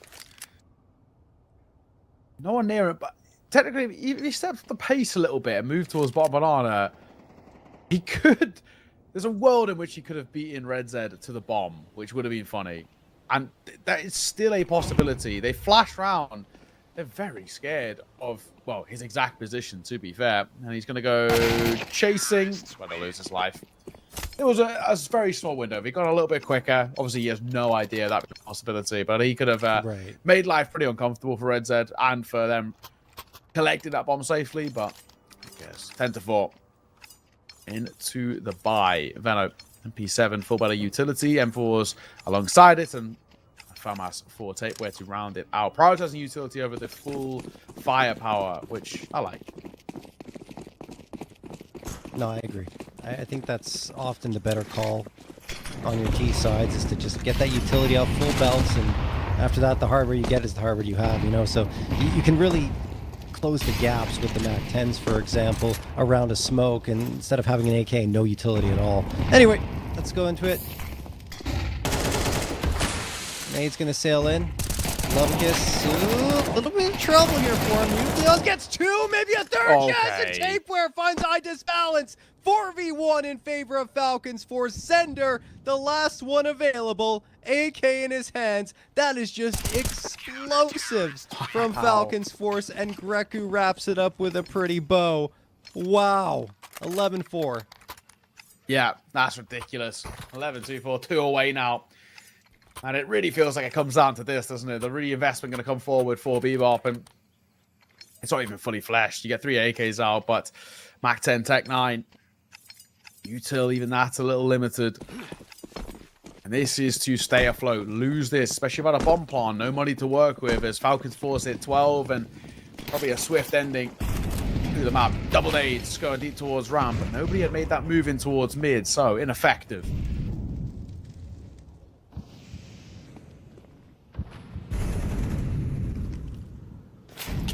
Oh, NATO, not a great time to get the util out, but not really capitalized on. In fact, now he's got the advantage, lines him up and knocks him down. No fuss at all. Sender, Lavked, and Red Zed don't even know what hit him.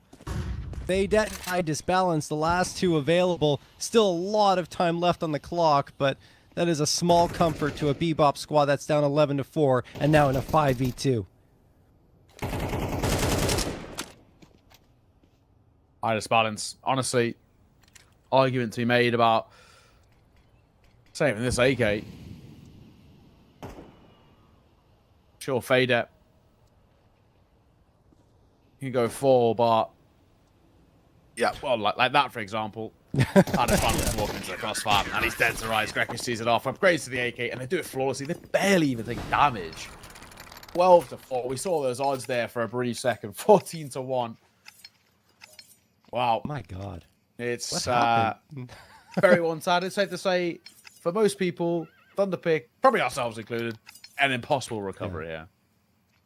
Yeah, no, I do agree. Especially look at the buy-up right now. Like, they've got sticks and stones up against Falcons Force, who've got everything they could possibly want.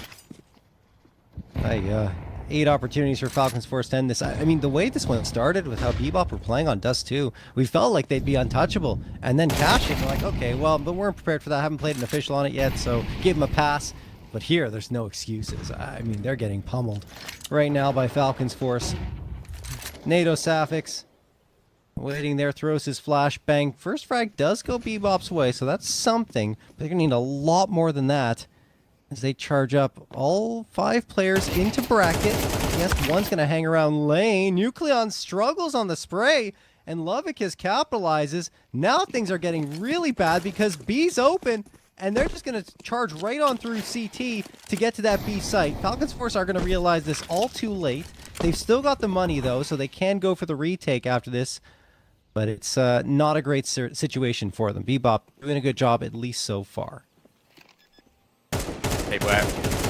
Oh, yeah, you had the right idea. And it's balance or took the plant, may I say, second time of asking. Lavked, 1 foot in the grave. Are they just going to save? Yeah, trying to keep the guns away from them? Yeah? Hey, they're playing patient. They've got plenty of time to close this out. They're in no rush. You can have your silly 5th round. We'll get the 13th sooner rather than later. I do agree with this, and also realizing 3 AKs are exceptionally valuable. Like, you can't just buy them up again, obviously, on that CT side. You got to keep them, and the odds of success going to this bomb site, even with the more limited hardware, is low for Falcons Force, and you're keeping these guns out of Bebop's hands, so they're not getting free upgrades. Oh, okay. NATO, you just lost an AK. Didn't have to do that at all. Like, there's zero reason for that, but it's okay. Like, they're up 12-5. I don't have to criticize too much. Just a little strange. Yeah. I really didn't feel necessary, but It's fine. Like you said, plenty of Yeah. time, and I'll rebuy back in, no issues. You got money to buy until this one, no problem. Money for the next, and even if this one is to fall flat, you're not under that much pressure.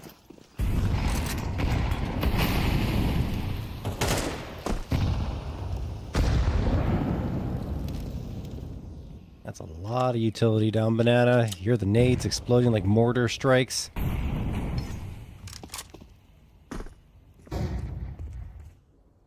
But as it stands, not much damage done at all. Only 4 points of it total on the Bebop side. And they're just holding their nerve, waiting for Falcons Force to make the first move here. But that's not going to happen, so they decide to go and take space into bracket. Oh, gets the spot, and the shot senders Nice. down. No trade available either. That was a solo dolo mission there. Yeah, and costly. Cracky will look over towards long, which initially was the right idea. Was a bit of a move there, but they are going back towards B. 45 seconds.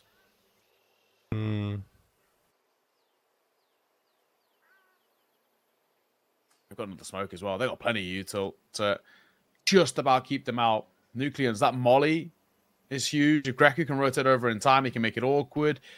Here we go. Here comes the flash. Molly will come over. That'll force them through the flames here. Molly in towards Nubox. Nucleons will tick in it. The flash will catch him. He's not any support from his Coffins player. He might not even need it. Nucleons one. Take away one of his own as well. And NATO will dive through the smoke as he gets a double.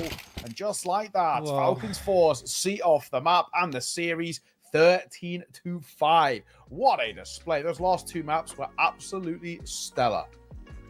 I'm not going to lie. I was not picking Falcons Force to take this series at all, Neo. I thought it was going to be a 2-0 for Bebop, especially after that. Even before the first map that we saw it, we were thinking Bebop is the favorite. And then after the first map, you're like, okay, this one signed, sealed, delivered. Let's go. Let's get through that second one, and then Bebop are the ones who take it. But no, Falcons Force surprised me a lot with the way they played. Not to mention they have a stand-in as well with NATO playing instead of instead of the regular roster that they had before, Neo. So Yes. for me, it's really something else to see that come through, even in these circumstances. Yeah, and I'd made the argument as well, and I don't know if maybe NATO would agree, but, you know, Cloxy's individual ability has been struggling a little bit, and NATO looked great. He looked really sharp, very confident. Obviously, he sort of played a little bit loose, and like he sort of kind of played to his own devices in a sense, but I thought he was really, really impactful, and he still got it, right? You know, maybe in the coach seat now, but of course, a really solid player on his given day back when he was really playing. So super impressive stuff. Bebop, though, plenty of questions to be asked. What a fall from grace after destroying Dust 2 13-3 to be so lackluster. 13-6 loss into a 13-5 loss. Not the way you wanted to start Group D here at Thunderpick. So a lot to learn from a game like that for Bebop, because they really were in the driving seat. I think they started to coast, and that cost them. Yeah, no, absolutely. And well, I mean, that wraps up our day of coverage here, guys. Thunderpick 2026 is going to be done here for now, guys. We'll be back tomorrow with some more Counter-Strike action. But for now, we wish you a great evening.